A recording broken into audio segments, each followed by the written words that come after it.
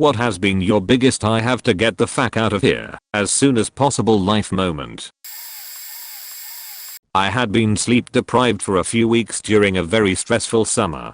To pass the time, I'd go for long walks late at night, sometimes stopping at a gas station or supermarket to buy a snack. One night, at about 3 AM, I had a sudden urge to walk to a 24-hour diner at the edge of my neighborhood. I was hungry and needed the exercise. I walk in, and the place is largely empty. The waitress comes, takes my order and pours my coffee, then disappears into the kitchen. About 2 minutes later, the door opens, and a man in a trench coat walks in, pacing nervously by the register. I see him pull out a gun, and immediately my mind starts racing. I quickly conclude that there are a few possibilities. He is going to rob the diner and leave us unharmed. He is going to rob the diner and shoot everyone inside. He is just going to shoot everyone inside, just because. The waitress emerges from the kitchen, unable to see the gun from behind the counter. I'm the only customer who knows what's coming, and the weight of the world is on my shoulders. Table for one, she asks. The man shakes his head. I'm here to see Jeremy.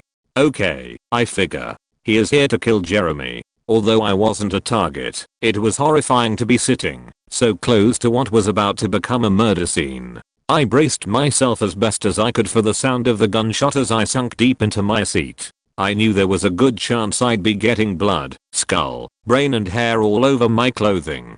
I was too close not to. What if he shoots me too for being a witness? Complete terror. There was nowhere for me to go. Should I remain silent when he kills this guy? Should I yell out a warning to Jeremy and risk getting killed myself?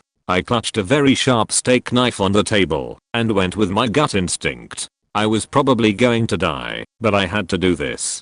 I had to rush the shooter and stab him before he took the life of the cook. As I prepare to kill someone, Jeremy emerges from the kitchen with a wide grin on his face. You must be frank. Out comes a wad of cash, and up comes the gun, which is placed right on the counter. Looks even nicer than the pictures. Turns out they had met to purchase a gun from a Craigslist ad. Most terrifying moment of my life. Edit. Judging from the many people I've talked to since, gun owners included, this was a very unusual event in every respect. I'm sure that the transaction was illegal, due to the weird and highly unprofessional way in which it occurred. If the gun had been in a holster or container, I wouldn't have panicked. Although his finger wasn't on the trigger, I felt uneasy seeing the firearm in his hand when it didn't need to be. My ex and I have been divorced for 7 years. When she came clean and admitted she'd been seeing another guy for almost a year, had been sleeping with said guy in our bed while I was at work for a year, I noped out of there as fast as I could. It was no longer my house as far as I was concerned. My son is now 10. He was 3 at the time. When birthdays or other celebratory events come around, there's always one on mom's side and one on my side. He has cousins and friends and relatives on each side. But I still always get an invite to a birthday party or whatnot from the ex. Why? I dunno. And every single time I accepted, and I sucked it up, and showed up, and sat around, and made small talk with Mr. New Boyfriend and all of their friends, because I'll be damned if I'd be the parent that triggered the how come daddy didn't come to my birthday party conversation.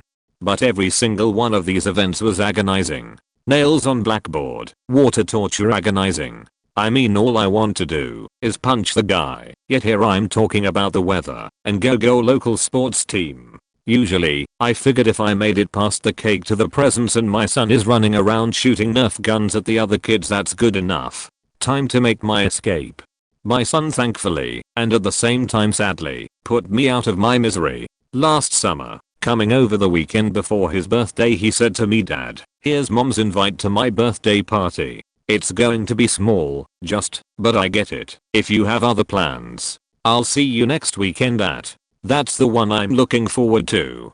Edit. Gold. Thanks. Yes, my son is pretty cool. He'll be glad to know me made some of you smile just by doing what he does. As for Mr. New Boyfriend, yeah, it's really my ex who should be the target of my bitterness, but the same emotional camouflage that blinded me from how our marriage was failing still lingers and makes it hard for me to get mad or stay mad at her. It's unfortunate and mostly undeserved, but he's simply a convenient proxy. When I was 12, my next door neighbor invited me to summer camp. Parents dropped me off. Realized immediately that the camp was odd, because the cabin counselor took away my copy of Jane magazine. Then there was a camp-wide assembly where we prayed over a photo of George Bush and spoke in tongues. Turned out it was a Pentecostal sleepaway camp. I walked to town and called my parents from a gas station. Edit. Sorry, for anyone wondering, Pentecostalism. Basically it's a very rigid Christian movement that emphasizes all sorts of weirdness, including speaking in tongues, faith healing, water baptism, personal testament, and these very emotional services where people cry and weep and scream. Edit. This exploded while I was sleeping. Answers. This was not the Camp in Jesus camp, but it was remarkably similar. It was in Coal Country, PA. I'm not really familiar with much about Pentecostals, honestly, but a major component seemed to be this baptismal pool dunking tank they had, in which everyone was expected to be publicly baptized in a service, with the whole church attending. I remember the church leader, pastor, also led a yearly retreat to Israel for public baptisms in some famous river there. She would always kind of gesture knowingly to me when she said, "And then we went to Israel. And I'm about as Jewish as a Dunkin' Donuts bagel." In general, there was a lot of emphasis on saving, being saved, and the Holy Spirit entering you, which I had never heard of before this. The praying was done with a photo of George W. Bush set on a chair.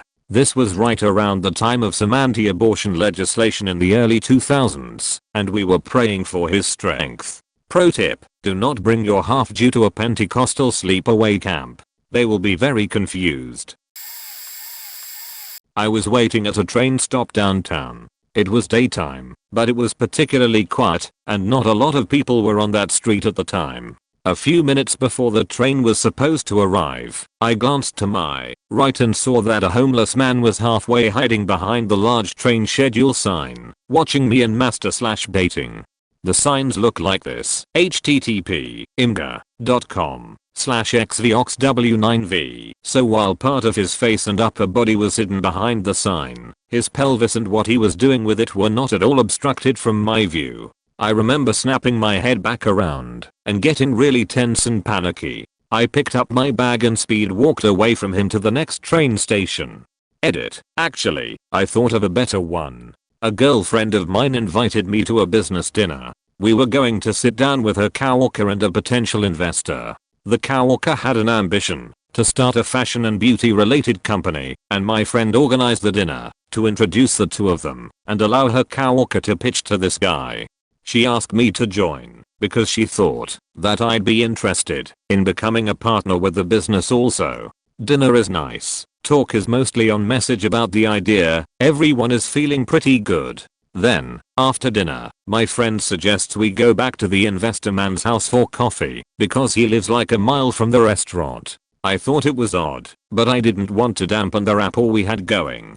So we get back to his house and it's, "Who wants some wine? Take off your shoes. I'll put on some music. We can dance." "Oh, you're taking selfies." "No, let me take the camera and I'll tell you girls how to pose." When the music and dancing started, I asked my friend why this business dinner had become so informal, and then she finally told me, "Well, I'm trying to set them up so he'll be her sugar daddy."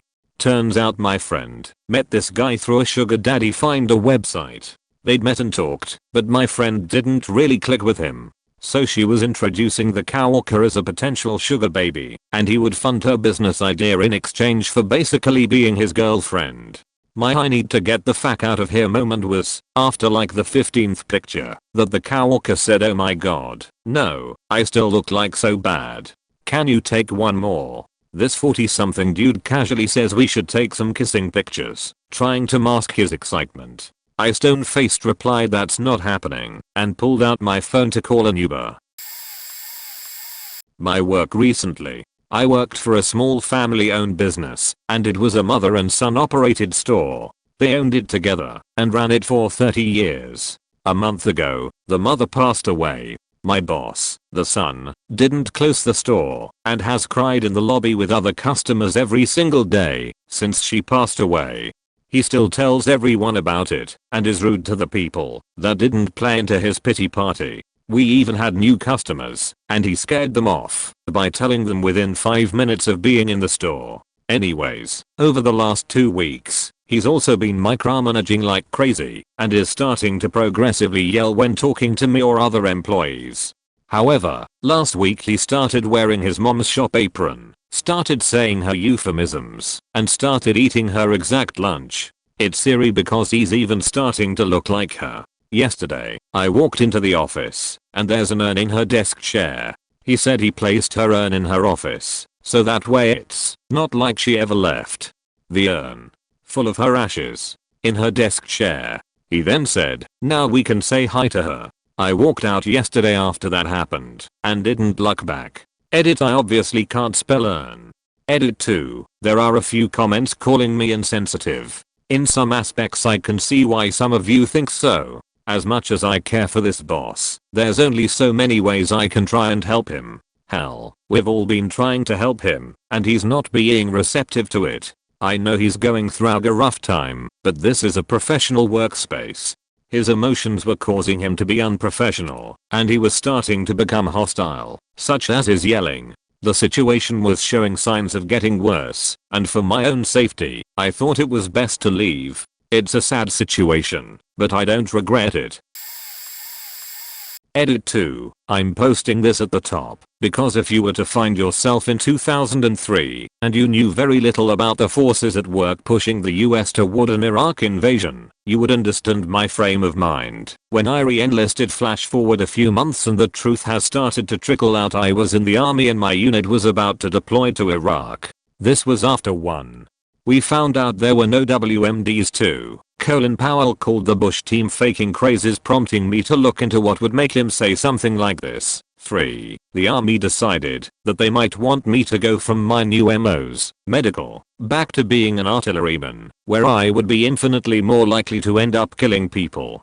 4. I took the time to look into the insane amount of corruption at the highest levels of our political system. Basically, the first chance I had to get the fuck out, I did. Sorry to anyone who might have felt like they needed me to go over there, but there was no faking way I was going to be comfortable killing anyone for a total faking bullshit fiasco. Edit, this has gotten some attention and I wanted to answer a few questions and clarify a few things. I was not going to disobey a direct order. If I had no choice but to go, I would have went and possibly killed people for something I didn't believe in. Point before you deploy, the army will do a pre-deployment screening. This is your faking chance to be honest about how you feel. Don't hold back. The army is counting on peer pressure to get you to STFU. It's how the army works. By speaking up, you are like a faking chicken bone stuck in their throat and they will expel you. The system is not designed to handle brutal, relentless honesty. Point, I was older and honestly, a little more aware of what was going on in the world. I had insight that 99% of soldiers did not have, so I'm not judging that 99% for ending up in a situation that I nearly ended up in. I felt guilty for leaving as a matter of fact, but like I said, I would not be comfortable killing people for what I saw as a bullshit train wreck, unsustainable, based on lies, preemptive, disaster. 4. Anyone who has an emotional investment for some reason, you/your family served, you voted for W/ECT. I'm not going to argue with you. Both of us have moved forward and now we share a world about to ruled by an orange reality star. The only thing I ask of you is this: please guide young people into making better decisions than the previous generation made. 5. I learned from my dad's Vietnam experience and the experiences of the people who seemed to come out of nowhere just before I deployed. The old Korean War vet that gave me a ride home from Deception Pass when my truck broke down, and a homeless Vietnam guy who wandered up to me out from nowhere at a bus stop just to tell me not to go because he saw my haircut and knew I was military. 6. So what I'm getting at is this: unless there's a war going on that you really want to take part in, don't sign up. Don't sign up in peacetime because you have few job options and the recruiter looks cool in his fancy uniform. Don't sign up because your parents can't afford college. Don't sign up because you have a family to feed and you faked up somehow and it looks like a way to fix things. Don't sign up unless there's a war going on that you want to take part in. Even then, it might be one of several wars. I really wanted to go to Afghanistan, but the army will do what it wants to with you, and you might end up killing people for things you don't believe in. And thank you for the gold, kind stranger. I'm a wedding photographer. One wedding was taking place at a historical village. It consisted of 100-plus-year-old houses which were once disassembled, moved to their current location, then painstakingly reassembled inch by inch, in order to maintain this piece of history. The groom's mother was the president of the venue organization.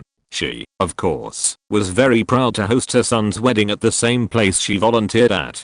The wedding was great, laid back and non-traditional. I stayed even a little bit longer than scheduled, since things were so easy. Things finally started winding down around 11 or so, and everyone was drunk.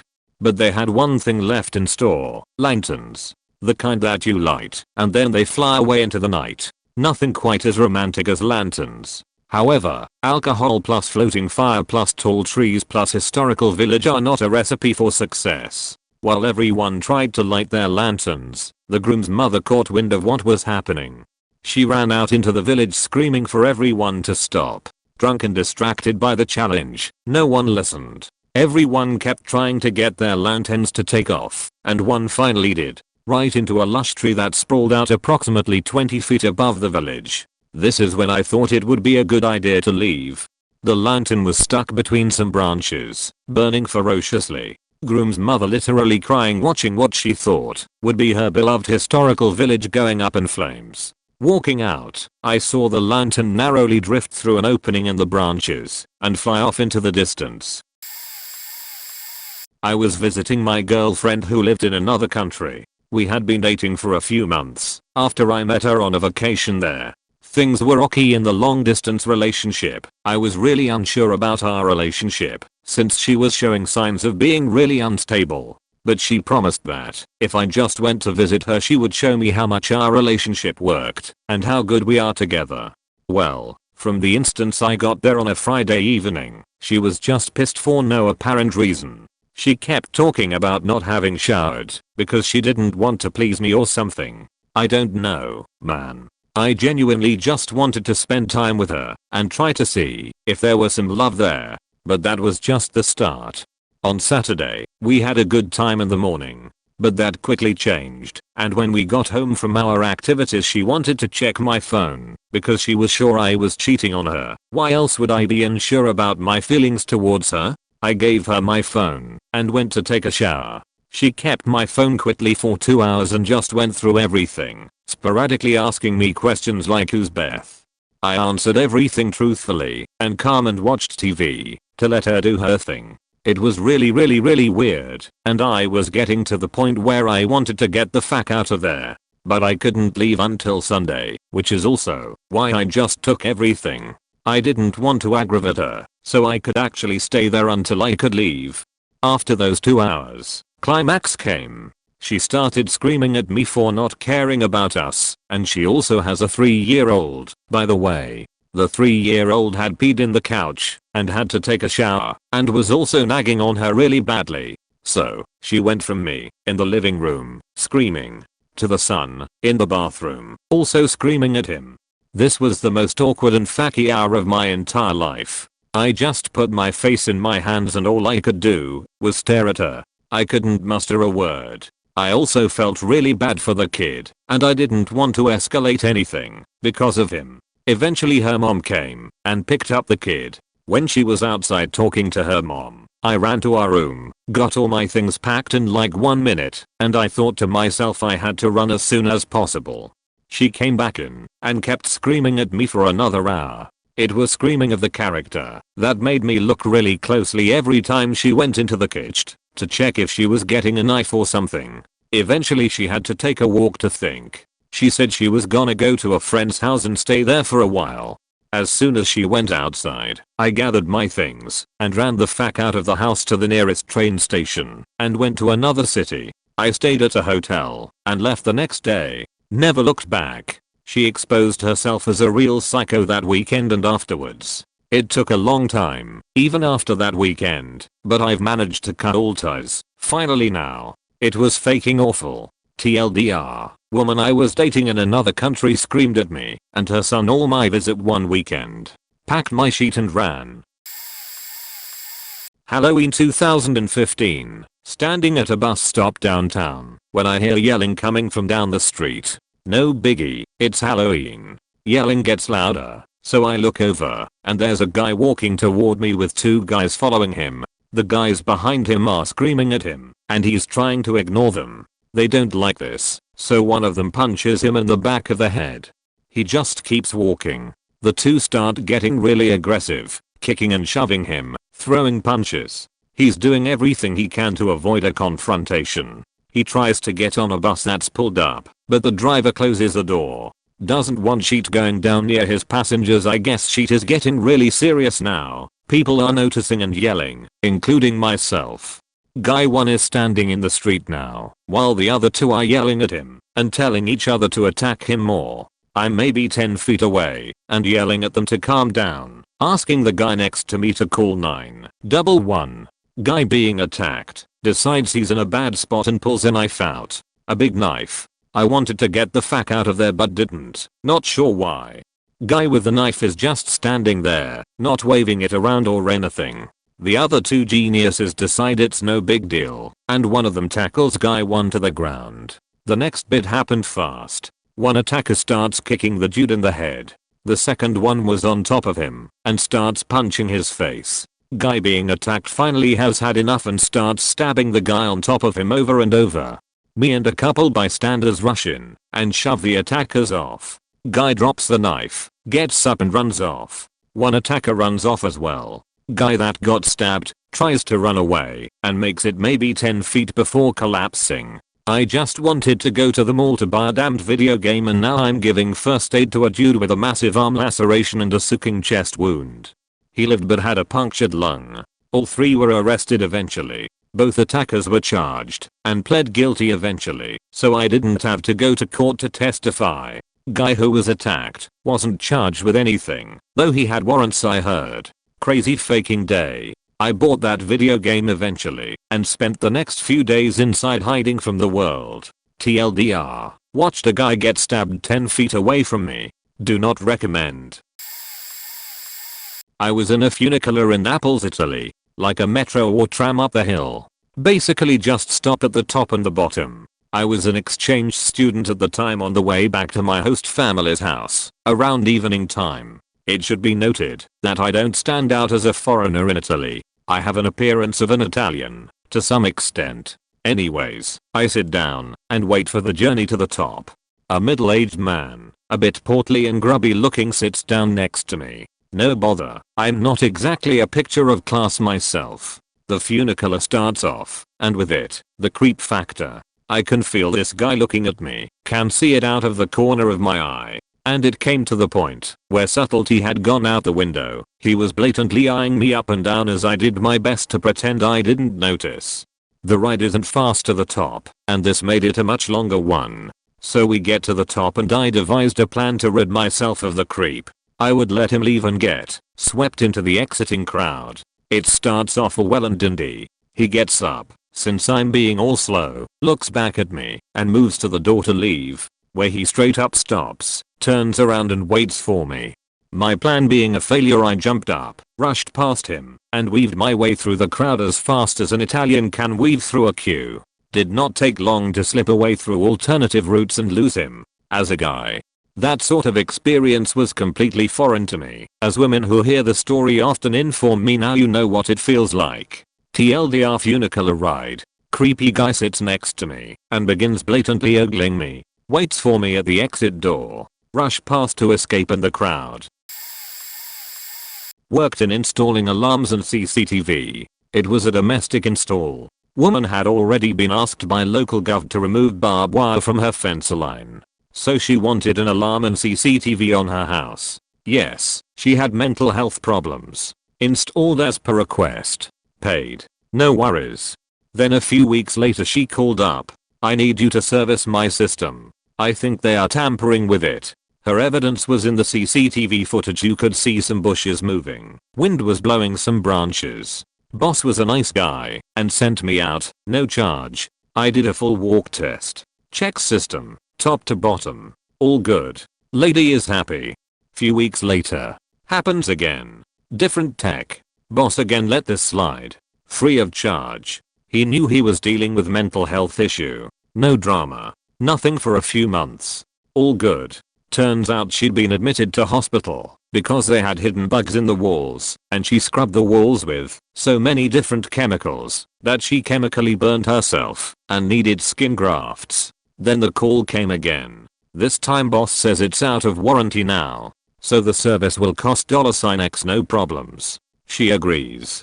And I'm not sure if this was a trigger for her, but regardless, I got the job. I turned up. I started servicing the system. Usual deal. Check sensors. Walk test. Check cameras etc etc. She was very jovial when I got there. Then, they watch. I found bugs everywhere.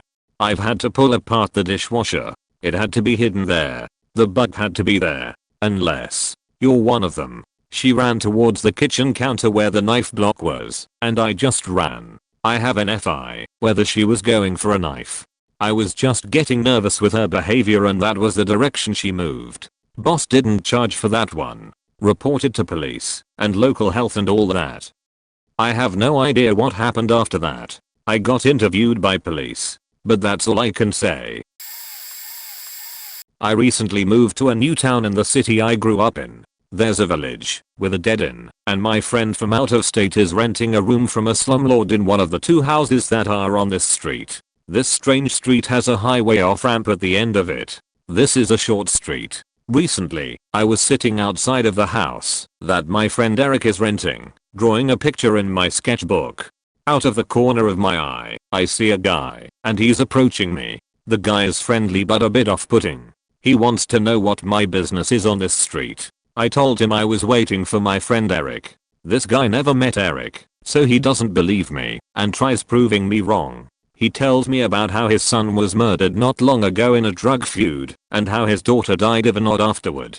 I'm trying to get out of this situation because I'm stoned. Then, a vehicle pulls into the driveway of the house I'm sitting in front. I think it was probably the landlady's son. The guy who is talking to me takes this opportunity to beckon the stranger over.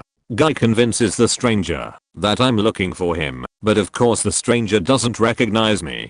This is when their demeanor changed profoundly. The guy grabbed my car door and told me to get out. I talked calmly and complied for a moment before hitting the gas in reverse. The second guy followed me down the street while I continued to reason with him. I left and thought he and his mom might be following me. Edit. Another quick story. I was visiting a college campus about an hour away from home. My friend invited me to go because this is a campus where a lot of parties occur. Unfortunately, the campus is situated next to a rather bad neighborhood, which I did not realize. So it is nighttime and we are walking around looking for parties when I got separated from my friend. I walked down a side street into a bad neighborhood without realizing it. I was a bit tipsy and turned around. On the corner was a group of guys. I walked by them and they called at me, "What's up white boy?" and called me over. It was like a couple of white guys and a couple of black guys, if it matters. They said, "Do you know where you are? We are going to jump you." I said, "Can you not? I got separated from my friend and I'm trying to find my way back to campus. If you guys were to attack me, it would ruin my whole night, so I'm asking that you please not." They were like, "Go that way and find your friend quickly." I left in a hurry and everything turned out a-okay.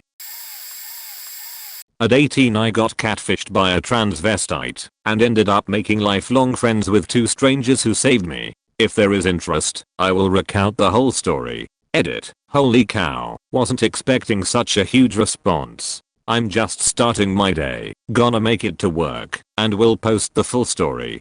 Edit. The story. I have no issues with people who choose or are trans. It is just not my preference. This goes back over 10 years ago, is rather long, so some details have been lost to history. I also just got fired from my job in the middle of writing this, so hope you enjoy it. Advanced apologies for horrific errors that I was too lazy to proofread and correct. In my junior year of high school, I had grown tired of how ignorant the faculty at my school and decided to opt for the independent study program, which is basically work from home, so I could finish school and get my diploma while working a part-time job. About halfway through my senior year, I had become quite isolated from the social world my peers enjoyed at school, so to fill the void I turned to Yahoo chat rooms. My father had recently purchased a webcam, so I set it up and began chatting with randos. A few weeks into it, I began chatting with this person, let's call them Pat, from a town close to me who was close to my age, who also had a webcam. Now mind you, this is in 2002, so the webcam experience was jumpy even at low resolution. So all I could really see was this person had long hair, makeup and what looked like an amazing rack, so 18-year-old me was pumped. We had pretty average conversation and found similarities like musical tastes and normal teenage shit, so I felt like this was headed in a good direction. Shortly after Thanksgiving that year, my parents suggested that I go up to my grandparents' house to help put up their Christmas lights, which just so happened to be the next town over from where Pat lived. That's when I came up with the stupid idea of trying to meet an internet person in real life. I had heard the stories about how these things ended before, but the webcam gave me a false sense of assurance and we decided to meet up. My plan was to tell my parents I was staying with friends who I had been visiting up there the night before I would meet up with my grandparents, so I had the whole night to go and party. We picked a location in a college town close by that we both knew, and Pat assured me we would be attending a huge party, so I locked it in and off I went. The whole drive, I had this tiny feeling of doubt, but my positive attitude assured me I would have fun. This is adventurous, and I thought for sure I was gonna get laid, no time to worry about bad things. After a 2-hour drive up, I finally make it to the meetup point, text Pat to let them know I had made, and they replied saying they were on the way, but 15 minutes passed, then 30, then an hour, then the worry kicks in. After an hour and a half of waiting, a car pulls up, and out pops Pat, drunk as fuck, stumbling towards me with arms open for a hug. It was this instant that I knew this shit was all bad. I have a very keen sense of smell, and Pat's breath smelled like a drunk man. Hands were as big as mine, deepish voice and wearing a scarf. Pat was really excited to see me, touching my arms, and saying I can't believe you made it. Immediately my brain was in overdrive, trying desperately to figure out how to get out of this mess, but before I knew it, Pat had her friends take off to the party, so I could follow them with Pat in my car. After an uneventful car ride, we reached the party, and it was humongous, biggest party I had ever been to, and I was a high schooler at a college party.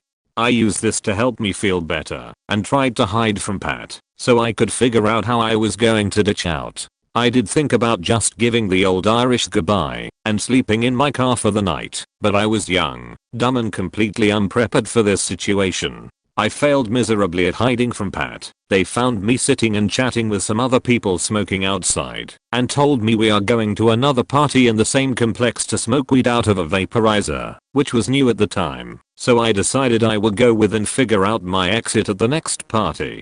This is where I get introduced to who would become my eventual saviors. Let's call them Harold and Kuma. They knew the person with the vaporizer as well, and we all met, shook hands and made our way to the next house. Now up until this point, I wasn't positive that Pat was a man, but all the signs were pointing that direction. But what happened at the next party was when my panic set in. Pat was extremely sloppy at this point and we all sat down at the table, poured some drinks, and started getting to know everyone. Sitting in the warm comfortable house getting high, Pat decided to take off their coat and the scarf, and I will never forget the feeling of my stomach dropping when I saw Pat's humongous Adam's apple.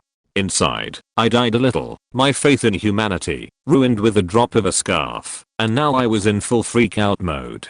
Apparently, Harold had picked up on my vibes, but I was too distracted with my own racing thoughts to notice that he had also seen Pat's neck. When we made eye contact, he pointed at his Adam's apple and then at Pat, and I acknowledged with a nod and a shrug.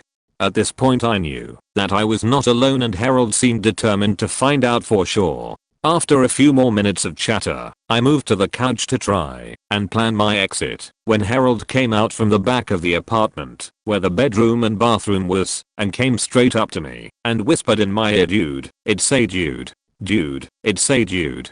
We need to get the fuck out of here." Apparently while I was deep in thought, Harold had gone to use the restroom and found Pat had already occupied it.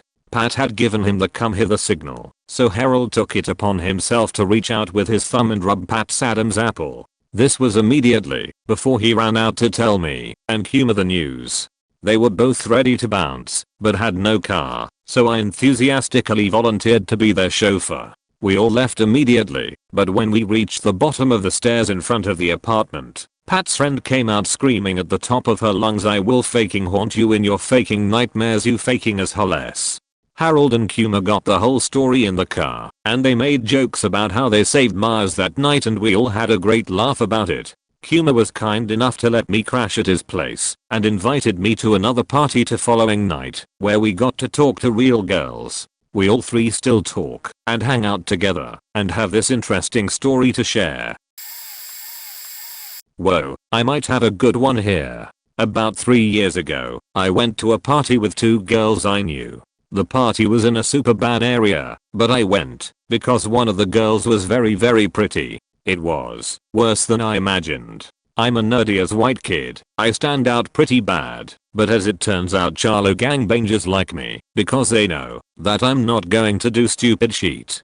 The only other white guy there is well known at the party as Crazy Craig. Crazy Craig and his pregnant girlfriend love to smoke meth and get into fights. I'm playing beer pong with a cute girl when I see my blonde friend, who has a leg cast by the way, trying to fight Crazy Craig. Craig won't have it, but his girlfriend decides now is her time to shine, walks up to my friend, kicks her in the leg cast, then starts kicking and stomping on her arm cast.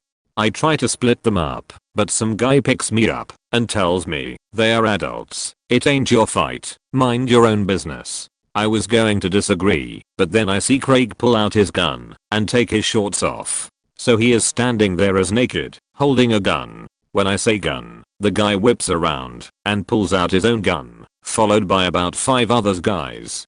This is when it really struck me. What the fuck am I doing here? I like to paint miniatures, I like beer pong, but this is some shit that I can't hang with. I just walked out to my car, drove home, turned off my phone, made a whole new set of friends.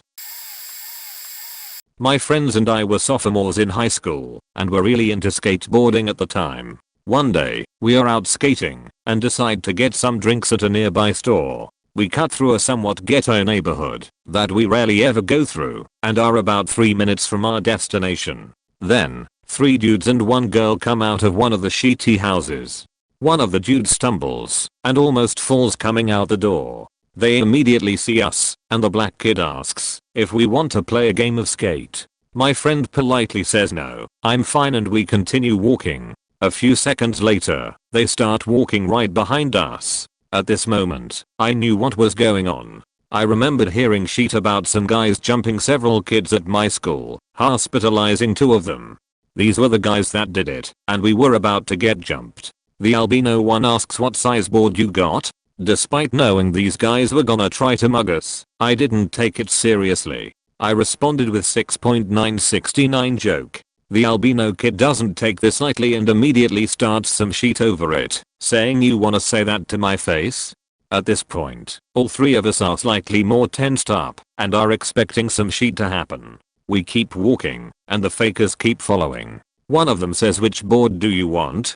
to his friend, and they pretty much decided who was gonna take what at that point. Then in an instant, the black kid punches one of my friends right in the cheek.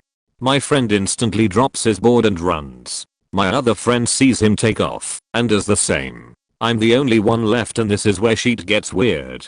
Despite all that had happened, I wasn't scared. My dumbass literally started slowly skipping away for some reun. This quickly ended when the albino kid ran as fast as he could and swung at the back of my head.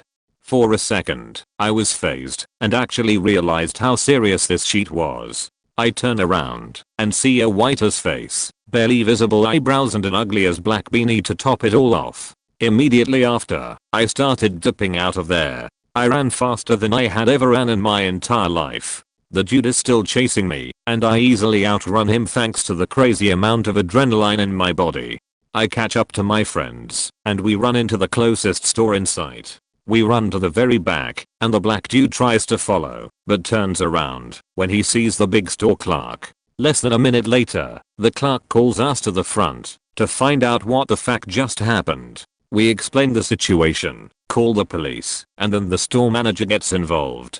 The manager is an older white man and looks to be in his 50s 60s. He goes outside and finds the hooligans not too far away. He tries to catch them, but they somehow found a bike and threw it at him. After this, he calls it quits and runs into the store. At this time, the police finally come through. 223 squad cars pull up, and they catch the kids who tried to jump us.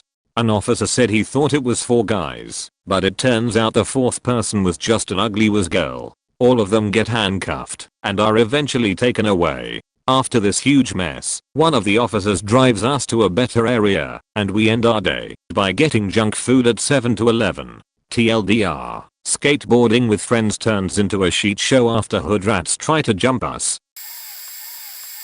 Cut to summer camp, 2006. I was 16, put in charge of the 15-year-olds. It was awful. I knew them all and it out me in a super awkward position ethically. Anyway, point is, I was in the showers one day and ducked into a stall to cry, as I did many times that week. As I do so, I hear the voices of the most obnoxious 15-year-olds come in and they're laughing, joking.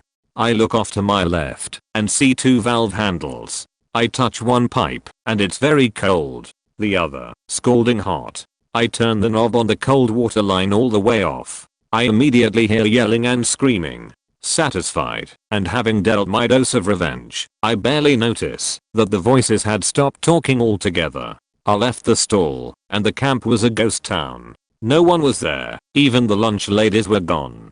In the distance, I see people congregating on a hill. As I walk toward the mass of humans, I realize that the entire camp had been meeting on this hill. Everyone seemed confused, and there was a buzz in the air. I find my campers, and as I start talking to a friend of mine, the camp counselor walks up with a megaphone. "Attention campers, the water pump has exploded. We do not know why or how, but the camp will be without running water for the next week." The entire crowd of people began chanting, "Boo. Who did this?" I of course realized I was responsible for somehow altering the status of the pump, and although every fiber of my being said get the fuck out of there, I simply raised my fist and yelled boo, with everybody else. To date, no one knows it was me. Had to. After I was done with the army I stayed in Germany for a girl. Went to work in a furniture warehouse, because it was the only work I could get. Worked my butt off for 2 years. One of the few advantages was 30 days of vacation a year, and I spent half of that at a low-budget vacation resort in Tunisia. The day I got back to work I remember the crushing feeling of walking into that warehouse. In every direction I looked there was work. On the shelves there were pallets that needed to be brought down and sent out, but before you could get to them, you needed to clear out the hall that was stuffed full of a delivery of chairs. Before you could clear them out you needed to move stuff out of and reorganize the hall where the chairs belonged, and so on and so on. I started looking for ways to go to college that day after work.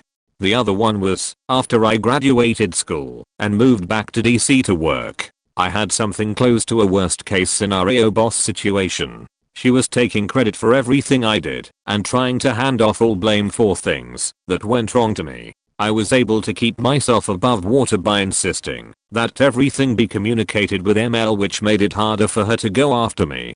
Which does not mean she didn't try, but one day I saw her goals list for the year, and it was entirely composed of goals that she'd assigned to me. I applied for and got a transfer back to Germany with a company. 6 months later the entire department in North America was outsourced.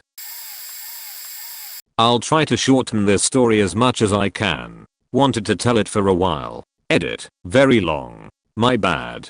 Worked as a line cook as a 20-year-old at the time in a somewhat famous restaurant kitchen based in my fairly small hometown. Was working there for about a year and was very comfortable with all roles in the kitchen and helping out co-workers as much as possible, cause you know.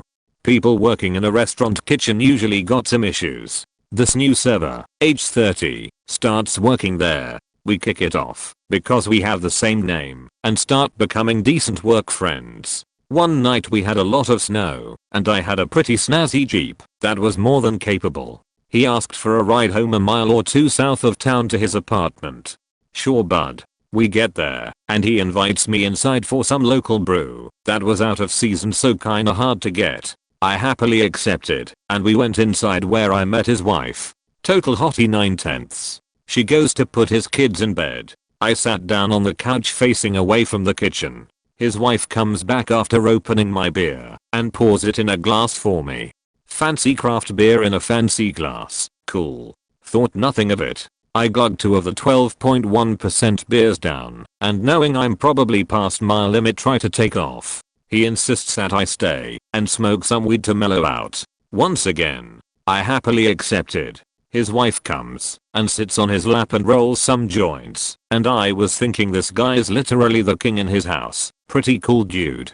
I'm already drunk by the time I smoke the first joint with them and start feeling really strange. We were halfway through a deep conversation about religion when he reveals to me he is some form of Christian where they believe all sorts of strange things like Santa being the devil and we should be able to beat our women, also hurting himself to prove his love for Jesus. I was kinda blown away as a comfortable atheist, but as a polite guest I just rolled with it. He starts implying anyone who isn't a Christian should be killed and taken to hell. Now at this point I'm like let's do TFO, but he knows I don't believe in what he does and he tries reading me verses out of the Bible to sway me. I respectfully listen, but am feeling very uncomfortable after this and still very drunk /high/. I try to leave and he sits next to me and puts his arm around me really hard and tries having a heart-to-heart about divorce and random weird shit. I'm a skinny guy and he was a really big tall guy. His wife left at this point and he starts getting really serious. At this point I'm tripping harder than ever and realize something isn't right with something I drank/smoked. I instantly assume she dropped something in my drinks because she poured them out of sight in a dark kitchen. I push him off of me and go for the door and he stands in front of it for a few minutes holding my arm really tight. My thought process wasn't clear at the time, but I remember thinking about a movie I saw where some kids went to lay the pipe on a MILF who would buy them beer and she kidnapped them and sacrificed them to the devil over some extreme religious views. I think that I'm being drugged so that I can be taken to some compound and tortured for being a heathen who accepts this drug lifestyle. Fuck, I'm freaking out. Paranoia is extreme at the moment. I literally shoved him to the ground and ran out the door. I knew I was too messed up to drive, even the few miles on the other side of town on some back roads to my house, so I left my Jeep there in the lot and ran the few miles home. Well, I thought I did. Turns out I kept running south for a few miles until I ended up at a golf course where I somehow managed to text some gibberish to my friend telling him where I was and that I need help. Sat in the snow on hole 18 under some trees for what felt like a long time until he picked me up and took me home. I swear I sat there shivering for what felt like a whole day. Missed work the next day and the guy ended up quitting a week later and moving down south somewhere. TLDR, smoked PCP laced weed when drunk in an unfamiliar place and thought I was being groomed to be kidnapped/wrapped and converted/sacrificed to a Christian extremist cult. I was 14 and went on vacation for a week. Came back and my best friend had new friends. These friends seemed cool. One was old enough to buy cigarettes. Another always had booze to share. In my head I'm thinking this is badass. No more fake kids. No more stealing. No more sneaking around mom and dad. One night they drive by and ask if we want to party. Hell yeah. Get to the party and I feel out of place but everyone is real nice. Couple hours later, and I'm feeling good and have this badass hot girl sitting on my lap talking dirty to me making out. Next thing I know we are going to make a beer run, and guess who can drive? Alarms start going off, mainly because I'm faked up and this is the last thing I need to do. So my best friend says he will drive. I pull him aside and say don't do this. Now I'm a bussy and the girl tells me that she thought I was cool and gets in the front and kisses my friend. Last chance she says. I'll regret doing this by another, and she really likes me. Next day I found out that the same group robbed and killed a 64-year-old convenience store clerk. So here I'm 31 and successful, wondering how fake my life could have been. My friend, who I saw as a brother to my, went to jail till he was 18. He was in and out of the system several times. He called a few years back and talked about when we did stupid shit as kids and said he was happy that I did not go that night. I still don't know how he had my number. Fast forward a week later and I'm told he killed himself that night. Still gets to me every time. Some part of me feels like I didn't try hard enough to stop him. Or three-way that could well have ended in myself and my friend going to jail. So I'm languishing on my bed one Saturday and I get a call from a friend with benefits. Let's call her Fakshiv, asking if I wanted to make plans for that day. Specifically, if I'd be interested in faking some guy she just met. I ask for photos and I'm not attracted to him remotely, but I ask if she wants me to do it and she does. So I turf it in the fact bucket and say sure, why not? Personal growth and pushing my limits, right? Anyway, this guy has something of a submissive fetish and has agreed to open the gate for us and then sit blindfolded and naked in his bedroom for when we get to his apartment. He sends us some images of his place and instructions. Through the gate, first foyer on the right, up the stairs until you see the open door on the landing point. Through the door, turn left and his room is next to his kid's room. Note, his kid was not in the house and was spending time with the mother, divorced, I assumed. On the kid's door was a picture of an angel with googly eyes that haunts me to this day. So I swing by to pick up Fakshiv and she gets into the car with this bag. What's in the bag? I ask. SE7N Ashley. She shows me. This motherfucker is packed with dildos, lubricant, handcuffs, a strap-on, the works. I point to a spool of rope I have in the back seat and she bundles it in with the rest of them. We arrive at the guy's apartment complex, park the car and get out. Fakshiv rings the gate and after a second, it opens up. We hit the stairs, #1, until we come across an open door, #2. We step into the apartment and look around. The door opens directly into the kitchen and I'm hunting for that terrifying angel poster to guide me in #3. I can't see it anywhere, so I shrug to Fakshiv and we step through into the living room. As I look around, Fakshiv raises her hand. We look at each other and realize we can hear someone talking. I look at Fakshiv and mouth, what is he saying? She raises her hands in confusion. We take another step through the living room, trying to hear better, and suddenly we hear the worst possible thing. We stare at each other with horror washing over our faces. It's a second voice. We are in the wrong house. To recap, my friend and I are standing, not in someone's doorway, but fully into their living room. We are uninvited. We have not announced ourselves. We have not knocked. In fact, we have very silently entered this residence. And my friend is carrying a literal Gamora of sex toys and bondage equipment. Did I mention that she has a very unhinged Lisbeth Salander vibe to her, while I hardly look like Metropolis model citizen myself? Some gestures from both of us, predominantly stabbing fingers towards the door and doing the slashing throat motion, and we stealthily start to backtrack out of there. Fortunately, we make it out without incident, while the voices continue to argue.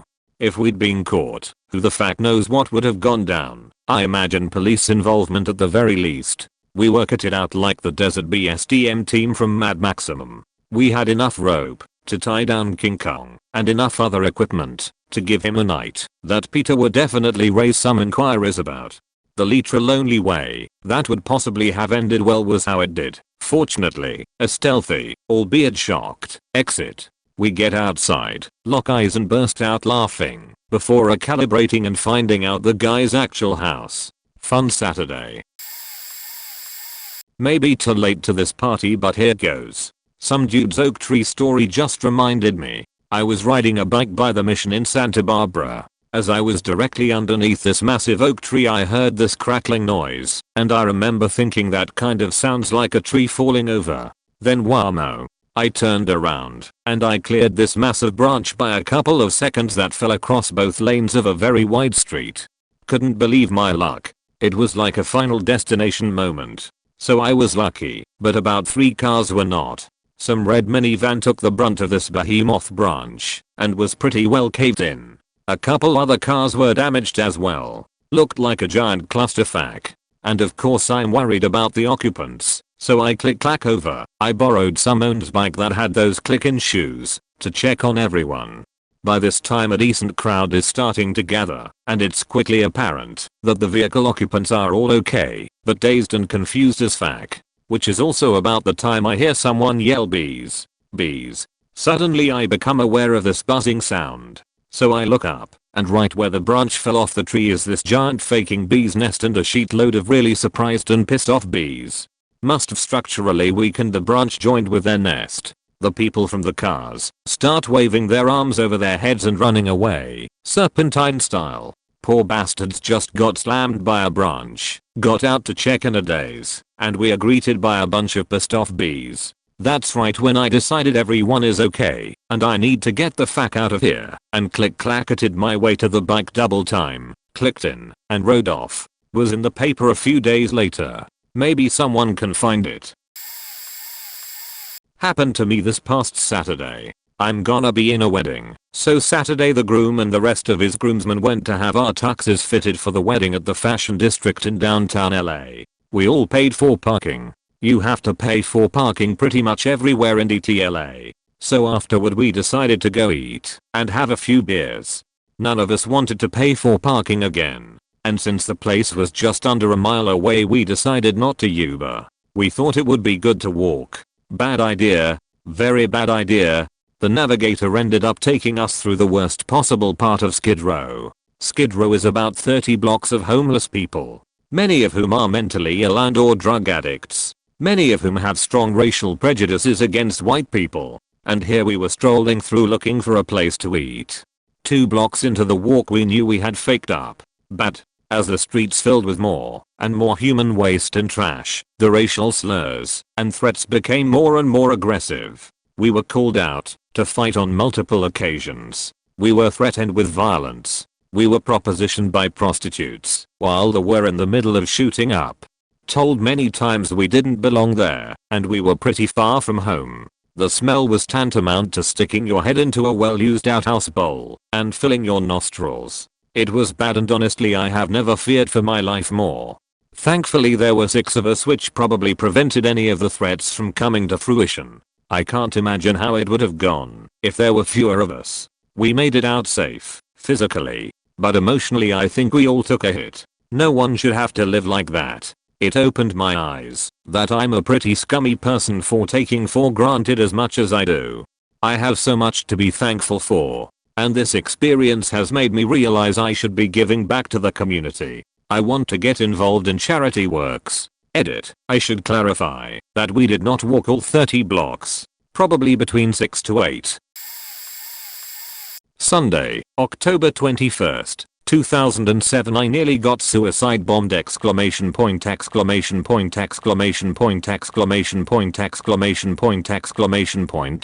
wasn't even supposed to be at the scene. 3 PM October 18th 2007 whole city's shut down. Ex-Premier Benazir Bhutto's plane has landed. She's returning to Karachi after 8 years in exile. She's supposed to board this truck with a stage on top and ride it slowly to her house in the south of the city. She's scheduled to deliver a speech at some museum along the way. There's around 3 million people lining the streets welcoming her, therefore her journey's supposed to take 10 to 15 hours, about 20 plus miles. Some would say she was inviting an attack by being in public for that duration of time, moving at a snail's pace. 8:30 PM October 18th 2007 was at a mate's house. Now I'd been watching the telly on and off all day and the whole thing seemed very peaceful. Decided to go out to eat, but my mate jokingly suggests, let's go take a look at this malarkey. I didn't mind, having never witnessed anything like this. So we meet up with a few of his friends and decide it's best going on motorbikes since cars could get stuck in traffic. 10:30 PM October 18th 2007 we reach the Casas intersection. Ms. Bhutto's convoy is a fair distance to our left, couple of kilometers, but the roads in that direction are blocked. Meanwhile there's a huge street party going on at this intersection. Huge speakers set up on trucks, people dancing and singing. We join in.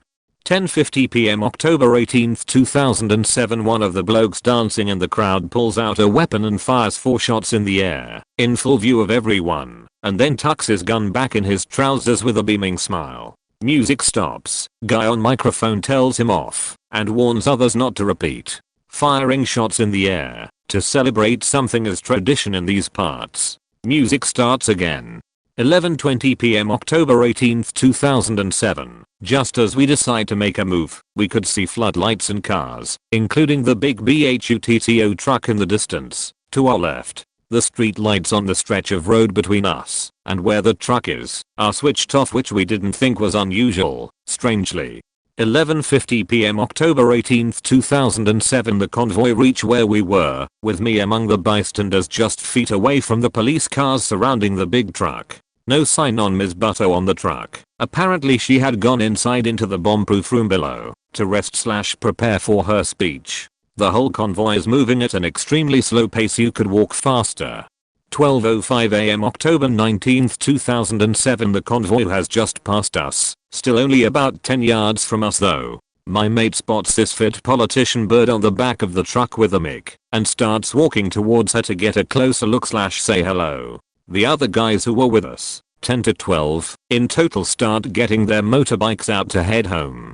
Just then there's a bang. Not too loud, but enough to feel a gust of air/dust in me face. When the bombs went off, there were people blocking my view, but I could still make out sparks/debris flying into the air. People started running in all directions. I'm looking around bemused, thinking there's no way that was a real bomb. Must have gone wrong, I thought, cause it wasn't that loud. Heard someone say it was a generator that exploded.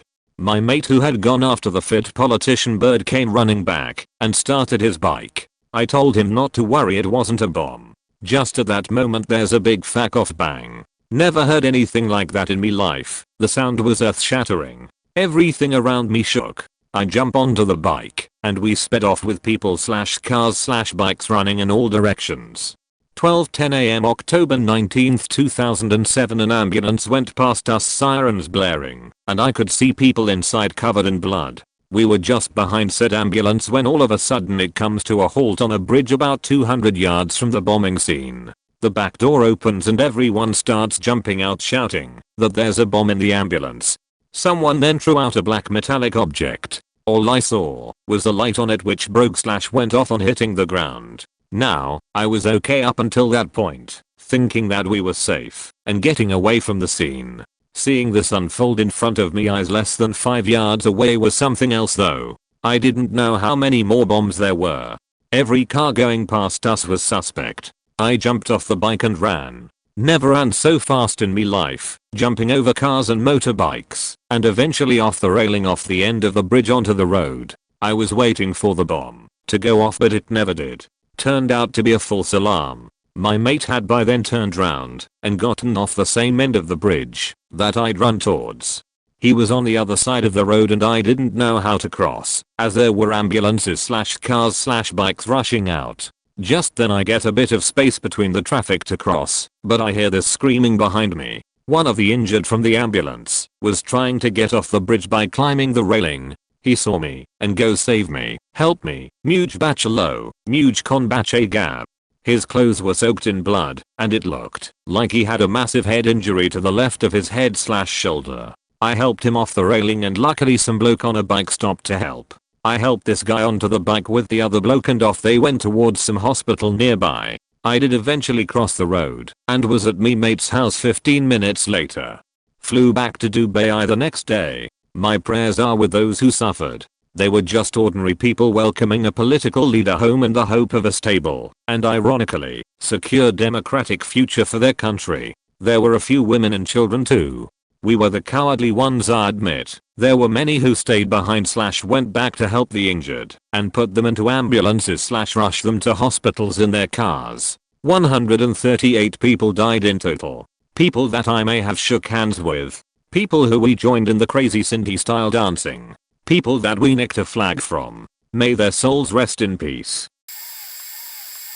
I was 24 and had just spent the last 7 months living at my parents' house in a rented hospital bed in the family room in between trips to Seattle for reconstructive surgeries on my leg as I'd been in a car crash the summer before. It was my first night back in my apartment. I was still on a wheelchair, but I was able to get around shorter stretches with crutches and the skin was healed up, so living at home with my cats was no longer an infection risk, even though we were still waiting for the transplanted bone.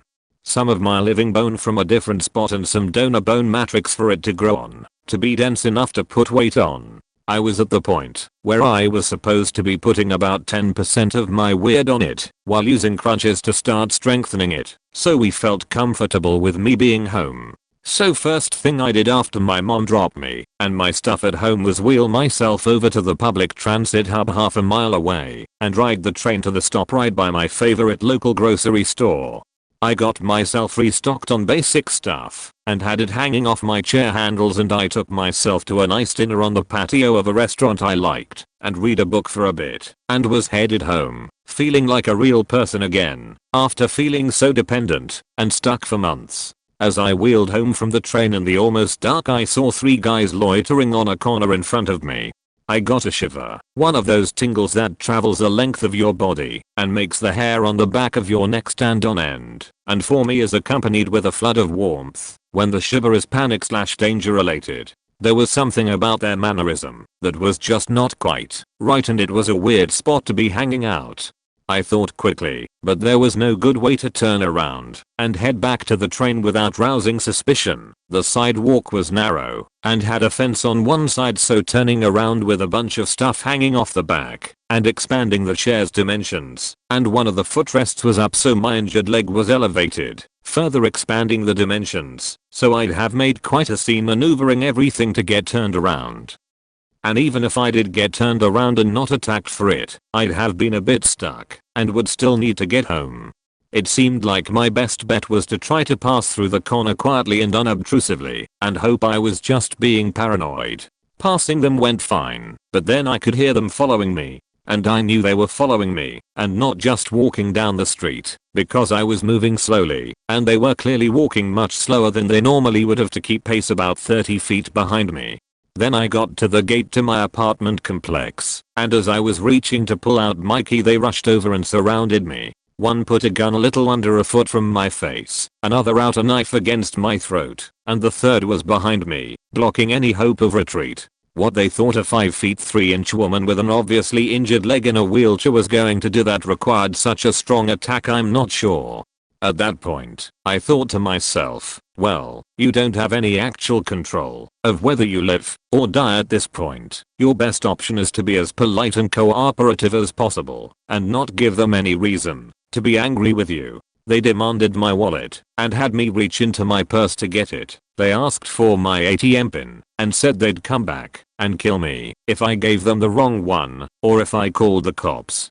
After maybe a minute or two that felt very long, they left and I was able to open the gate and wheel towards my apartment. As I wheeled, I was still calm, was figuring out the course of action, who to call first, etc. But I wheeled past my apartment because my adoptive uncle and aunt, a coworker of dad's from 15 years before that who'd become part of our family, and his wife were at that point living 2 doors down from me, since I'd told them there was a pet-friendly vacancy when they were looking. My calm lasted through getting to the door and knocking on it, but as soon as I heard my uncle moving around inside to get to the door, I burst into tears because I knew there was someone else to help be rational.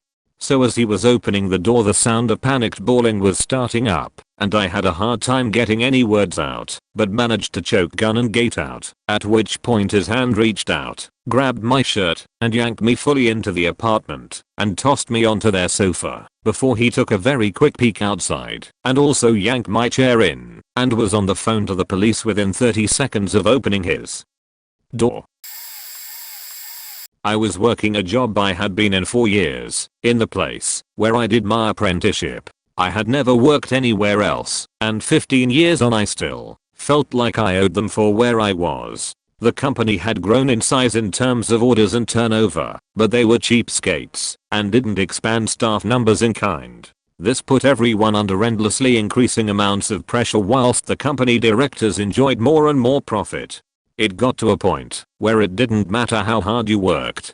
There was not enough time to get things done. Turning up at 6 am, leaving at 7 pm, and working Saturday morning was expected despite not being contracted, and there was no overtime. Everyone was cutting corners to try and cope, which resulted in more mistakes being made. So everyone was stressed and angry at everyone else. You were never thanked for anything when it did go right, and then I was told that I wasn't getting even a rate of inflation pay rise for the 4th year in a row because of mistakes and work not getting done on time. I was drinking excessively at the weekends and, in hindsight, showing signs of depression. Then I became a father and the wife got postnatal depression. One morning I was carrying my 3-month-old son in a baby carrier into the office, into a side meeting room, so I could carry on with my work, when my director had a pop at me for being late in. I was off the following day for an interview. Didn't even tell them I was going. Just didn't show up for work in the morning. I got back into the office just after lunch. I had to stop them beaching up at me to answer my phone which started ringing. I had gotten the job. My notice was printed off and signed within 5 minutes. They spent the next 2 weeks throwing money and titles at me to get me to stay. Nope. Bye.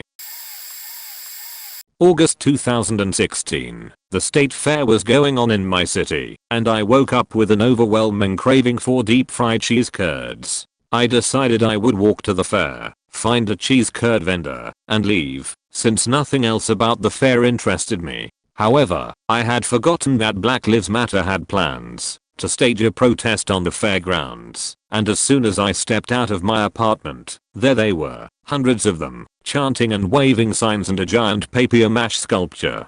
They had taken over the entire highway, and police were routing traffic. I figured, okay, they still have a good mile or so to cover. I can get into the back of the protest, shoulder my way to the front, and jog on ahead of them.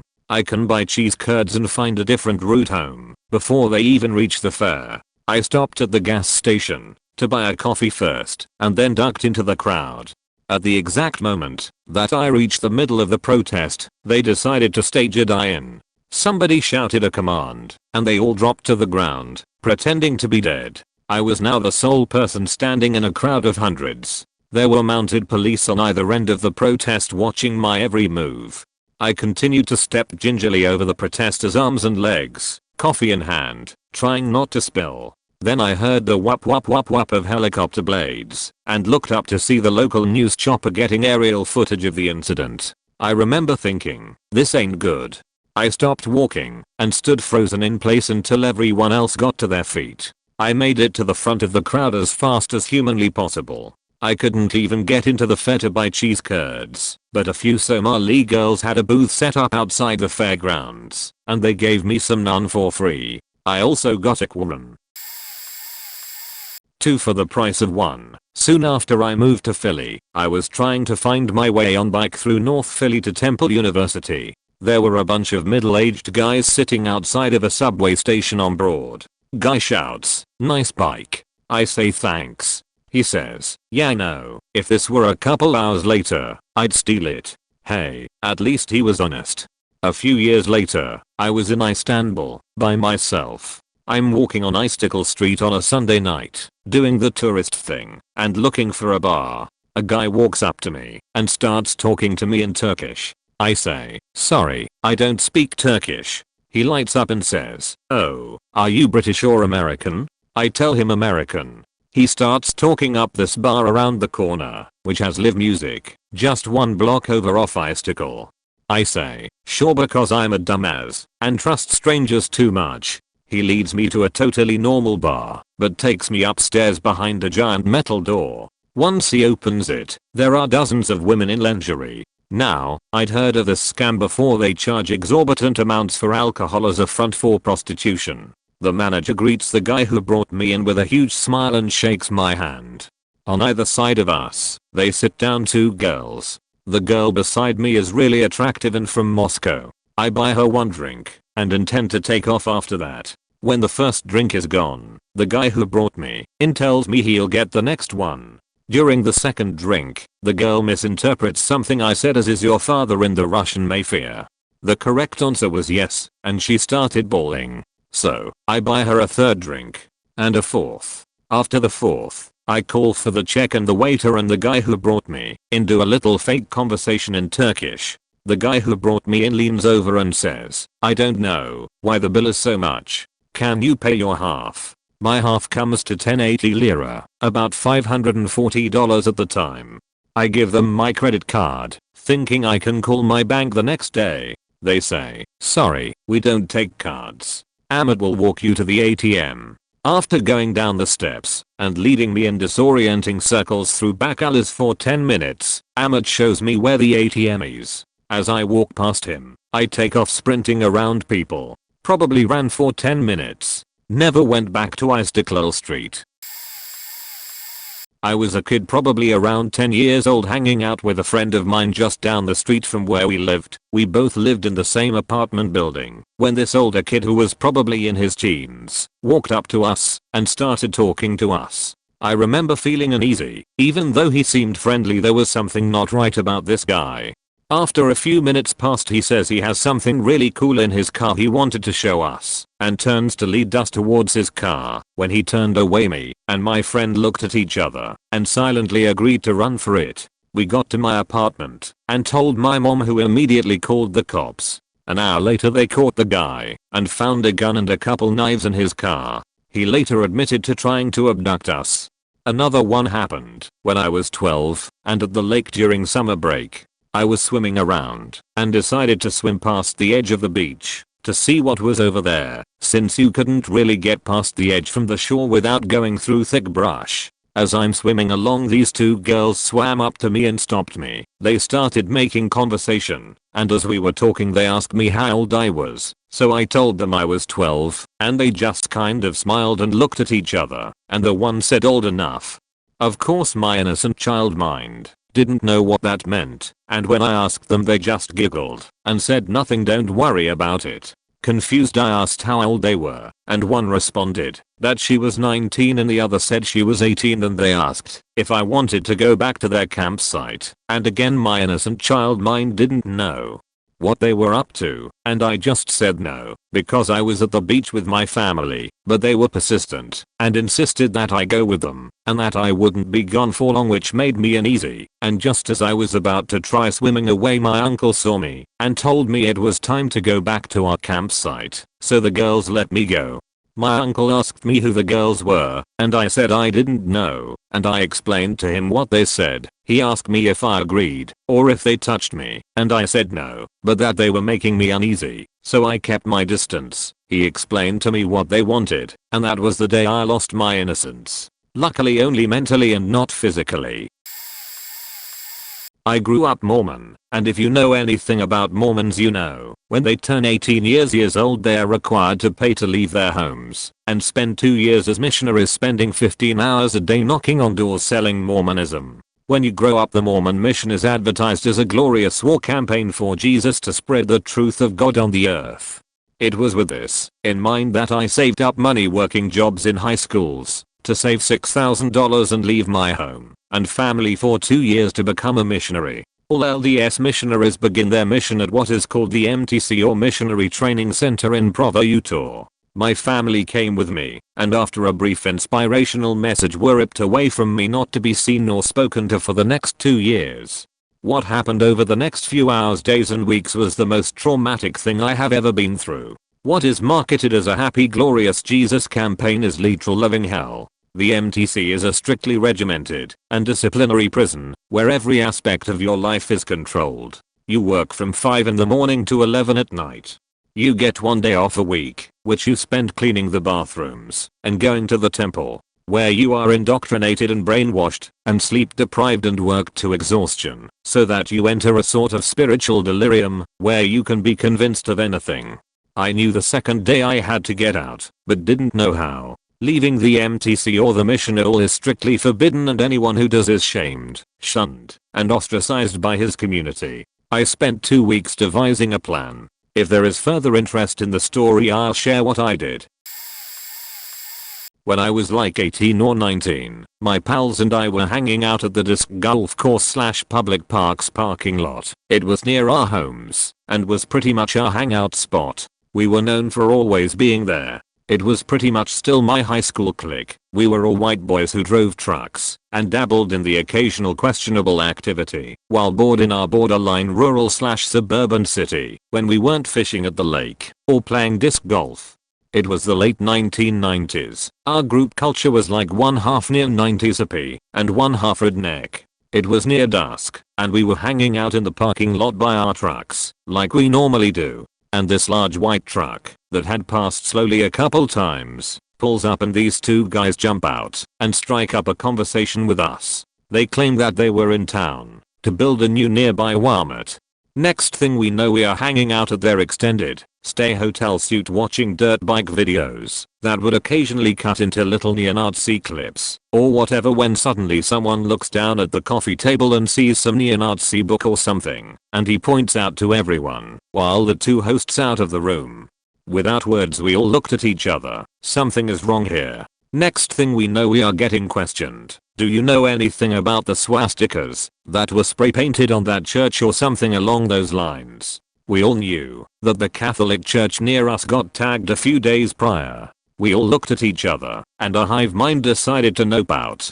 The group consensus after we got the fuck out of there was that they were probably cops and we were in a sting. We weren't as racist or Nazis and didn't associate with anyone who was. So we were pretty freaked out about the whole ordeal. Sitting in jail over parking tickets I never took care of for 2 months. It was the shitest time of my life. The food is subpar, sometimes it's good, sometimes it's bad, it's boring as shit, it's uncomfortable, everything is flat, square and boxy and made of aluminum. You can't be comfortable just sitting at the tables for more than an hour. Watching TV hurts your ass. The only thing to do is watch TV all day and that is pretty much ruined by the fact that there's nowhere decent to sit and relax. Then you're constantly aware of the fact that you can't leave and have no free will. I've seen people starve themselves for days because eating was the only thing the gods couldn't force you to do. It was the only choice you made for yourself. Speaking of food, meal times sucked. One meal every 4 hours or so. Can't take it to your cell, can't save for later. You get an hour to eat what's on your plate and that's it. I decided when I got out I wasn't going to give the asshole cops another reason to arrest me. So I don't drive a car, I don't handle guns or money, I don't do anything that could get me sent back to that hellhole. If jail does anything for you, it makes you take stock of your life and you eventually realize what you need to do to move forward. It's not easy, but jail teaches you how to deal with shit you don't want to deal with. When you need to take a shit and 40 other guys can see into your cell and can see you on the toilet, it makes you not want to take a shit. But eventually you man up and do it anyways because you have to. Jail teaches you how to dig deep and make it through rough shit. In jail you don't get to say no or say I can't do it or cry when shit gets rough. There's no way out but to do your time. You can't whine and cry cause jail is hard. You suck it up and take it one day at a time. It's the only way. If you got shit you need to handle, do it before you end up in jail cause everything becomes a beach to do behind bars. I finally can tell this story. I was in the Navy for 10 years. I have been around the world a few times, literally, and my favorite nope moment comes from Thailand. TLDR, I was forced to buy a tank top at knife point and was threatened by a breastfeeding woman. My friend and I were walking through the town trying to figure out the best course of action for the night's activities when a street vendor looks me in the eye and say calmly, "Hey Obama, you wanna see some chicken born?" Me being a 6'3", 225 pound white male, I was intrigued by the new name I had apparently earned, and extra intrigued by something I have never seen before. Chicken born. In our half-drunken stupor we decided to follow this man through the streets of Patton where he led us into a t-shirt shop. He nods at the clerk and proceeds to open a hidden door in the back wall of the shop revealing a bootleg DVD warehouse. This place was incredible. It was easily 10,000 movies and TV shows, all of them arranged alphabetically and by genre. We browsed and settled on the complete series of Top Gear. I think it cost us $5 total. As we were leaving I asked the man about the chicken born. He laughed and told me it was the only way we would stop and listen. On our way back out the man running the t-shirt shack asks us to buy a shirt. We politely decline and he proceeds to get loud, really loud. He is basically screaming at us, and we start to notice a crowd gathering at the front of the store. He then reaches in his pocket and pulls a knife. I decided that I did in fact need a new Red Bull tank top and a couple other shirts. He smiled, put away his knife and let us go. As we were walking out of the alley we had been led down a top/less woman breastfeeding a child waved a taser at us. We got out of there quickly. Once, while I was on a lone road trip around the United States, I started in Washington State, and the furthest away I got was New Orleans. Just before I got to New Orleans, I told Google Maps to give me directions to the French Quarter. Once I got there, I just started to drive around and sightsee for a half hour. I still needed to arrange a place to sleep and get some breakfast. Just then, I saw a hotel a block away from a gas station. Perfect. I'll get out of my car, reserve a spot at the hotel, and grab a snack from the gas station. When I get out of my car, I realize that I'm in the sketchiest neighborhood I have ever been in. I was even wearing Ray-Bans, Dr. Martens, and a plaid button-up shirt. Anyways, I walk up to a guy in a small booth attached to the hotel and ask him how much for a night. He says $60. I ask if it is non-smoking. The man behind the bulletproof glass laughs at me. I start walking to the gas station for a snack before I leave. I'm still not scared. Candy bars are literally just a block away. Halfway down the block, a scrawny black meth head steps into my path. I try to step around him. He does it again. He smiles, I laugh, and he shakes my hand. He tells me that for $5, he will draw a picture of me. I say sure, thinking that this will be a great souvenir. He pulls out an ad for a liqueur on printer paper and starts drawing on the back. Only then do I realize there is a third person. She is a shadow of a person, an expert of not being noticed. My artist jumps right in. He starts asking about what type of women that I'm interested in, black, white, etc. I tell him that I don't have a preference, all women are great. I just want to emphasize how much of an unprepared lanky white teen tourist I am. He then starts asking me about what type of drugs I like. I'm starting to feel scared, so I just tell him none today. He asks where I'm going. I say the gas station. He asks for $10 instead of $5. I say okay. I hear a loud noise and feel an impact on my shoulder. On the unmarked building I was standing in the shadow of, someone had flung open a door and clipped me. I legitimately thought I had been shot for at least a whole second. This huge man steps out of a black room with sunglasses on. Between the New Orleans accent and some tension, the conversation my artist and this man have is more like growing. To solve the issue, we just step in front of the next unmarked building. My artist continues to draw, and just as he starts asking about what type of mustache I would like, I don't have one, a cop walks up to us. He asks what's going on. My artist says nothing. I shrug, and the woman shrugs. The cop turns and walks away. As soon as he turns his back, I pull out $10, give it to the artist meth head, take the sketch, walk back to my car, get in, look for the skyscrapers, and drive towards them with a pounding heart. I stop at the first fairly nice hotel I get to, and that's the story of how I made a deal with a meth head behind the back of a cop in a very bad neighborhood in New Orleans. Here is my souvenir. I was at the underground train station. It was bustling with people waiting for the train. I heard the train entering the station, but couldn't yet see it. Then I heard the brakes. Then I heard a blood-curdling scream, still out of view. Then I smelled the brakes. Then I heard more moan screaming. My mouth had gone dry. My heart was racing. My eyes were wildly darting around, and I felt a desperate need to help. I heard a woman behind me make some remark about being inconvenienced by jumpers. Anger welled up inside me. I was impotently incredulous. I walked toward the moan screaming, wanting to help, but hesitant to see. There were tons of people standing around, looking. The power to the tracks had been shut off, so it was silent except for the moaning and train workers mumbling together, trying to do something. I wanted to help, but there were already so many people there. So many people. That's when I started to feel the panic rising up inside me. the terror of what had just happened, plus so many people made me acutely aware that I was underground with the horror of what just happened, and so many people I needed to get out. While other people were still craning to get a glimpse, worried looks on their faces, I made my way to the stairs and climbed them, feeling guilty for leaving that poor woman. As I topped the stairs, the announcement came that they were shutting down the station and that everyone had to leave. Thank goodness I felt that desperate imperative to leave. If I'd been stuck in a crowd underground with those feelings, I would have come apart at the seams. Coming out into the world, I remember the feeling of the fresh air, the complete juxtaposition of the calmness of outside vs the chaos I'd just left. Then I sat in a park near the station and cried, the sound of sirens getting closer. Okay, so this was many years ago when I was a single man. This young lady that I was into, but who had a boyfriend, called me up one night and invited me over and asked me to pick up a bottle of something on the way over. She liked cognac, so, not wanting to disappoint, I picked up 750 milliliters of Remy Martin, a 12-pack of IPA, and took my happiest to her place. She told me how she and the boyfriend broke up, and that I was the only person she wanted to see in the aftermath.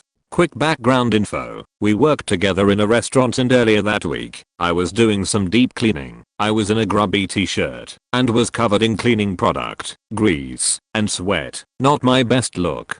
Anyway, I was scrubbing out some shelves when I heard a female voice say, "God, that is so faking hot." She was standing in the doorway just watching and basically purring, so the call to come over was not exactly out of the blue. Anyway, so now I'm there. She has a snifter. I have 2 beers. We do a shot of rumpy, and we smoke a little. Then she just jumps on me, and good times were had by all. So, if the story ended here, or approximately 2.5 minutes and inches later, this would just be a good time. However, shit got weird. So, we eventually go to sleep together, spooning, but I eventually drag my dead arm out from under her and roll over, as I kind of wake up in the middle of the night, because she is moving around. I do not say anything, not sure why, but I notice that my butt and back of my legs are all soaked, and the bed is soaked behind me. So, I realize that she wet the bed, not a huge deal, just handle it right. So, I'm laying there, a little unsure what to do, when she comes back to bed, and I just fake sleep, again, don't know why. She proceeds to strip her half of the bed, by which I mean, she meticulously, carefully, so as not to wake me, folds the blanket and sheet over top of me. She pulls the fitted sheet off, and folds that kind of over me as well. So, what the fuck? Now, I'm laying in peace with her pussy sheets and blankets covering me. Meanwhile, my mind is racing. I don't have any clue what to do. She proceeds to lay a towel, fresh sheet and blanket down for herself, while I'm a freaked out urine burrito laying there, afraid that if I do, let on that I'm awake, that I'm going to just go crazy. So, I just lay there plotting my escape. Fortunately, she was back asleep quickly, and I was able to make a dash for it. Needless to say, the remaining IPA and Remy went home with me. I don't even like cognac, but damn. We worked together the next day. I thought she might ask why I left in the middle of the night, or something. Nope, crickets and avoidance that whole shift. The next day, she quit. Never heard from her again. TLDR, was unwilling golden shower recipient. This happened when I was studying abroad in China a few years ago. Me and another friend, both girls, were out partying. I think we had gone out with a bigger group of people, but everyone had sort of wandered off by the end, the usual. So me and this friend were just hanging out with these 2 local guys we had met at the club. They had booked a table at the club and there were bottles of liquor and snacks, etc. Wanted to buy us drinks too, but we declined. I was at the water drinking stage by then, not super drunk, but not wanting to drink more either. So we hang for a bit, casually chatting until we decide that it's time to go home. We tell the guys we are gonna head out. They insist on escorting us out of the club. Fine, whatever. So me and my friend get in a taxi right out of the club and those guys just get in the taxi with us. We are like, guys, we told you we are going to go back to the dorms now. We tell the taxi driver, to go to our dorms in standard Mandarin, but the Chinese guys talk to him in the local dialect, and we can't understand shit. Well, still hoping for the best. But then we notice the taxi is going opposite of the usual direction. We start freaking out, telling the taxi driver to stop and take us to the dorms or let us out of the car. He completely ignores us. We might as well not even exist in his world. The guys say let's just go after party at this massage parlor while me and my friend are like no faking way. Seriously considering jumping out of a moving car at this point. So we arrive at this shady massage parlor at the edge of town. Me and my friend refuse to get out of the car. The guys pay the driver and finally leave. The taxi driver takes us to the dorms at last, faking terrifying. This could have gone so much worse, and that bastard was totally complicit. As a preface, for some inexplicable reason, my brain is particularly attracted to girls with bright, neon hair. For less inexplicable reasons, the apparently vast majority of these girls are unreasonably far outside the acceptable hot/crazy ratio. Colored hair should immediately throw up a red flag, because it's the first indicator of many more flags. With colored hair, proceed cautiously and use the head on your shoulders instead of the one between your legs. A couple months ago it was family weekend at my college in Tucson. My family was visiting on this Saturday and they took me out to eat at an Outback steakhouse with some friends of theirs, because I could hardly afford such luxuries on my own. After the meal I got up to use the bathroom, and on the way I spotted a girl with bright pink hair. As I passed her table she calls out, "NASA NASA, hey NASA." I realize this declaration is meant for me. I was wearing a NASA shirt that I had just bought the previous day at Target. I turn to the girl and she's about as typically punk as you could expect. Other than the colored hair, red flag 1, which was cut fairly short, she had snakebite piercings, red flag 2, and a tattoo of some type peeking out on her upper arm. I say hello and almost instantly she tells me to add her on Snapchat. She pulls up the scanning code on her phone as I pull mine out of my pocket, and I see her display name, changed slightly to convey the same thing but protect anonymity. Miss Smokey McPot, red flag 3. I lightly make a joke at her name, and she very sarcastically reassures me that she does not do any illegal activities. Red flag 4. I awkwardly eject myself from the conversation, because I actually did need to go to the bathroom. As I walk back to my table I pass her again, and we make eye contact and she slyly smiles at me. Our tables are not visible from each other, and as I sit back down at the table and pull out my phone, I message her, "Hey, do you live on campus?"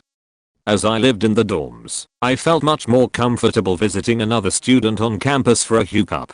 Plus, it would mean that I wouldn't have to spend money on an Uber for a ride home. "No, I live with my mama," she replies. There are 3 things my brain immediately tells me are wrong. She is a native of Tucson. If you have never been, much of the Tucson area surrounding campus is fairly sketchy. By the transitive property, this girl was sketchy. Red flag 5. If I had to go to her house it would be in some sketchy place, and I was hoping on avoiding that. She might be in high school still. I was 17 at the time, so age wasn't a problem, but I really would like to stay in the college range. The use of mama was deeply disturbing. Red flag 6. In hopes of resolving concern number 2, I asked if she was a student of my university. "Yes," is the reply. Probably the best one I cold gotten. She sends another message, "Hey, you wanna go to a party after this?" I declined the offer because I had just offered that my younger brother spend the night in my dorm just for fun. I explain the situation and leave with my family. She doesn't open the message for several minutes, and by the time she does I've already been dropped off at my dorm. She is persistent, however. "You doing anything tonight?" I say that I am, because I already left the restaurant and didn't want to abandon my brother at the dorm. After explaining this fun encounter to my friends, they encourage me to send an offer, explaining that I'm free tomorrow night. 45 minutes later I see that she opened the message. She doesn't respond. I'm bummed that I blew my chance with this pink-haired punk, because she really appeared to be my type, at least as far as looks go. I distract myself by playing games with my friends. That night we decided to do Mad Libs, but when we read them back we have to fill our mouths with water and not laugh. Great fun. My friends tease over my struggles with talking to a girl. They are only mostly right. But 1 AM rolls around and my phone buzzes. At this point it had been 3 hours since she opened the message, so I had given up hope of her messaging me back. I open the message and it's a phone number. I call it and she answers. "Wanna go to IHOP with me?" I graciously accept and she asks where she can pick me up. I tell her my dorm address and she says she'll be there in 5 minutes. I hang up the phone, tell my friends about the new update to the situation, and rush down to my room so I can shove a condom in my back pocket. My brother had gotten to know some of my friends, so at this point I was okay with leaving him at my dorm. I get a call from her that she arrived, and I pop out of the front of my building. I see her car, a red 2016 Ford Focus. I'm somewhat relieved to see a new car instead of an old, beat up junker. I walk up to the passenger side and put my hand on the handle before I see that there is someone sitting there already. Hopes slightly dashed that we'd be alone. I take a step back to get in the back seat. There's someone there too. I trek around to the other side of the car to find the empty seat and I climb in. I get no greeting from anyone in the car and everyone just seems to ignore me. Red flag 7. I close the door and before I can put on my seatbelt, she floors it and the car lurches forward, tire screeching. Red flag 8. As I finally click in my belt, we are on the major road bordering campus and are accelerating very quickly. I take a glance around the car. She has a Zelda sticker on her back windshield. It's the Triforce with wings, and I'm struck by the fact that I know someone else with the same sticker. It was another girl that I met in school who I was into before I realized she was more crazy than she was hot. Coincidentally, she also had colored hair and was as similarly punk as Miss Smokey McPot. Red flag 9. There was another, more normal looking girl sitting in the passenger seat and a relatively nerdy looking guy to my right in the back seat. He is on his phone, occasionally injecting himself into the conversation that the girls are having. We are tearing down the streets, going 65 in a 45, red flag 10, and all the while weaving between the cars that are out this late. Twice she tries challenging neighboring cars to a race, red flag 11. Luckily for me, they didn't accept. We hit a red light and there are no cars going in any direction. She tells her friend to look right and check for cops. Miss Smokey McPot checks the left. After they agree that the coast is clear, we make a wide left, turn across the intersection, running straight through this red light, red flag 12. At this point I was starting to get sketched out. The warning signs at this point were very obvious, and I was beginning to wonder if the promise of pancakes was worth risking my life in the car of this street racer Wanabe. I'm listening to the conversation the others are having and learn that, in fact, we were not yet going to IHOP. Instead, we were going to pick up someone else. Red flag 13. We drive through the foothills of Tucson, going much faster down the windy road than we had reason to. Eventually we pull up to a house with red lights in front. Red flag 14. I'm not sure what the red lights mean, but what I do know is that they are not innocuous. While we wait for the occupant of the house to come outside, Miss Smokey McPot starts talking about her car. I cannot afford another $10,000 accident. It's only been a month. Red flag 15. Although I'm caught off guard by the statement, analysis of the driving she has demonstrated shows that the accident was kind of expected. I'm just left wondering how she has enough money to pay off something like that. Eventually the kid in the house walks out and saunters over to the opposite side of the car. He opens the door next to the guy and pokes his head in. As the lights in the car turn on, I see a larger kid in his late teens that is more faded than any person I had ever seen in my life. I'm actually surprised that he was able to talk. That being said, the other kid in the car scoots over to make room for Mr. Faded. Miss Smokey McPot then requests that Mr. Faded guide her to IHOP. He somehow manages to, and she only tries to race one other person on the way there. Part 2 in the next comment. It couldn't all fit in one. Was raised Mormon. Spent my whole life hearing how magical the Mormon temple was. Finally, my day comes, and I'm there with my parents and relatives while I get my endowment, special Mormon ceremony that you have to get to be a righteous Mormon. I was 19 and fairly naive. It was faking. Weird. Like, old guy blessed my body in a booth beforehand, anointed head, chest, knees, stomach with like a touch of oil. I was naked with a white poncho on, as is tradition. Then we move to the room, where they play a movie. Before it all starts everybody gets really serious. They say if you're there against your will, you need to leave. Obviously, I'm sitting next to my dad. Women and men are separate, so mom was across the aisle. What followed was 2 hours of Masonic rituals mixed with classically 80s portrayals of the Garden of Eden and a sequined and bedazzled god in all his luminescent finery in a video which reminded me of Star Trek TNG. I learned a bunch of secret signs and handshakes, and at the end, gathered in a circle, where a priest said a prayer, like normal bless our country and anyone having a hard time type of stuff, but we had to chant his words back to him. Then you go to a white curtain and a dude on the other side pretending to be God has you repeat all the secret signs and handshakes through holes in the curtain. Then you get pulled through into a special room, called the Celestial Room, which is like Mormon heaven on earth. So I come through the curtain, eyes wide, heart racing, keyed up as shit, because this is the weirdest, cultist, most insane thing I'd ever seen. And there were my parents, asking me if I felt the spirit, and telling me how special it was. I practically ran to the locker room to GTFO of that place. I stayed Mormon another 7 years. But the temple always weirded me the fuck out. My junior year of high school I went with some friends and their girlfriends to Warped Tour in Dallas. When we got there they all ended up arguing with their girlfriends about what they wanted to do that night. Since the trip was basically a vacation for me, I ended up leaving them at the hotel, the Hyatt Regency for anyone familiar with Dallas, to bicker and decided to go look for some fun on my own. I left the hotel and walked for a few blocks toward the Bank of America Plaza, the skyscraper with the green lights. About 3/4 of the way there a crackhead, at least he looked like a crackhead, so that's how I'll refer to him, came up and tried to sell me some amateur Bond DVDs that, no joke, smelled like dirty bussy. Figuring that it would make a good souvenir of the trip I threw him $10 and got 2.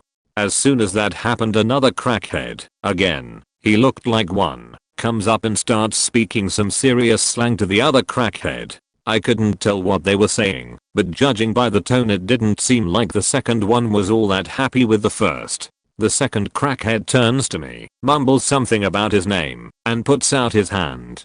Like the young dumb kid I was, I shook his hand. He tightened his grip, pulled me in, and told me to give him all my money. Now I had bailed hay all summer to afford that trip, and there wasn't a saint's chance in hell that I was going to willingly give those two my money so they could go blow it all on a rock. Fortunately it was raining that night, and I was holding my umbrella.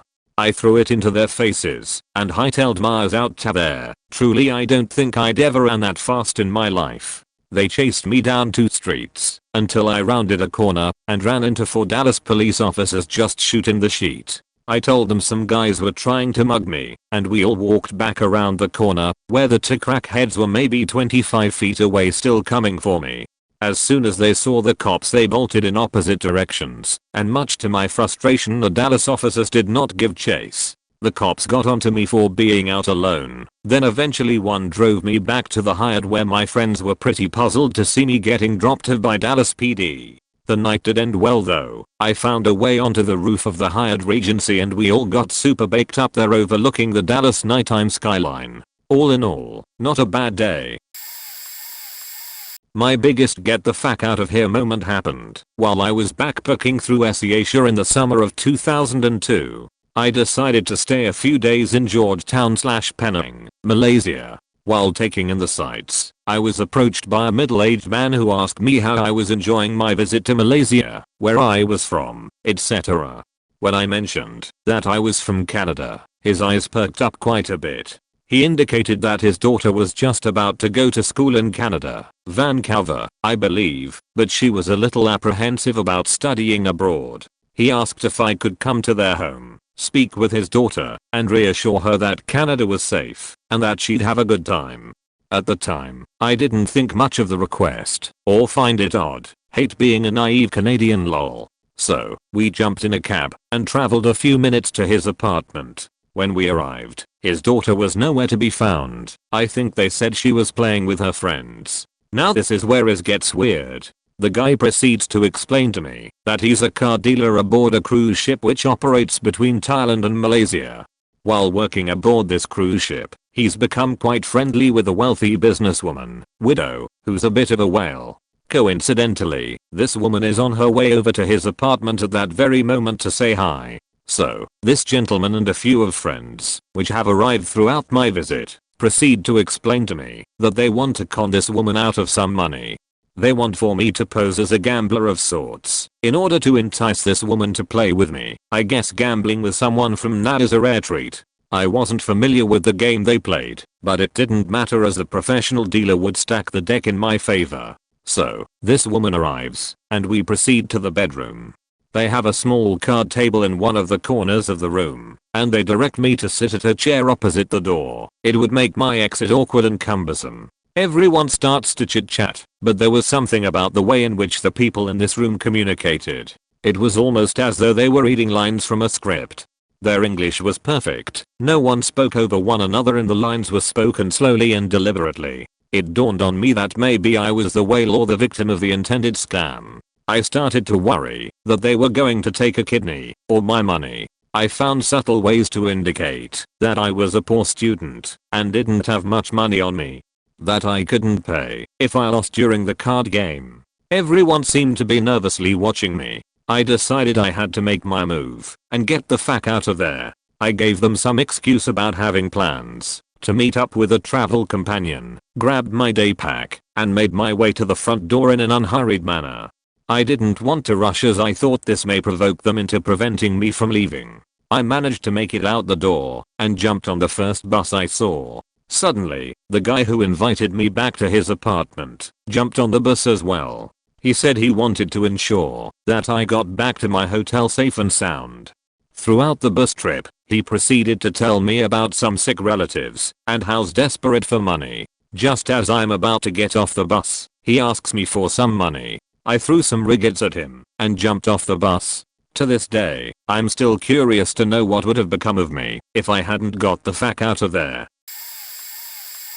I was at an airport in Costa Rica, about to fly home to the States. There is an exit fee to leave this country, so I was standing in a very long, slowly moving line waiting to pay this fee, then head to security. The European American woman in front of me in line started looking around frantically, then she set her large bag down on the ground and left. And she left in a hurry.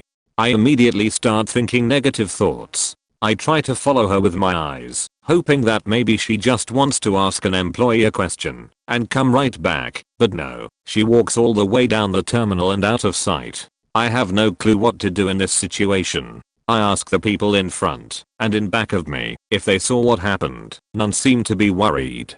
I tell them I'm going to go tell someone, and I find the nearest employees, who seem to have no idea what I'm talking about. Mind you, I knew enough Spanish to get through a month in this country, but they seem to not care at all that a woman came in with luggage, put it down, and ran away. I leave. I go outside and get to what I feel is a safe distance, but who really knows?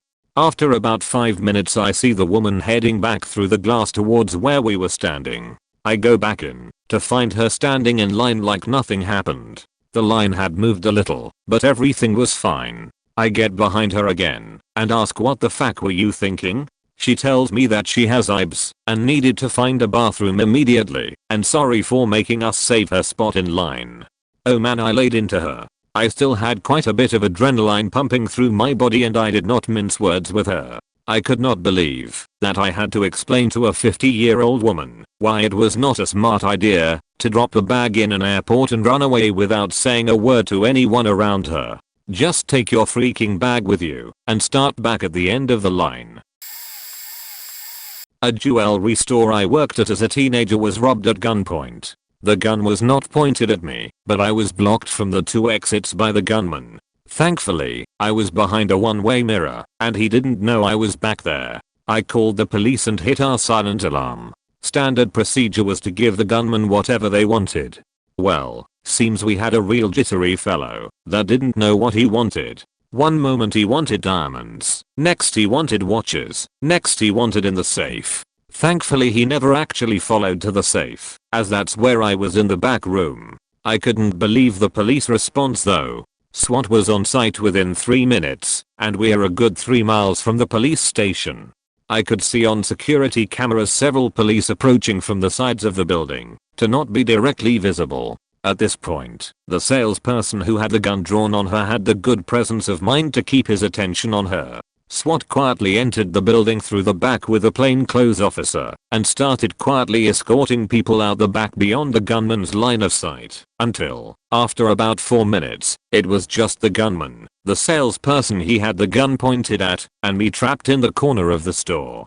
About that time SWAT descended like all hell into the store and yelled at him to drop the weapon and get on the ground. The gunman whipped around and realized that all he had left was her, and in that moment of distraction, she ducked under the counter while SWAT charged the guy. Whole thing was over in less than 10 minutes. Couldn't believe it. Oh yeah, and it was on my birthday, constantly telling myself, I'm 19 today and going to die at work. I was tripping on LSD with some friends one night, hard. We were in a generally assumed to be nicer part of town with $1 million waterfront homes, ritzy downtown plaza, and one of the most dense police to citizen ratio cities in the United States. This was around 1 AM. We finished gazing across the water at the city lights across the lake, and were on our way back to our car. The sober one of us who was driving got a call from his girlfriend.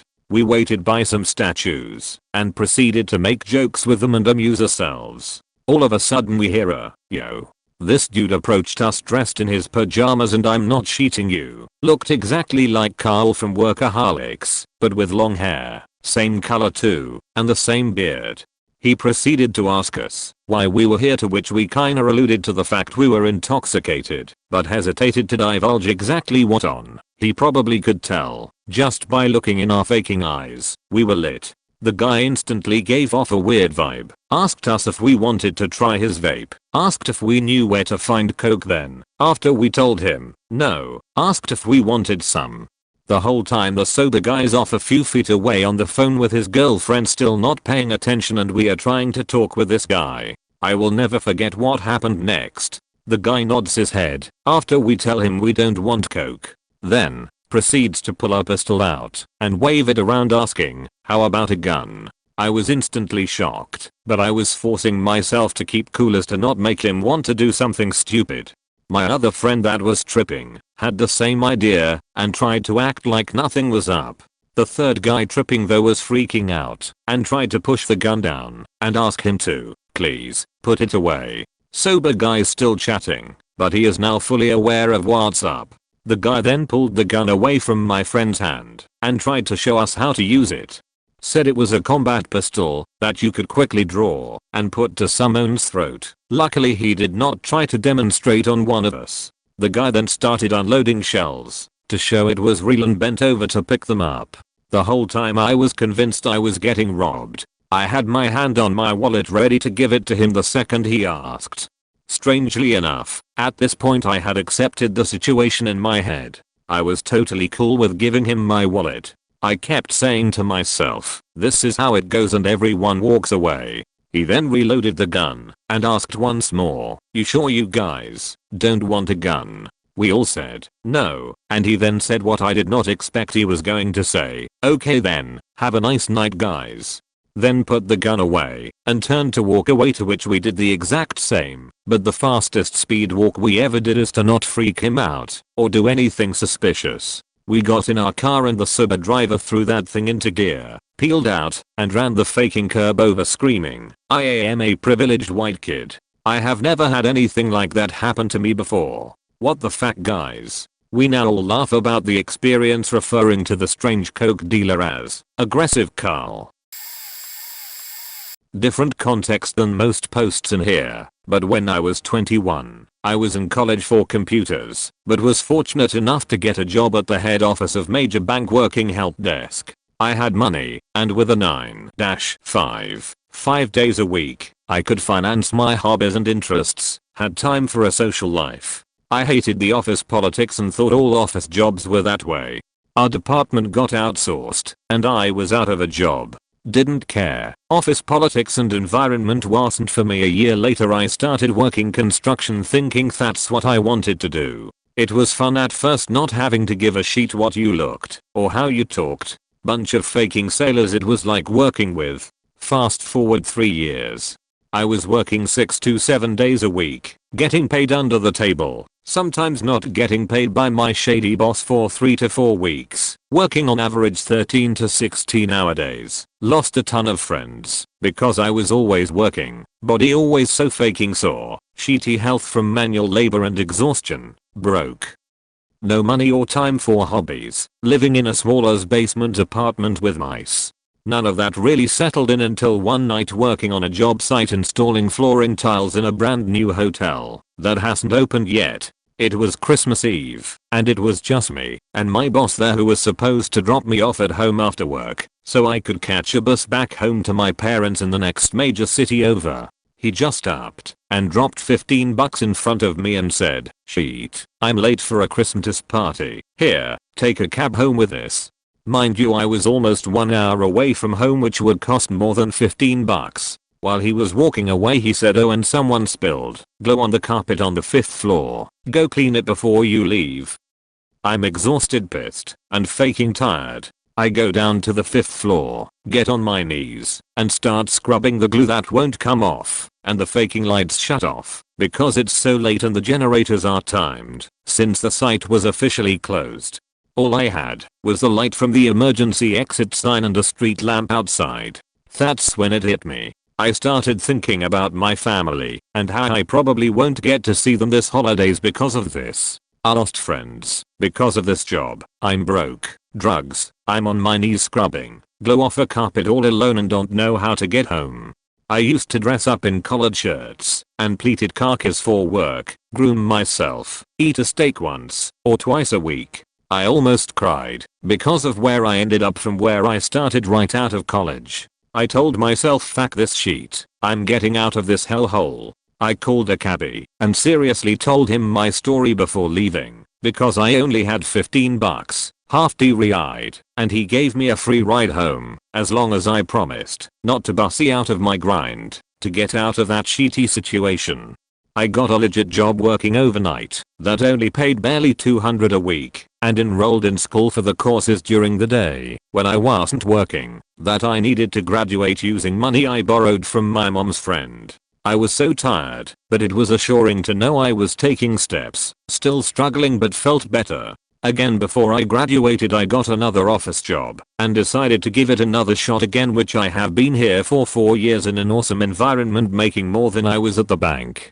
TLDR, worked in an office making coin young, switched to construction, became depressed, drugs, broke, lost friends, no time, aching body and always so sick. Grinded to get out of that life, and back in an office again.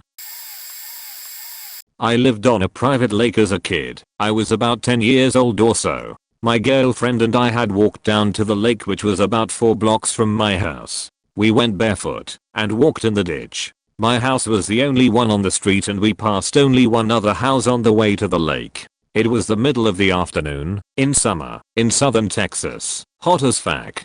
So we are walking and notice this shitty sub drive by at the intersection we were close to. Then it goes by again and again very slowly. I see it do a sharp U-turn through the trees headed back for our street and yelled at my friend to run. We heard the tire screeching to make the turn onto the street we were on. Both of us were struggling to run in the ditch. It was mud and there were rocks and sticks.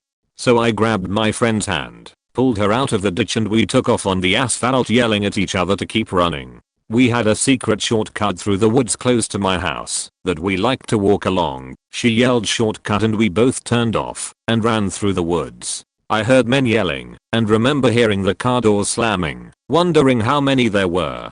My friend was pretty far ahead of me, so I just kept running and she kept yelling, "Are you coming?" We finally got to my house. As I was running up to the garage I could hear men yelling and lots of rustling in the woods. We ran inside, closed the garage door, made sure the driveway gate was closed and grabbed the cordless phone. We sat hidden in the window for 2 hours watching a group of 4 men wandering around in the woods saying, "Where'd you go, girls? Let us help you." In hindsight, we should have called 911 immediately, but we were scared we'd get into trouble because we were home alone. I still have a scar on my foot from running in the woods. She has one on her stomach, and our feet were torn up for almost a week. Thinking about it makes me feel like I'm going to throw up. It was terrifying. When I was 13, a new family in town was coming for dinner, and since they were vegan it was going to be a lot more work than our usual fare. I offered to stay home from school to help my mom, which I figured was a win for both of us. My mother was a real estate agent, and she had a showing that day, so since I was home anyway I went with her, something I've done several other times. Love seeing the houses.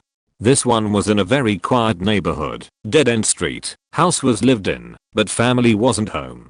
Prospective buyer walked in the door and I have never in my entire life had my entire body light up with the we need to get out feeling as I did in that moment. I have no idea why. He was an average looking 20-something guy. I was pants on fire terrified of him. I didn't want to alarm my mom with my completely irrational fear, so I just took her cell phone and loudly pretended to have a conversation with my dad, telling him where we were and how soon we would be home. Not sure how I knew to do this. My mother showed the guy around the house. Then in the basement he asked to use the bathroom. She showed him where it was, came back upstairs, and told me quietly that if anything happened I should call 911. I looked at her you too, and turned. She also had the immediate something is very wrong feeling about this guy, but hadn't wanted to alarm me. I begged her to just leave right then, but she said she had to bring the guy out and lock up the house. She couldn't just leave. So I stayed on my phone call, with the guy throwing me increasingly annoyed looks, almost like he was waiting for me to hang up. He asked my mom to show him the backyard, and she said he could go ahead and check it out himself, not wanting to go out there with him. He asked her if she smelled gas out there, and could she come check. She stayed inside and just said I don't smell anything. He says fine, he'll go out himself. My mom says she's locking up, and he can leave through the backyard fence when he's done. We finally leave. My entire body is shaking. My mother gets a call later from the home owners, who said that when they got home their dog, who had been chained up in the backyard, was running around in front of the house dragging the broken chain. Turned out the friendly family dog didn't like the prospective buyer either, so much so that he broke his chain to bite the guy on the arm. To this day I can't comprehend what might have happened if I hadn't stayed home from school that day, but I know in my bones it would have been horrible. I'm not sure if this is going to be seen, but here goes. I was staying in my vehicle in Virginia City, Nevada. I slept at the rest stop at the top of town in the back of my beat-up 1997 Jeep Cherokee. I cooked at the Red Dog Saloon with 3 other dudes that had the same name. One of the dudes, let's call him Stan, is talking about his mouse problem. They are running out and throwing gang signs and shit, bro. I grew up on a ranch and a easy, cheap trick to get mice is with a peanut butter bucket. You take a 5-gallon bucket and punch nails through each end connecting a small board in the middle. Put peanut butter on said board and they fall in the water-filled bucket and drown. Anyways, I told him that I would build him some and come down to his house if he smoked me out. Cool, sounds great. I'm 23 and this dude is about 37, which wasn't a problem in my mind because my good friend that I was vagabonding with at the time, this was earlier this year, was 38. We were trying to flirt and hook up with these young and cute bartending chicks, so I was a little hesitant, but I thought one night couldn't hurt and maybe he will feed me. I get there and it's a double wide in shambles. Dryers out in front of the house, trash everywhere. We walk in and an ocean of mice scurry away in all directions. I'm like, fuck dude. Bad choice. I need to leave. No car and we just driven 30 minutes down the mountain and the sun had set. There is an inch thick layer of dust over everything and the entire house is a wreck. The stench was hard to overcome. His father was lying next to me on a futon, dementia bound and deaf. He was telling me stories of how his ex-wife just died in a car accident with him and they hit wild horses but weren't drunk. A redhead tweaker lady shows up and is trying to convince me that Aldous Huxley's cousin gave her the acid she had. I didn't buy any. I was sitting on a chair, smoked out on some gross weed, with my head in my lap, while I waited for him to offer me a place to sleep. He led me back to a mat and a room with holes in the walls and mice scurrying around me while I slept. He took me back to work, and we never spoke again. My friend got laid and laughed at me. Nevada is a weird place. I used to live in Atlanta in my late teens and early 20s. I was into drugs pretty bad: weed, cocaine, ecstasy, heavy drinker. Also I was getting involved with some shady types. We used to go out and target illegals in Northeast Atlanta in bars. We would get them to come out back under the pretense of selling them coke and then knock them out and take their things. We were starting to deal as well and were feuding with another dealer who had sold us bad coke. Guns were drawn. We got shot at. We shot at them. Luckily no one was hurt. All around just in a bad place and steadily getting worse. You would think all of this on its own would be enough to make a person realize they need to change.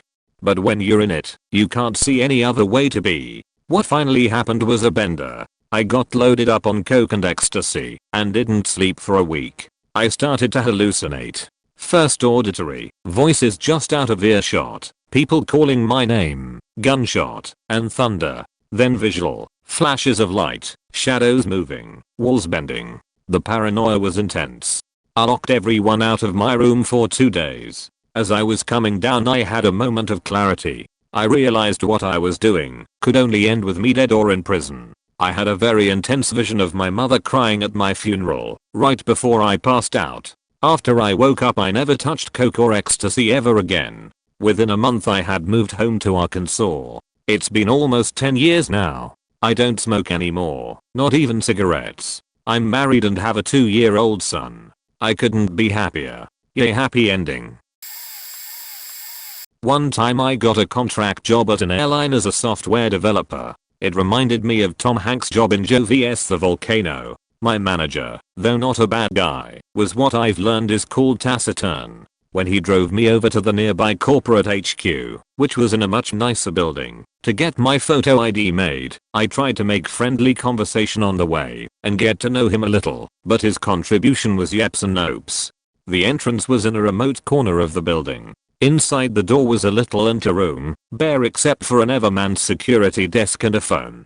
The first few days I had no card key, so I had to call my manager and wait a few minutes for him to trudge through the building to let me in. That was about the only time I ever encountered anyone in the halls. Half the building was empty because there had been layoffs. Half the lights in the ceiling had been removed to save electricity, giving the place an overall gloom. There was a seemingly abandoned eating area whose lights were always off. It was lit only by windows at one end, so the back regions were murky. Nobody was ever in there. Next to that was a row of vending machines, in a corridor so narrow that you had to stand sideways to remove an item from a machine.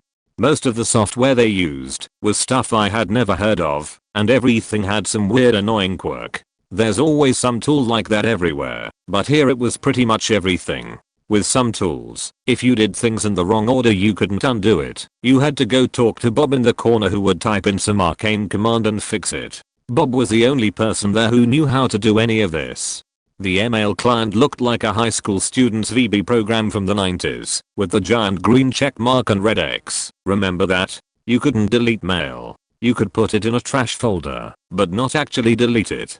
The reason for this, like the reason for everything else there, was security. No actual explanation, just that one word. The standard reply, when I asked about anything I thought was kind of odd, was along the lines of, heh, yeah, it does that, with a vague smile and resigned shrug. Dress code was the usual business casual, but Friday was Hawaiian shirt day. In most jobs I wore aloha shirts all the time, so I have a ton of them. My manager hadn't introduced me around, so on the first Friday I was hoping Hawaiian shirt day would be a good icebreaker. Besides me, exactly one other person had an aloha shirt. He turned out to be a bass player who took a couple months leave every summer to tour Europe with a German death metal band. So at least he was interesting. After 3 weeks of feeling like I had teleported back to my first job in the late 70s, I finally told the manager that I really wasn't all that happy. It was a contract to hire position, and if they offered me FTE I wouldn't accept. I said I would talk to my agency to get somebody else in there and would stay around as long as necessary. He said okay. Then since I had just wrapped up a little project he said, why don't we just call it a day? And that was the end of that. I handed him my card key and walked out, driving away from that building, Felt like I had crawled out from under an enormous boulder. A couple of years ago on New Year's Day I was living on my own. I decided I would pop around to the shop a couple of streets away to get some dinner. It was dark out, street lights dimly lit the street. Went to the shop, picked up a couple of things, and left with some change in my pocket. Started walking down the dimly lit street to my flat when this big Turkish guy approaches me and says Happy New Year and moves in for a handshake. At this time I was getting really scared, in the skinny nerd type, and also walk with a limp. I held out my automatically by mistake and he grabbed it firmly with a big smile on his face. He moved his body closer and said, "Can you give me 50p as I need money for a cab?" 50p isn't much, and I only wanted to get away from this man, so I grabbed the change in my pocket and gave him 50p. He said give me all of that money, so I just handed it all over to him, about 3 quid, but it was the only money I had to last a week. At this stage I knew I was getting robbed, and almost in tears that this was happening to me. The guy started asking for more money and told me to go to the ATM to withdraw more. As he did, another guy walked down the street and he looked over to him. I took this opportunity, said I had no more money and ran home, which hurt a lot due to the issues with my feet. When I got home I cried and never felt safe going out at night for months. It never even crossed my mind that someone would attempt to rob someone like that. I'm late to the party on this one, but here goes. I went out to Joshua Tree earlier this year and got an Airbnb in 29 Palms. The Airbnb was just a small one-room shack on what was basically a dirt path through the desert. There were a few of these roads out there and all had small, shack-looking houses with no trespassing signs. Basically it was a bunch of desert dwellers who wanted to be as far from people as possible. So I'm going to the address of the Airbnb on this dirt road and I come to one of these houses that has built a barricade to stop people from going through and continuing on the road. The house is surrounded by a makeshift fence made of basically whatever metal scraps the owner could find. The house was a rundown shanty with old refrigerators and furniture scattered about. As I'm turning around, an old Asian man walks out to direct me back to the main road. As he's giving me directions out of the house, walks an old grey-haired woman, completely naked. She had no teeth, long grey hair, long grey pubes, and her skin was tan and leathery, like she just walks around in the desert naked all the time. He looks up and sees her and continues to give me directions as if this is completely normal. I had the top down, so she starts leaning in, trying to touch me and ask if I'm going to town by the hospital because her mother is there and she wants to go see her. She's rambling and jumping between topics all the while trying to climb over the side of my car into the back seat. She smells absolutely rancid, like she just pees and sheets on herself and bakes in the sun. The guy continues to try to give me directions and half trying to keep the crazy naked woman from climbing in. I've let my foot of the brake and I'm rolling slowly trying to say thank you, I'm fine. He keeps talking as I'm rolling, and as soon as I can tell the woman is safely back from my car I peel out and fly down this empty desert road back to the main drag. Weirdest thing I've ever seen in my life. On September of 2014, a criminal group working with corrupted state police detained, killed and burned the corpses of 43 students of a rural teacher school that were trying to get to the capital city of my country. Riots and protests exploded throughout the entire country in support of the killed students and against the government. One of the biggest protests took place a couple of months after on a Sunday. That week, on Thursday, my 16-year-old brain had the idea to go and see the discontent of a country that's had enough in its most raw form, walk with them, and even take some pictures. It wasn't that I didn't support the protest, but I wanted to be there, not yell at the government, but to live what a protest truly was. Thousands, and I say, thousands of people gathered in all points of the city. I met with a specific group that announced itself on Twitter and that had a safe and clear organization and had the objective of sticking together the entire time from point A to point B being the city center where the official government buildings are located. What followed were some of the most intense hours of my life. People peacefully chanting, supporting each other, sharing opinions, motivating others to be better citizens. I had never experienced such a thing. Around 7:30 p.m. we got to the city center and rivers of people were getting to the main square where lots of ceremonies are held. The square is this massive, empty plaza surrounded by a cathedral, the government palace and plenty of old buildings. A couple of streets before, while taking pictures, I noticed some people started acting uneasy, mainly from my group. I asked what was wrong, and one of the girls in the group told me they are starting to kettle us. I responded, but I can't see policemen anywhere. She replied, exactly. Disguised/infiltrated people were getting to us. I started panicking quickly, and that was the moment I told myself my name. You have to go home. This is scary, dangerous, and you could be hurt, and even taken to prison. Plus, my parents thought I was playing video games at my friend's house. A part of me wanted to cry, and a part of me wanted to be loyal to this group and entire protest. In a certain way, I was already flooded with the patriotic feeling of doing things right for my country. Seconds later, the leader of the group tells me, my name, you did good. But this is going to get worse. I can't have blood of minor in my hands. Share those pictures, be a good adult and go home. I immediately said, I can't leave you here. He grabbed my shoulder, scared, just as I was, and said, it's okay. You'll be okay. But you really have to go. I stared at his eyes and those of others in the group smiling at me, as if I was a hero, considering the fact I was indeed among the youngest in the entire protest. I turned around, dodged rivers of people trying to get to the nearest subway station, before a man held my arm, and said, you're not going anywhere. The area is enclosed. I cried, I was just here to take pictures. I haven't done anything bad, please let me go. It was during these moments that the riot was getting a bit more aggressive, and the turmoil in the main plaza was starting. The man, disguised policeman, said, you shouldn't have come this far then, brave dipshit. Get back in there. I responded again, I'm a kid. I'm not here to fight. I just came to see what was going on. The man turned to another woman, disguised policewoman, and she said in the coldest of ways, take the camera. I felt as every muscle in my body engulfed with rage, and before I could say no, he ripped it off my hands. I pleaded, even kneeled for the SD card, but got nothing in return. And the thought of getting pushed inside again without a second chance got more terrifying with each second.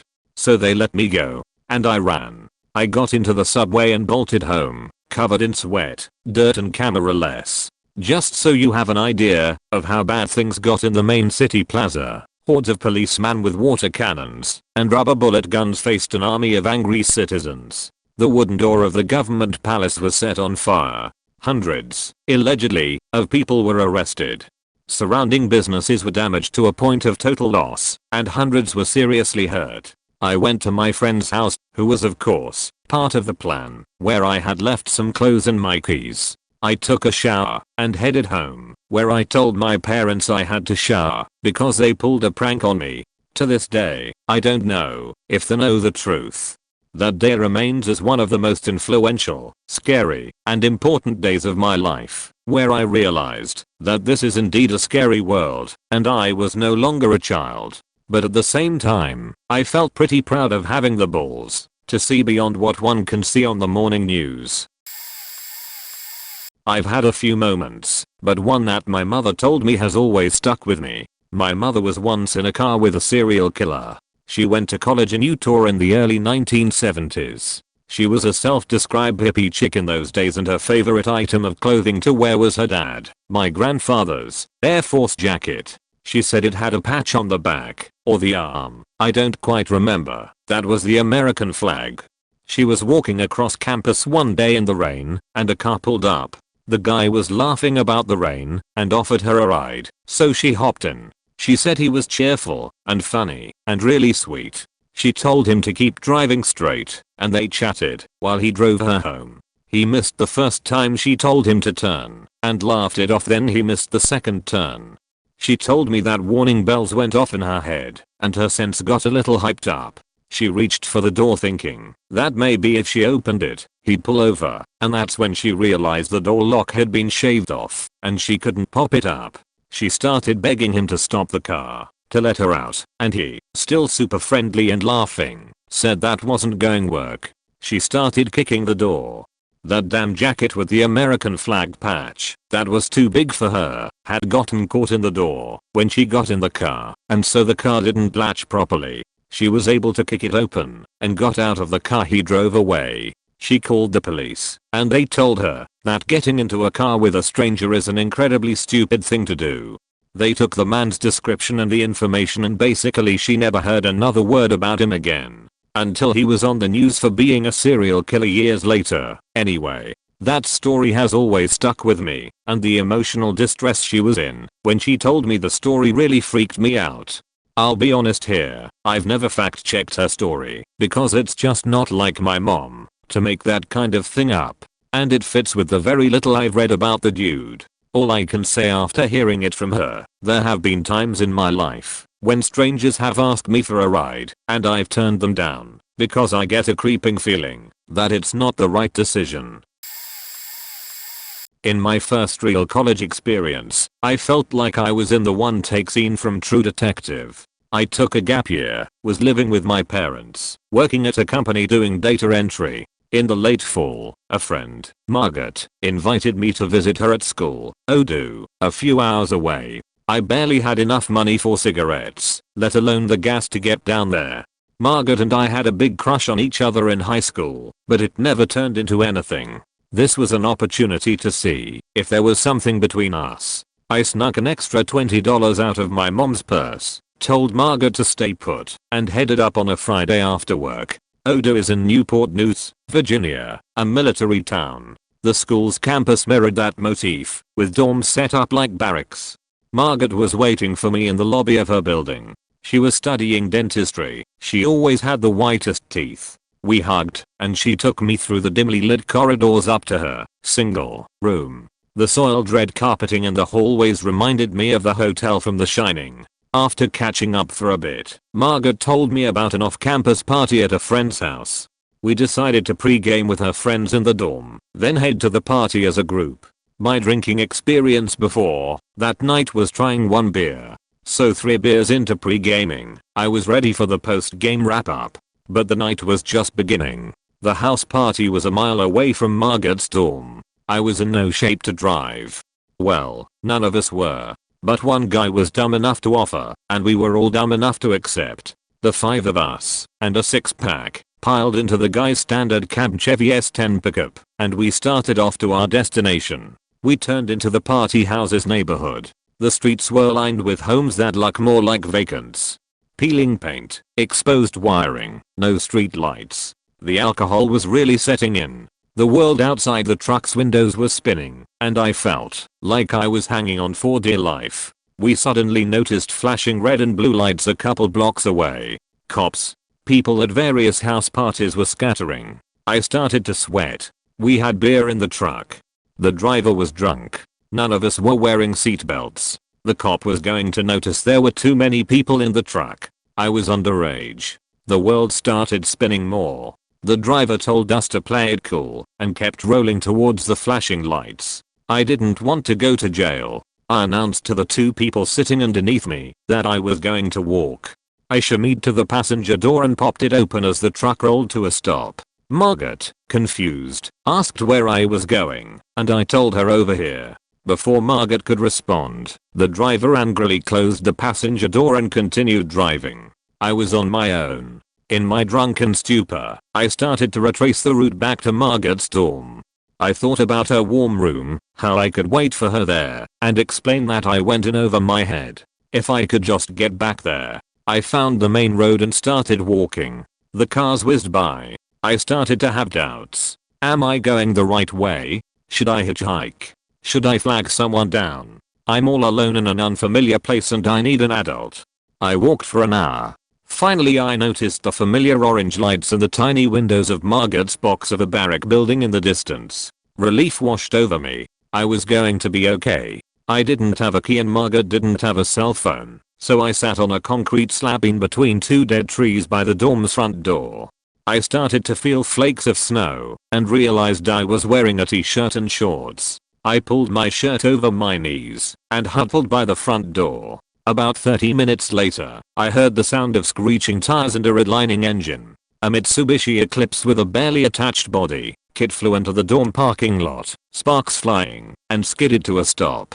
The passenger window rolled down, and a cloud of pot smoke billowed out. It was Margaret. She asked me what I was doing. I told her I was waiting for her. She told me to pile into the back of the car, where 4 other people already were. They found another house party to go to. At that moment, an urgent thought prodded its way forward. I have to get the fuck out of here, as soon as possible. TLDR, first chance for college head, went in way over my head, chickened out instead, night filled with dread. I was playing darts by myself at my regular pool hall one night. A couple and their friend came and started playing, and they needed a fourth. After a few games and a few beers they asked if I wanted to smoke some hookah with them. I was having fun, and they seemed cool, so I figured why not? Once we got to the couple's condo things started to get weird. First I noticed plastic over all the seating surfaces, kind of like at an elderly person's home. I didn't think too much of it, and we started setting up the hookah and hanging out. Out of the corner of my eye I noticed a camera on a tripod above the fireplace on the mantle. Then my mouth was dry from smoking, so I asked if I could get a cup of water. The guy from the couple was like, I got it, I'll be right back. Meanwhile, his girlfriend, who had been pretty flirty and touchy-feely with me the whole night, sat right next to me like touching legs, even though there was lots of room. She was kinda starting to touch my leg and I look up, and her boyfriend is creepily watching from the kitchen over the bar with this weird grin. When he notices me noticing him watching, he looks away. It's then that I notice he's stirring my water with a spoon. I acted like I didn't notice this, and he set it down, and it felt like he was just watching me, waiting for me to drink it. During this whole time the other guy, who I guess is his friend, has been on the phone with what I presumed was his girlfriend, and it seemed like he was arguing with her. Anyway, I do the whole lift the glass to my mouth, like I'm going to drink it, and I sort of just pretend to take a sip. Then I say I gotta go grab my smokes, and by their reaction I could tell I needed to go. The guy started fumbling around looking for cigarettes, and then he stood in front of the door telling his girl, go get your cigs from the room, in a weird tone. Right as this is happening, the friend who was talking on the phone outside the door opens the door to come in, and I bolt out, because at this point the vibe was so weird I didn't care what they thought. When I was roofeeding college, I went out to a bar with a whole bunch of co-workers. We were all RAs, and it was the last week of training before students showed up. So it was like a big party for us all. After about 2 beers I started feeling odd, like really drunk, but this was a time where I spent the summer pounding down drinks every night with my summer job co-workers. So I'm thinking, well, this is odd. Then I just felt off. I said that I needed to go home. The DD was making a run and said they would come back and get me. As soon as they left I started to freak out, just stood up and said I need to GTFO. The people I was with tries to calm me down and get me to wait for the DD. I ended up yelling at one of them, you take me home now or I'm walking. I was in no shape to walk. I could hardly stand. I went from hey let's go to can't stand up in a matter of minutes. The guy I yelled at ended up giving me a ride home. We had to stop by his brother's apartment. His brother I knew fairly well, and was 1 street over from where we were. In that time I passed out, woke up enough to open the car door, fall out and puke. The 2 of them knew something was wrong, and so did I at a primal level. My instincts were to get home. They wanted to stay at his apartment, but in my ramblings refused. The driver took me to my place, got me in my dorm, stayed for a bit, and then left, because I was insisting that he leave, which again I think was just a primal level something is wrong, and I need to get away from everyone. Well, a few hours later, after forcing myself to vomit, drink water, vomit some more, and pass out in a shower, the original DD showed up, keyed into my room, got me out of my shower, where I had passed out, and put me to bed. It was then in my bed when I realized he had crawled in with me naked and tried to wrap me. However, at this point the time and fear I was able to fend them off, but not really. I think they left when they realized that I wasn't passing out and would remember what was going on. The rapist was the original DD that said they would be back to get me prior my freak out. Later I learned that the rapist got hung up with some mutual friends who said hey let's go check on drawers for food and started to walk to my place. Rapist stopped them and gave them some shit as excuse on why they couldn't, which my friends said made them uncomfortable, but they were not sure why. I told my friends I was pressing charges, and what happened they went pale and told me about how Rapist was stopping people from checking on me. That's my GTFO story. Could have ended much worse than it did. Still makes me shake to this day just reliving it again. Also my college totally faked me over and did nothing to the guy. Rapist is now a cop somewhere. So, this is going to get buried, but whatever. One cold morning, I was driving into work at about 4 AM. I normally go in later, but I was covering for my boss. I noticed I was low on gas, and I had plenty of time to get to work, so I pulled into a gas station to fill up. The gas station was well lit, and there were 3 other people there at the pumps, so I felt reasonably safe. I happened to notice a guy loitering at the side of the station building standing next to a van, and my first thought was this guy's going to ask me for money. I had been getting a lot of that lately, and those people kind of have a look to them. They just stand around not really doing anything. I pulled up to the pump and got out of the car. Music was playing over the speakers really loud, so I could barely hear anything. I took the nozzle off the pump and inserted it into my car. Right before I squeezed the trigger, I heard a loud voice. I looked up and saw the guy who had been loitering next to the building saying something to me. I walked towards him so I could get out from under the speaker and understand what he was saying. He wanted to know if I could give him a jump. I was hesitant at first, but it seemed like a legit problem, but I didn't have any jumper cables with me. He said he had some, so I agreed to give him a jump. Then, he said that he'd need a ride back up to his car. I was thrown for a loop. I had assumed the van he had been standing next to was his car. He told me he had gotten stranded up at the gas station up the street, but they were closed, so he borrowed a bike and rode down to this station for some help. Without thinking, I agreed to give him a ride. Then he said he was going to go into the station really quick and ask if he could leave the bike there for its owner to pick up. After he went in, my senses came back to me. My brain started forming a bullet point list of facts about the situation I was in. It's 4 in the morning, it's cold, this guy says he was stranded at this other gas station up the street that has been closed for hours. Said gas station is old and is in a dark, secluded spot on the road. The neighborhood near the station is kind of iffy. Why would anyone go to a closed gas station in the middle of the night and get stranded there? Who would be out riding their bike in the middle of a cold night? Who would let a complete stranger borrow their bike in the middle of the night?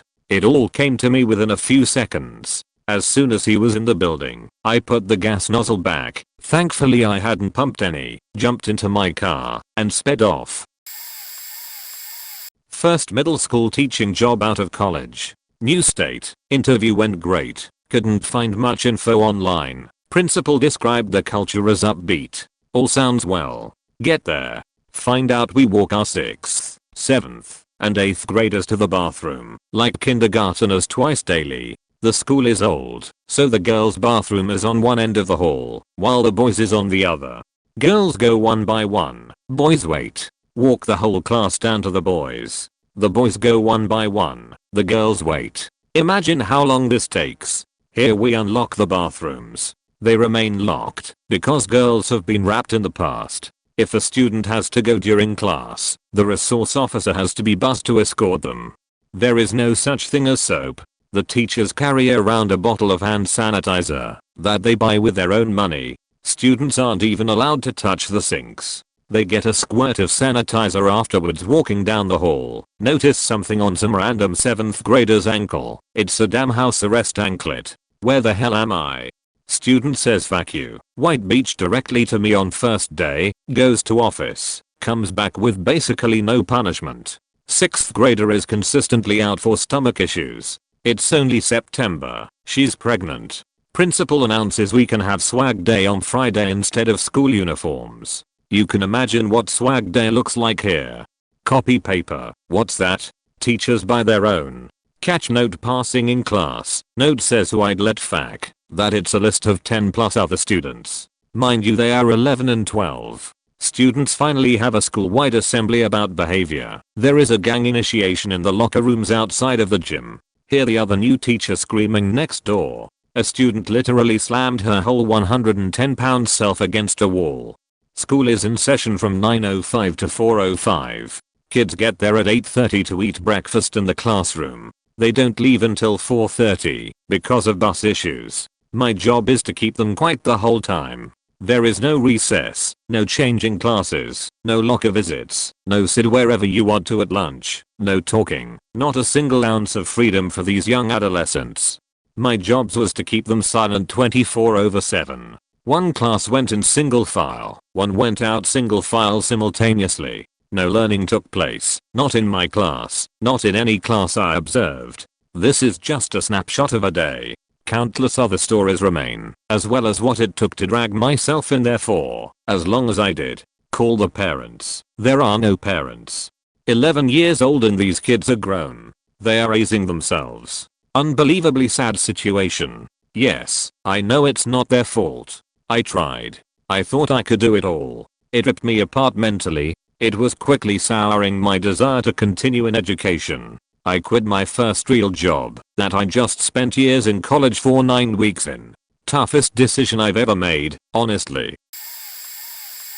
I studied abroad in Edinburgh, Scotland, my junior year of college. My third night there, some new friends from orientation invited me to a house party where I got very drunk, so much so that I wasn't allowed into the university's bars. Yes, they have those there. They're really fun. I decided to walk myself to my dorm room, located about 15 minutes away, thinking I knew the right streets to follow. I quickly realized that all of the buildings looked the same and couldn't figure out the correct way back. I came upon a bus stop where I thought I might be able to catch a bus to my place, or at least hail a taxi. I had no idea buses had stopped running hours earlier. The only other person at the bus stop was a pale, nervous-looking guy in his mid-20s. I asked him when the next bus would be, and he awkwardly stammered that he didn't know. After a few minutes of waiting in silence, he suddenly asked me, "Excuse me, would you mind if I sucked your cock?" This has never happened to me since, but I immediately snapped out of my drunkenness, stammered, no thank you," and walked off in the correct direction of my dorm. I found a taxi to get me home and went to bed, but not before texting the friend who threw the house party, "Hey, I made it home okay. A guy tried to suck my dick but everything's fine." Thinking back on it, the guy was just being polite. TLDR, I was offered a blue job while I was drunk at a bus station in Edinburgh. Once I was invited to a birthday party by the best friend of the birthday girl. The BFF and I were new friends, and she wanted to introduce me to these friends of hers. Despite asking multiple times after she had invited me if it would be okay that I was attending, and being told that it was totally fine, the two best friends had a shouting match in front of me, and the crazy birthday girl shouted for everyone else to get in there and pick sides, because apparently 35-year-olds do that. I sat there at the bar in the kitchen, frozen in fear, and debating if I should just sprint out of the house for what felt like eternity. After the adult guests had all congregated in this crowded kitchen, because some of the people had brought their kids to a party where booze would be served, what the fuck, and there was a pause in the fighting.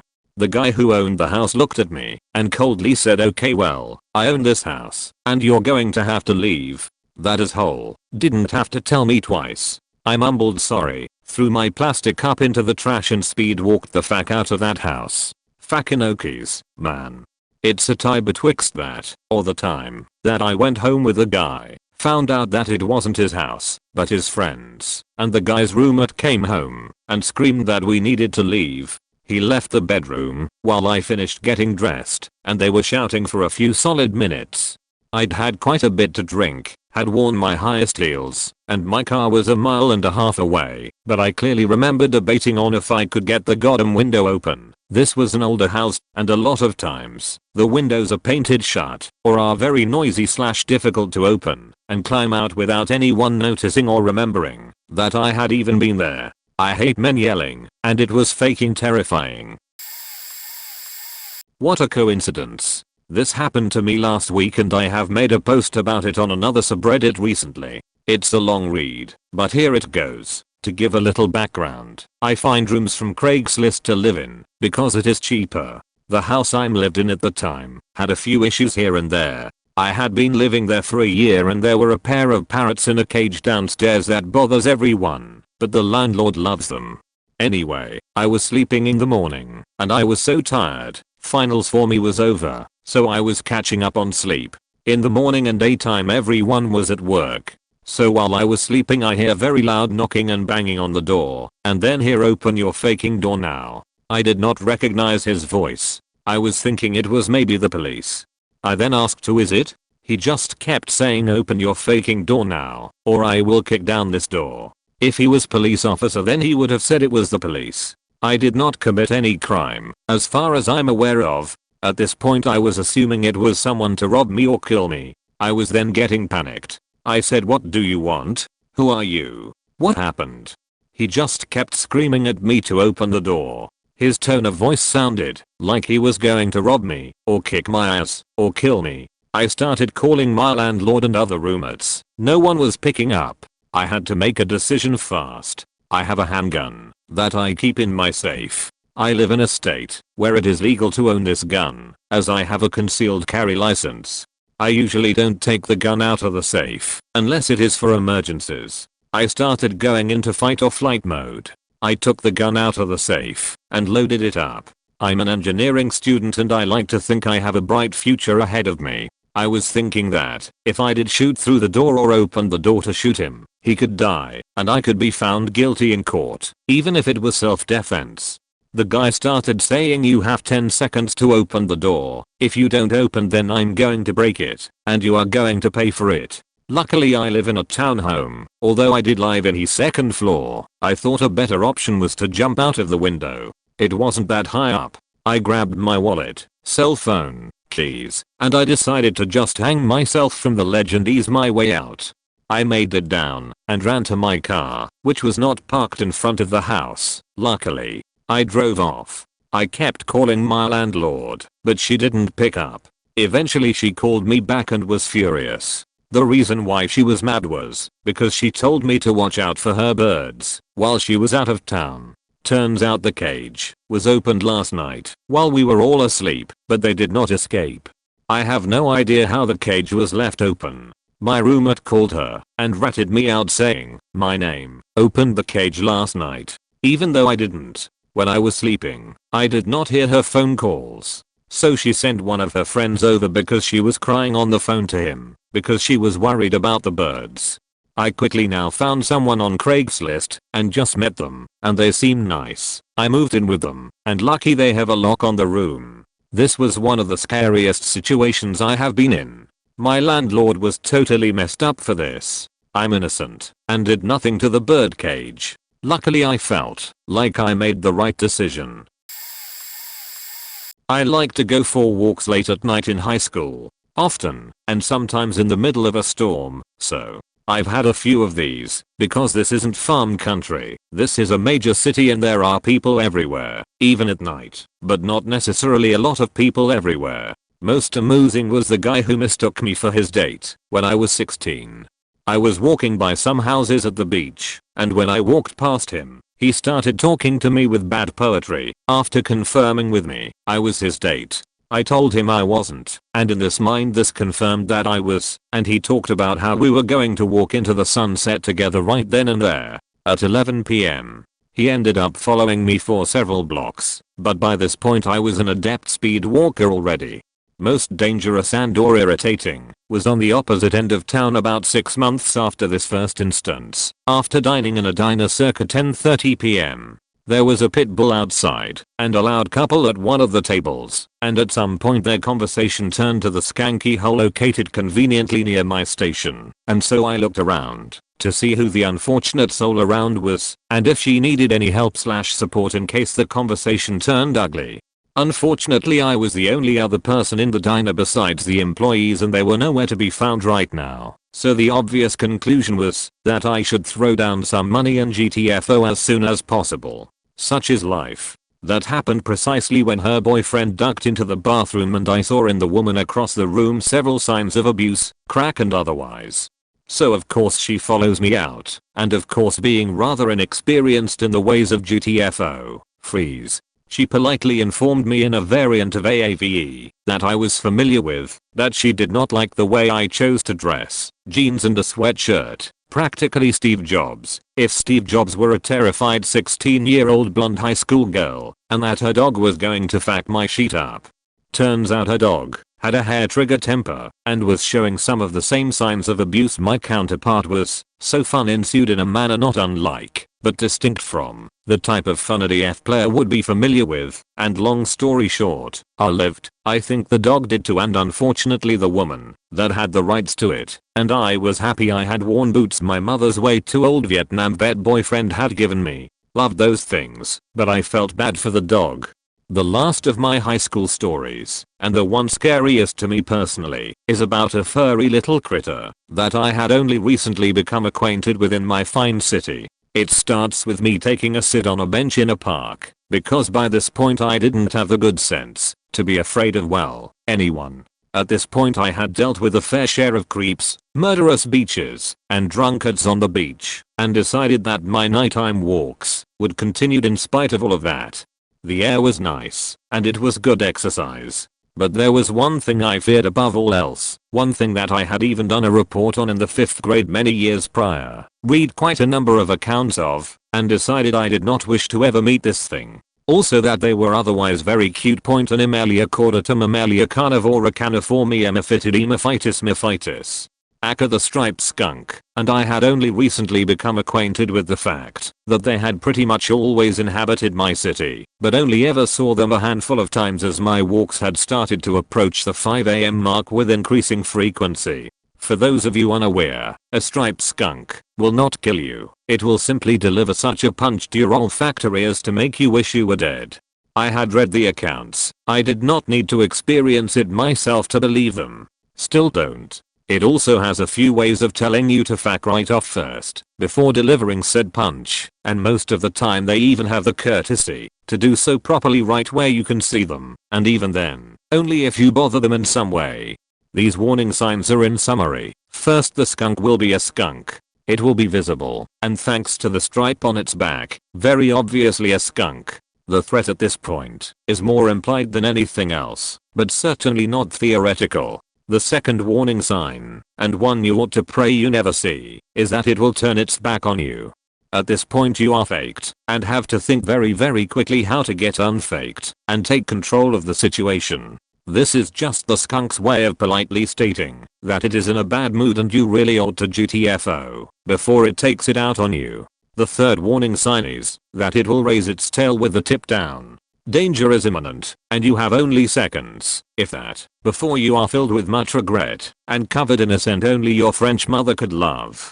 Doesn't matter if you are French or even have a mother, because for the rest of this conversation, you do now. So there I'm sitting on a park bench, minding my business, right in the middle of one of the more concrete-laden parts of the park with plenty of lighting, chosen specifically in case I needed to quickly stand up and deliver a crushing blow to the nearest set of testicles with my boot-laden feet. Said boots, by the way, were at this point showing my love for them, and quite a bit of wear and tear, but I digress. I saw nothing. I heard nothing. I smelled nothing. All I had to go on was a powerful feeling that I should look behind me right now, which showed me a skunk in its final warning stages with the tail up and tip down and totally completely 100% obviously a skunk. Said overwhelming feeling was very quickly overtaken by another even more powerful feeling that I should run very quickly and perpendicular to the position of the skunk's asshole, not because it was going to fetched, but because of a gland located very near said asshole that would make every fetched I ever smelled from that day on smell like roses by comparison. I ran all the way out of the park, startled two more skunks nearby, and kept running.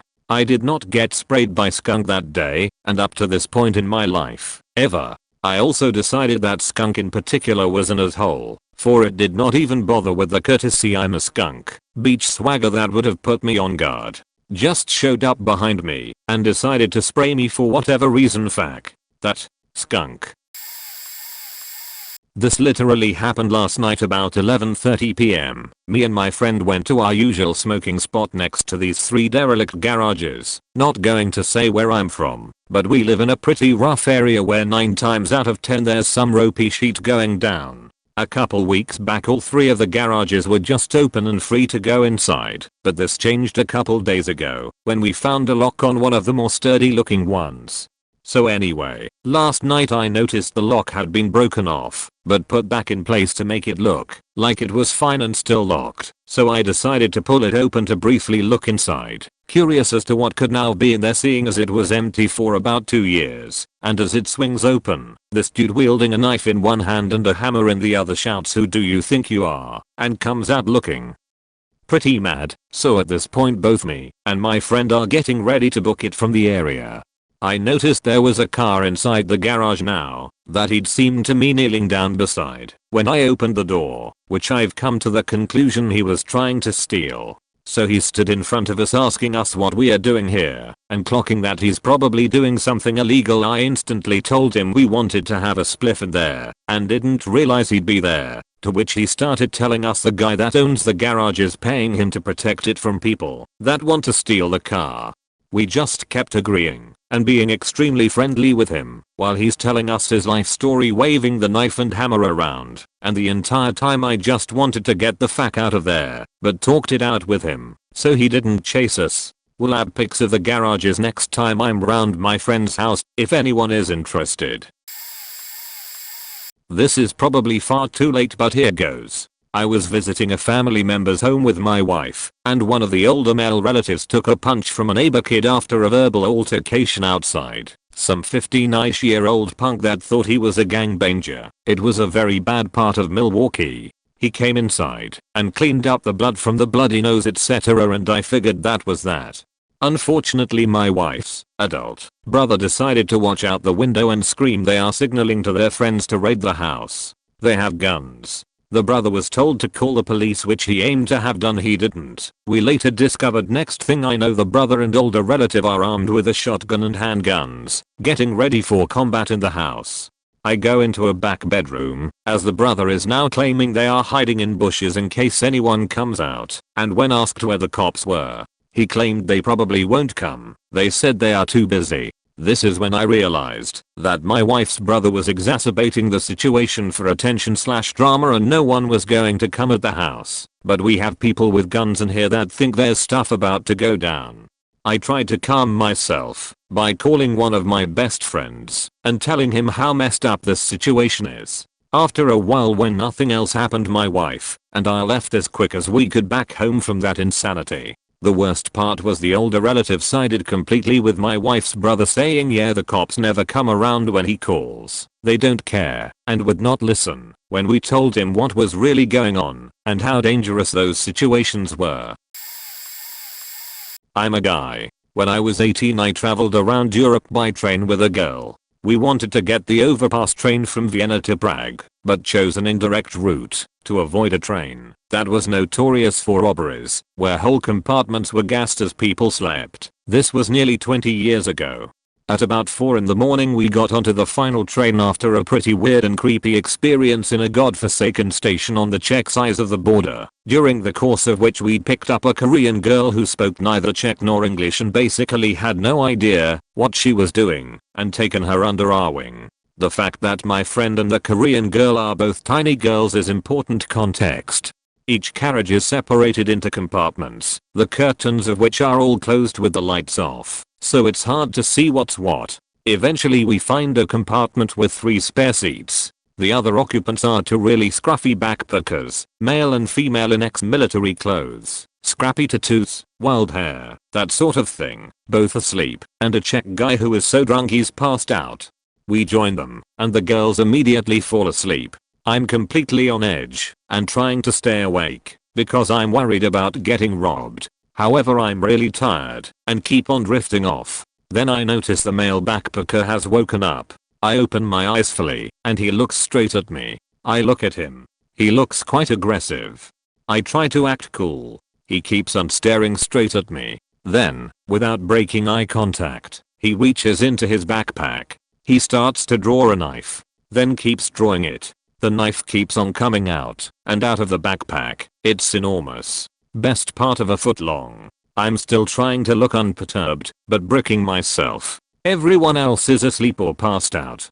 The only other people in the carriage are my slightly built girls and unconscious Czech and the backpacker's girlfriend who looks only marginally less ferocious than him. He then reaches back into his pack, again without breaking eye contact, and slowly withdraws a piece of bread. Then some cheese. Then he uses the knife to make a sandwich, eats it, puts everything away, and goes back to sleep. There was no AHH. Got you. With a wry smile. I'm pretty sure he was just being an ass. I was a weedy little kid, and he was an ogre, so it certainly wasn't a warning about jumping him whilst he slept. TLDR. Scruffy guy on a train made a sandwich. I nearly shat myself. I spent 8 years in the military, USMC. 2 enlistments.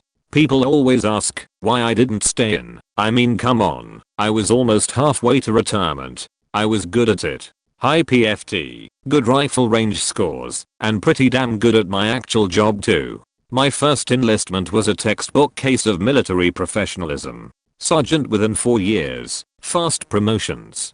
I re-enlisted to an even faster promoting MOs with an almost guaranteed E7 position within 8 years, plus a 25k bonus. One problem though, I was a drunk, had been since I was 16. Usually this gets looked over in the military, but after Iraq it got a lot worse. I started drinking to the point that I was showing up to work drunk, missing formations and generally faking up almost weekly.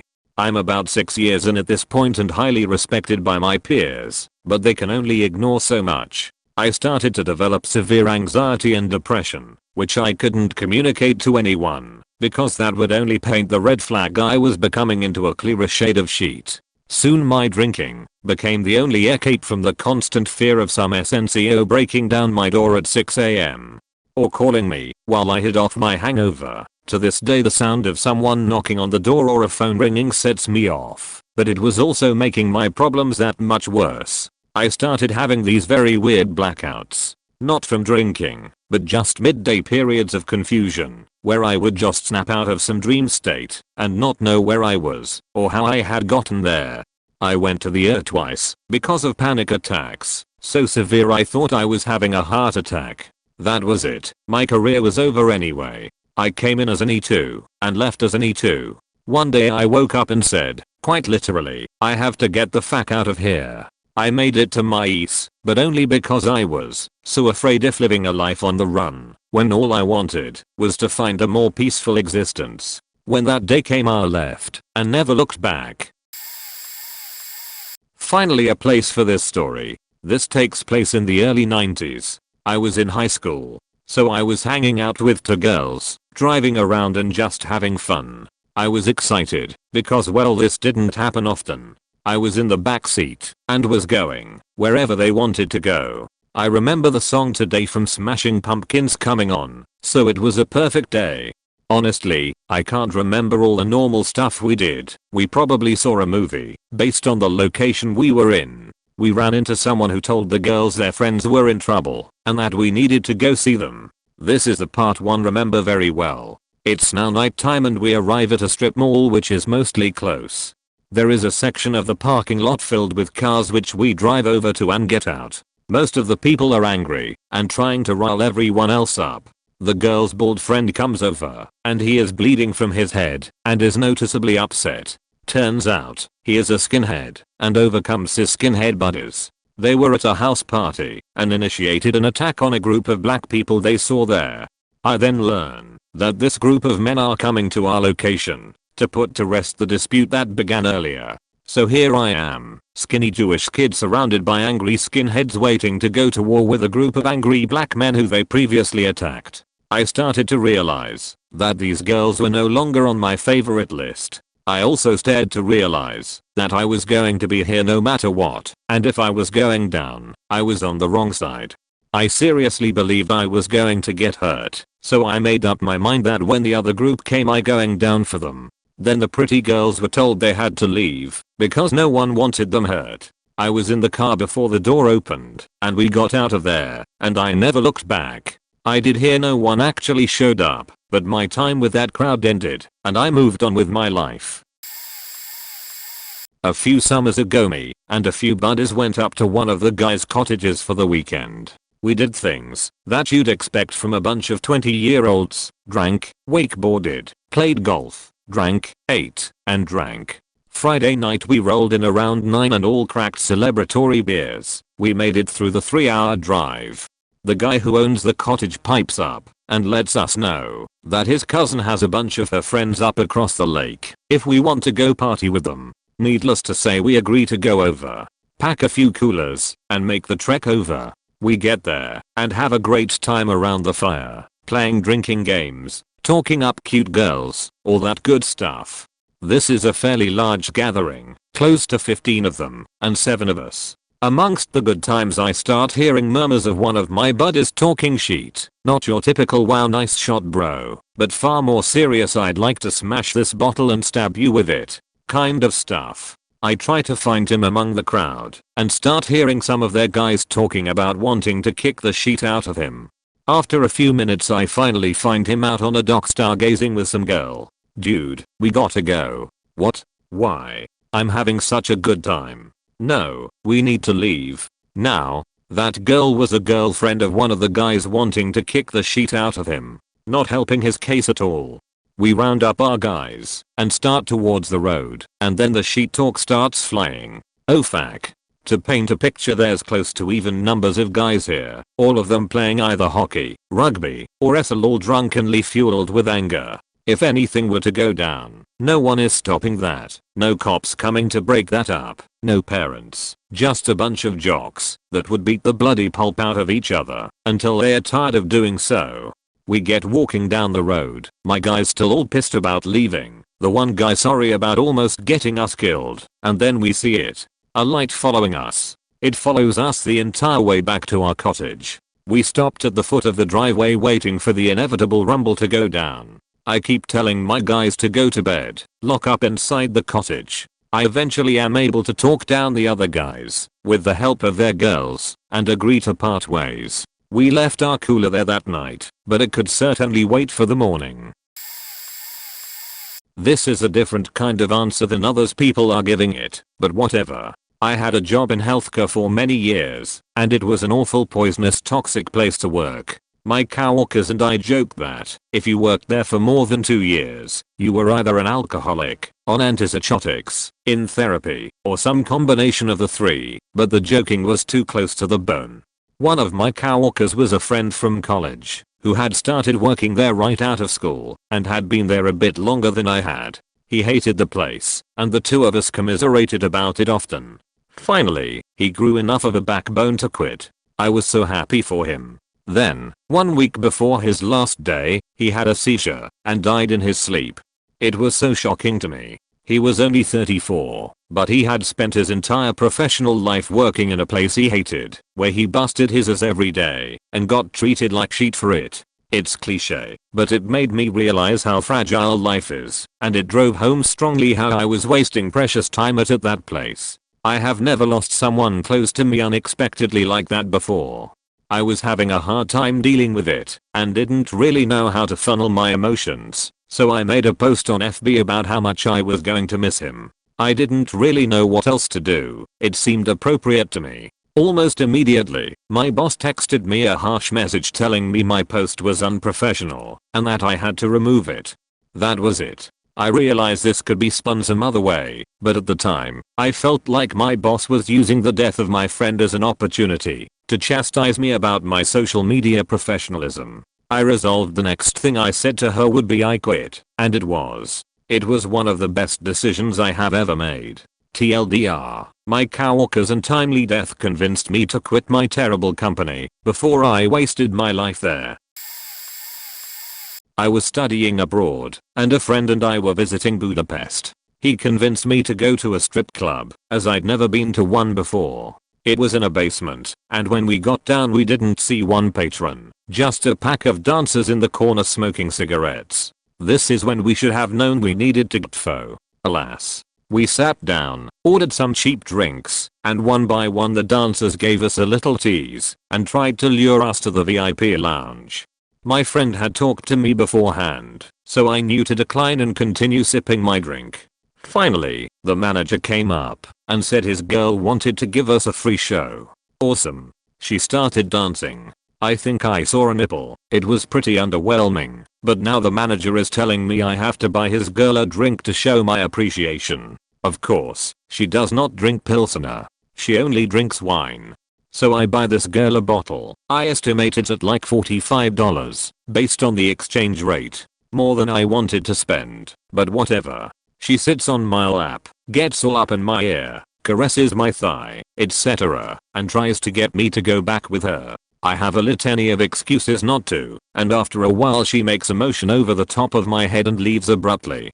The bill arrives. I do the math in my head, and it doesn't make sense. It looks like I owe more than $600, and my friend owes around $200. I ask the manager if I was missing a decimal or something, and he insists that it's correct. He flips to the front of the menu, where it says in 4 languages that if you don't spend a certain amount, a courtesy fee is applied.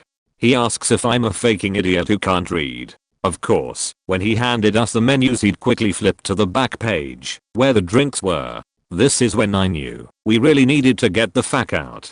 But it was way too late for that. Within a few minutes my friend is at the bar, telling the bartender that they can take him out back and kick the shit out of him, but he won't be paying $200. I have been surrounded by 3 very large Hungarian men and a pit bull of a woman, the owner, who to this day stands as the single most vicious piece of shit I have ever met. She screamed at me about how rude it was to decline to pay for services rendered, and how if I didn't have the cash they could escort me to an ATM to get it, or I could call my girlfriend in the US to have her wire it. I had made one up to try and avoid the VIP lounge. It was looking really bad. Finally, one of the men said that if I refused to pay, they would have no choice but to call the police. At this point, I was looking at getting the shit kicked out of me, losing $600, and or spending some time in a Hungarian prison. When he turned around to make the call, I decided the time had finally arrived to get the fuck out of there. I sprinted towards the exit and the entire place erupted into screams and chaos. If you remember, this place was in a basement, so I started taking stairs 2 or 3 at a time. I could hear the footsteps of the 3 men chasing me down. I heard the pit bull shouting in a language I didn't understand, but all I was thinking about was whether this door swung in or out. My friends and I had noticed that most doors in Eastern Europe swing in, which we thought was a pretty thoughtless fire hazard. I threw myself against the door because the guys were way too close to pull it in, and just prayed it was the only door in Eastern Europe that swung out. It was. I spilled out into the street and ran as fast and hard as I could. It wasn't very far because I was smoking cigarettes at the time, but it was good enough. You may remember my friend at the bar. Obviously I couldn't go back, so I just waited in the hostel lobby. I was in the middle of contemplating calling the police when he suddenly strutted through the front door with a huge grin on his face. Apparently, when I ran, the gig was up. Everyone knew it was a scam, and when I booked it everyone just broke down laughing, except the pit bull who was still furious, and they more or less let him leave. Later on, we looked online, and as it turns out, this establishment was a well-known Russian mafia operation, to be avoided at all costs. TLDR went to a Hungarian strip club run by the mob by accident, was extorted, escaped with life. In college. Friend calls and says, hey man, I'm at a party on South Street. He wants me to come and be his wingman. Tells me that a bunch of girls we know from this one sorority are there, and they're all in the background telling me to come over. From the sound of things, it was a pretty big party. But the girls were there, so I went, obviously. I get dropped off by the DD and have a 30 rack of Natty Light in hand. I approach the party and there are people faking everywhere.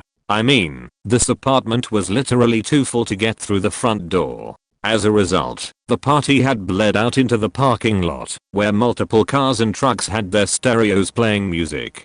Now, I just wanted to hang with my friends, but I couldn't even get inside. I call my buddy and ask if they wanted to come outside where it wasn't so crowded. He says, dude, we've been out front waiting on you this whole time. Which apartment building are you at? It was at this point I realized that I was dropped off on the opposite end of the street and that I knew exactly nobody here.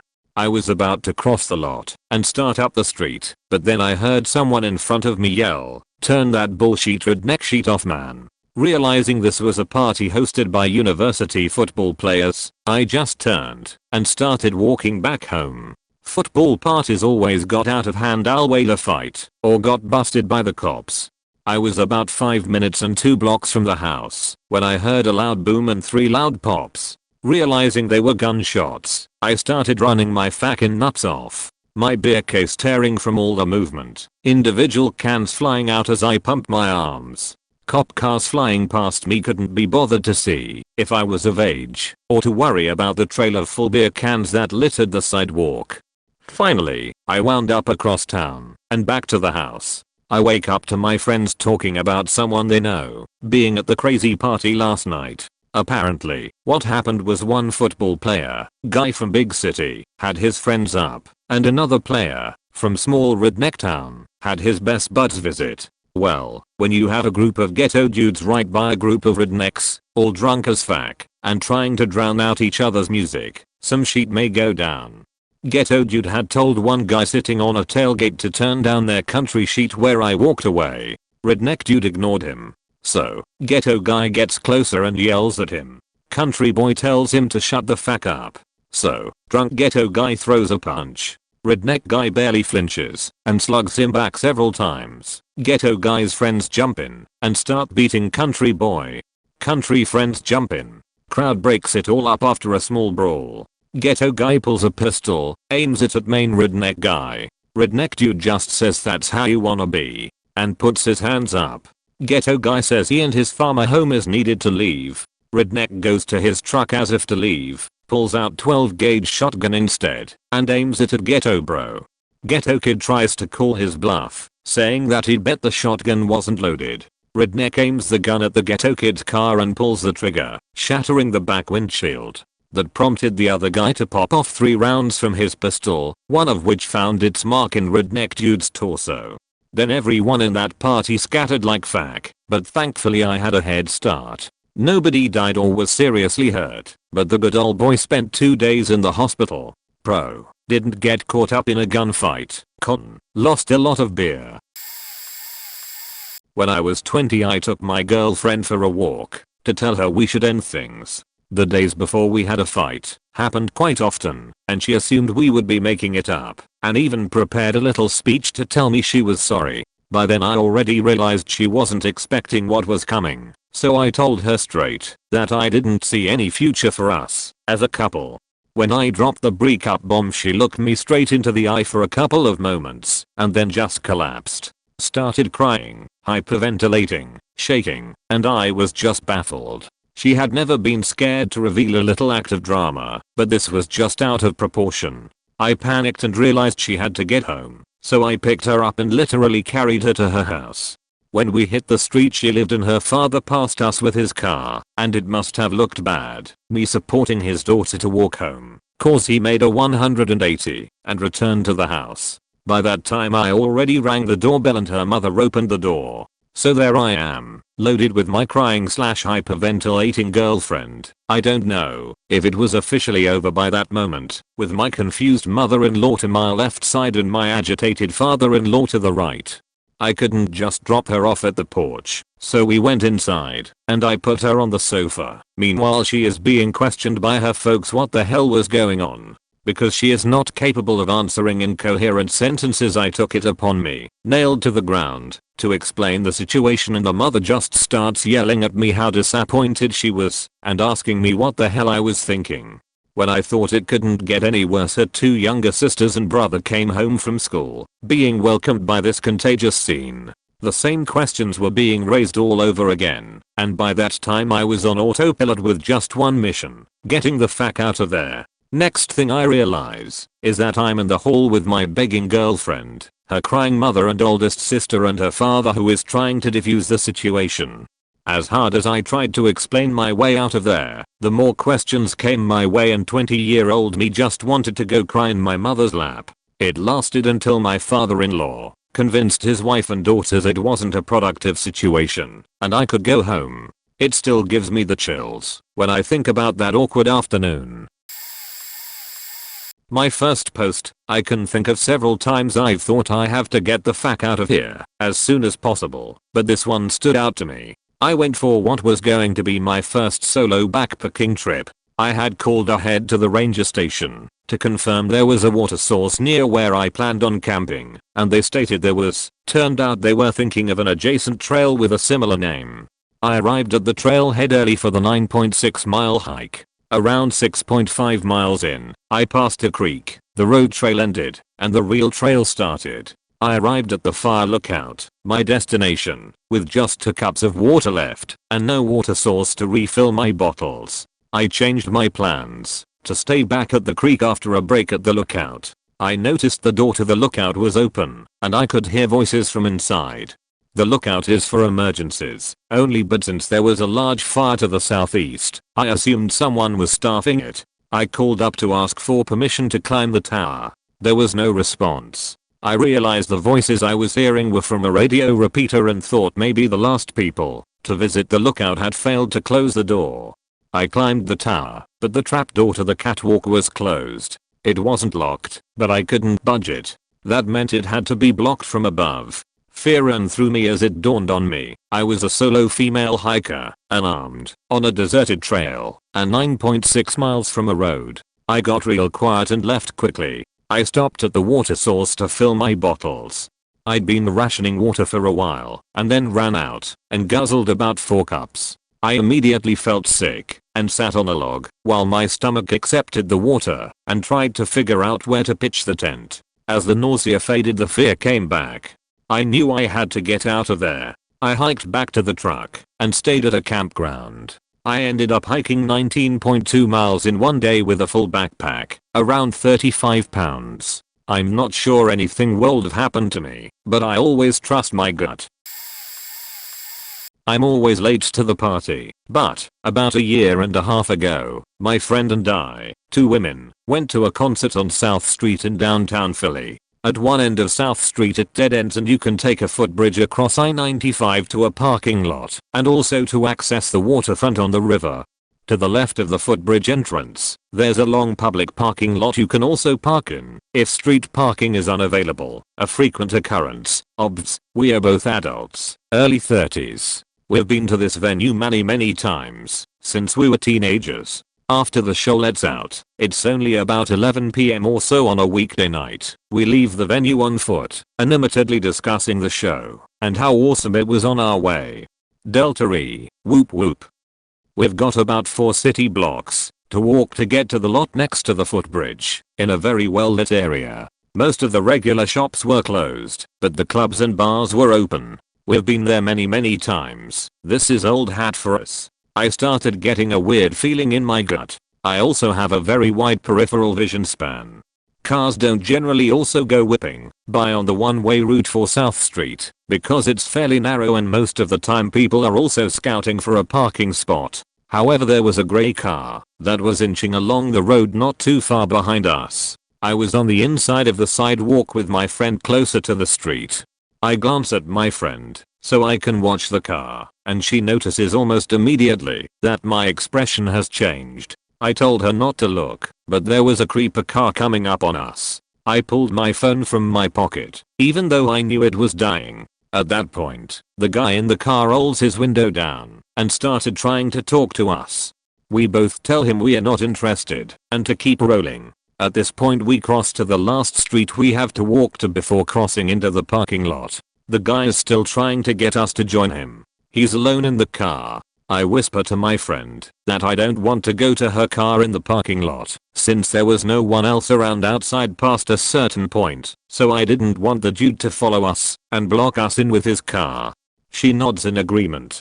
On the corner, before crossing to the parking lot, there is a bar. I stepped back from my friend. We had been telling this guy for a solid block and a half by this point to beat it, so I made sure my flash was on my camera and I took a picture of his license plate as I say, "Keep following us and I'm calling the cops to warn them about you."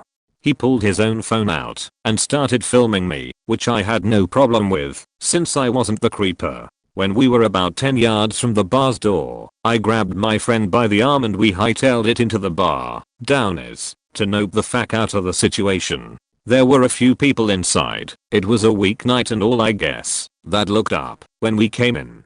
My phone battery died and I stowed it in my pocket. We immediately asked the bartender to use a phone and started to explain what was going on. As my friend is telling the bartender what happened, someone at the bar was like, "Oh, were you at the Delta show?" Because he was waiting for someone he had dropped off for the show. So while that conversation is happening, I look out the window and the dude in the car has pulled around the corner and parked in the space at the end of the block, the illegal space you're supposed to leave between the curb and the end of the block, haphazardly, and has jumped out of his car and is coming for the bar's entrance. I turned to face the door and backed up until my back hit my friend's arm and announced he was coming inside. The guy came in. He was a foreigner, but I don't know where he came from. I mention this only because he had a fairly thick accent and he was demanding that I erase the photos on my phone of him and his license plate. I flat out told him no, that we had called the cops and that I would give them every detail of what happened. The guy started saying he was a tourist and flipped out his phone, said he hadn't actually filmed me, and was showing me a gallery of photos which were almost all entirely photos of the skyscrapers of the city and nothing else. I just kept repeating that we called the cops, and as he kept getting closer I put my hands up and out in front of me and positioned myself so that if he stepped one more step closer to me, I could huck my heel around the back of his leg and push him by the chest as hard as possible to knock him away. At that point, two of the men near us at the bar, the ones who knew about the concert, stood up and cut in with some the lady said to leave them alone comments and basically forced the guy out of the bar for us. My heart was pounding so hard by then, I thought I might pass out. We watched through the window as the guy got into his car and left. We had not actually been able to call the police by then, but I wasn't above that bluff. 10 minutes after the creeper left, the two men that helped us walked us out. One stood on the corner by the bar and the other walked us to our car, just to make sure we got to it alright. We thanked them profusely, got into the car, and immediately left the parking lot. As soon as I plugged my phone in, when we got in the car I contacted the local precinct for the area to give them a non-emergency rundown of what happened and sent them the pictures so that they would be aware and could track any lurkers. My biggest fear, after we were safely in the car, was that he was going to get someone else, maybe younger girls, who were leaving the concert and still milling about South Street after we left. TLDR creeper followed us down South Street in a car after a concert. Wouldn't take no for an answer. Ducked into bar with my friend to avoid him following us to the car. Two guys stepped in when he followed us into the bar, but I was ready to throw down if necessary. If your gut tells you something's up, start looking for escape routes. 1997, California, El Nino. I used to live in a house down by the river, and my dad and I heard that Tuolumne was rising and wanted to see how high the river got. We had been in contact with our neighbors all night. Sometime between leaving the house and heading over, the levee had burst and all of the lowlands were filling with water. Between the house and the uplands was just about 3/4 of a mile. My dad and I saw the house, said wow the water is high, and left. As we were leaving down the dirt road we noticed water rushing across it. My dad floored it. We bounced through water and potholes in that 78 Chevy pickup and made it about 52-75 away from the hill to the uplands. When the truck died, my dad yelled bail out, and we started wading through the rising water. He grabbed my wrist with a death grip and we trudged through and got out of the water. I still remember almost losing a shoe the most.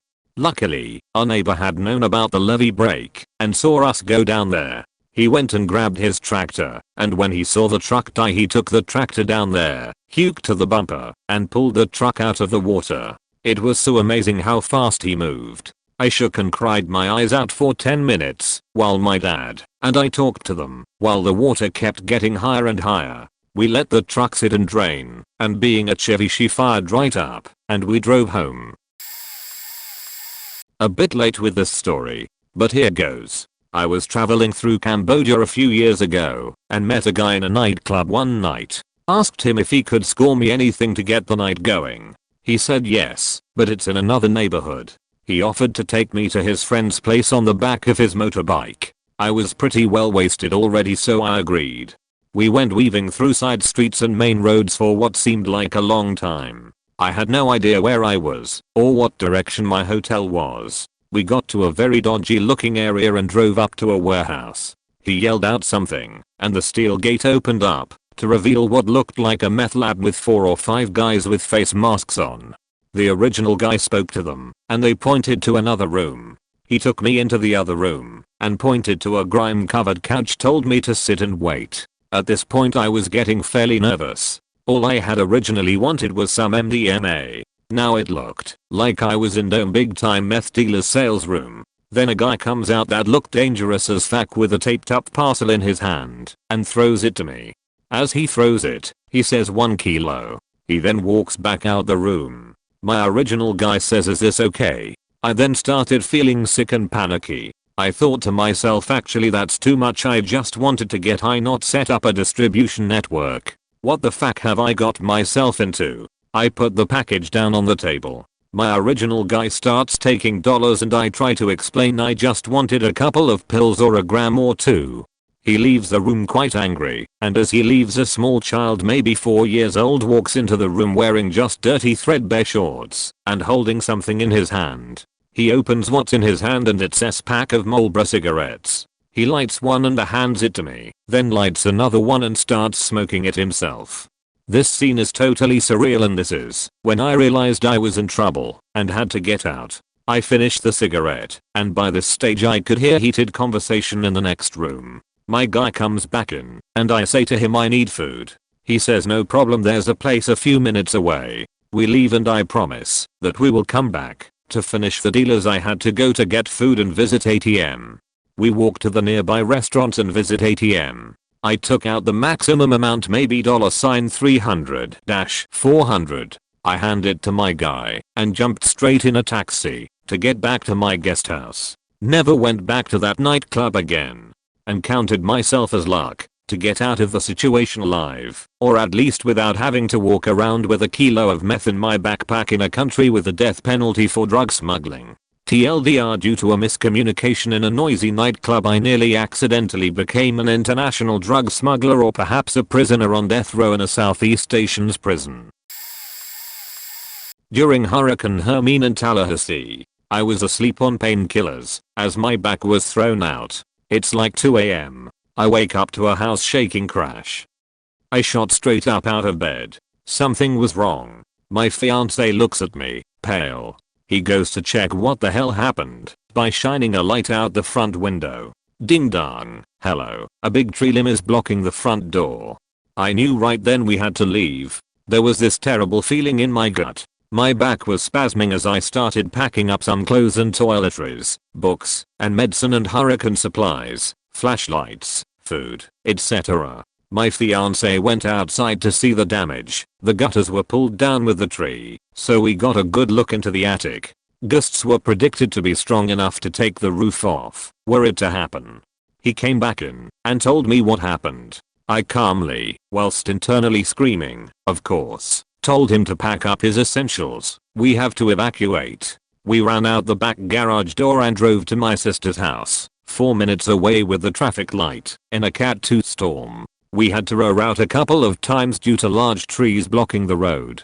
The next morning, we go to leave the complex because we need to know whether or not we are homeless. One of her neighbors stops us in our car to tell us we physically can't leave. I get out and walk to the entrance of the complex to see 2 downed power line/street light combos on either side of the driveway. Adrenaline kicks in and we walk toward our house before our good friend picked us up and drove us the rest of the way. Once home, we found that a large pine tree had gotten caught in a cyclone and slammed into the peak of the house, and that took a large oak limb down with it. Inside, there is water damage in the ceiling and walls. We called the rental company to inform them of what happened and that we needed a tarp as soon as possible. The internet and cell towers were down, and we didn't have power for 5 days, 3 of which were rainy as fuck. It took 3 days for them to take the tree off the house, and they didn't put a tarp up after they did. Suffice it to say, without a tarp, and with a big gaping hole in the roof, the ceiling collapsed in the dining room and the living room. We all livid at this point. We looked into the attic from the hole in the dining room, and saw that 2 support beams had broken, and sunlight shining in through a substantial crack in the roof. Our property manager kept eking us around. The contractors who had come out to us the damage said we needed a new roof, new floors, that 2/3 of the house had to be fixed. The manager of the property looked us dead in the eye and said the house was still habitable. We decided that, since the company had failed to maintain a habitable living situation, so much mold and fiberglass, we couldn't breathe. My fiance has a skin condition where he is allergic to everything, and I needed to be on bed rest. It was time to terminate the lease. We moved into a hotel and started packing our sheet with the company of very good friends, to the choir of power tools taking out walls and floors and ceilings. 3 months later, we are all moved into a way nicer house, with landlords that remind us of ourselves a couple decades from now. TLDR, had loud crash during a hurricane. Nope the fuck out, because our property managers thought we could live in a house with no roof point pics, or it didn't happen. I'm pretty late to the party, so I'll keep it short, but I have a good one. I used to work at a dry dock facility for huge ships. These dry docks are like 1,000 feet long and 200 feet wide. Usually there are 100 people on it at any given time. Ship's crew, laborers, welders, inspectors, etc. One day we're all loading onto a dry dock that was just loaded with 2 smaller ships, when I hear the sound of groaning steel. Abnormal but not noteworthy. Then a big crash and the steel floor bouncing, like it's a trampoline. Then churning water sounds. Some guy starts running to the gangway and I just instinctively follow him, full sprint. The dry dock was holding an icebreaker that was loaded the wrong way somehow and caused a ballast rupture. The entire thing sank within 10 minutes and anyone on it when it hit the water would have drowned for sure. A lot of equipment was lost that day. It took weeks to get the dry dock moved, and repairs took almost 4 years. It's back in use now. Almost 100 men could have died when it sank. If it wasn't for that first guy who noped the fuck out I probably wouldn't have started running. Strange noises and crashing sounds are normal in ship repair. The bouncing floor didn't seem strange either. Maybe the crane operator made an error lowering a generator and it hit the ballast wall or something. Lot of different crews. Little communication between different firms. Etc. Shit happens. You can't be a bussy in the port. That guy could have been running for any reason. But when I saw him start running, something told me to drop what I'm doing and run. That led to a chain reaction of nopotherapeutic and everyone bailed. Not a single man was injured. I honestly don't believe in miracles, but that is exactly what it was. It was a miracle nobody was killed or injured. We had no idea it was sinking. It happened so fast faking crazy. I get chills thinking about it still. People in my life who have heard that story always make me tell it at parties or over drinks. It's a cool story I imagine, but it's not cool when you're the one recalling the day you could have drowned at work. I was 10 years old and my parents had flown to another country to help a family member become a US citizen at his request. They reluctantly left me and my siblings in the care of some family friends so that they could go over there to help him and sponsor him. It took a month of working with the embassy day in and day out, not even time to sightsee or vacation while they were there, to get him through the process. A few months later, when he finally came to the US, he had very little money, so my family let him live with us until he could find a job and get back on his feet. He helped my dad around the house as a way to pay us back, but to be honest he wasn't very helpful. One night, I was in the living room watching TV and he came to join me. I had my legs up on the couch and he started to rub them. Next thing I know, they began to travel to places they shouldn't be. I was paralyzed with fear, especially growing up with an ingrained respect for my elders, not to mention being an awkward and timid girl to begin with, in the middle of puberty, no less. I didn't know what to do. Everything in my head screamed that I needed to get out of there right now. I don't even know how I mustered the strength to, but I got up and went straight to my room. I didn't sleep that night, or very well for the next few weeks, staring at the door worrying that one night he might come in, and I wouldn't know until it was too late. He never did, and a few weeks later he moved out of my house. To this day, I haven't told my parents, because I know they'd go ballistic if they knew. Especially my father after all of the sacrifice that he made for him. I know he would go to the ends of the earth to protect me, and I love him too much to tell him and put him through that. But this hands down has been the biggest moment in my life thus far where I needed to GTFO. I'm a bit late to the party, but I never turned down a chance to share the story of the old pill man. This even really kind of sketched me out at the time, but in retrospect, is both a bit funny and also a little sad. I took my grandma to go shopping. She didn't have a car at the time. While she was doing said shopping, I sat down in the McDonald's in the Walmart and had a burger. I was sitting at a table alone, silently eating my burger, when out of the blue an old man comes up rather quickly and sits down right across from me without saying a word. He introduces himself. I do the same, a bit bewildered. He looked like a normal old man. Whiskey white hair, mustache, one of those flat golfing caps, old man pants, the works. He then asks me, plain as day, if I have ever been prescribed prescription painkillers. I had, recently for a root canal, but I said no. He then asked me if I wanted any. He informed that he was man who made pain go away. To which I nodded in an understanding manner. I told him I wasn't interested. Suddenly, he started talking about his pie. He had 2 of those McDonald's pies. He ate one and then informed me that President Barack Obama had given him a mission that very morning, in person. This mission, which he obviously chose to accept, was to give me the other pie. And he did so. It was very important that I ate this pie, because if I didn't, they would know, and an attack helicopter would be on my tail in no time. I thanked him, took the pie, and made my exit. When I got to the trash can, another man approached me. He asked if that guy had offered me pills or a pie. I told him both had happened. He said the old man had some the same to himself few days ago. The old pill man basically every time I go to Walmart, waking around different areas. He must be making a killing. P.S. I did not eat the pie. Decided to take a job at a pain center. The job description ended up being different from my professional skill set, but the money and hours seemed good. Well, during the interview and subsequent days of training, I started getting a bad feeling. First, the doctor running the place is an avid Trump supporter, not too unusual. This was the Deep South. Then I noticed things all over the office. Like in the lobby, there's a sign that says sorry for all the paperwork. Blame the government. Okay, that's odd. Then I saw the sign posted inside one of the exam rooms, going on about how, if the pain medicine benefits you, mention it because the government, in their infinite wisdom, is trying to take it away. Though I doubt this applies to members of Congress, their families, etc. During the times where I was in the exam room taking doctor's notes, he mentioned how the D made an official recommendation trying to limit prescription of pain medication. And he said this to every single patient. You could tell he wasn't a fan of Obama. Also, only 3 of the 4 exam rooms were ever in use.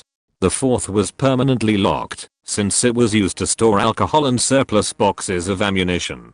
Then there was the prospect that I would be regularly doing drug screenings on the patients, who may or may not test positive for cocaine or opiates or other illicit substances. I seldom get a gut feeling, but I had one hard.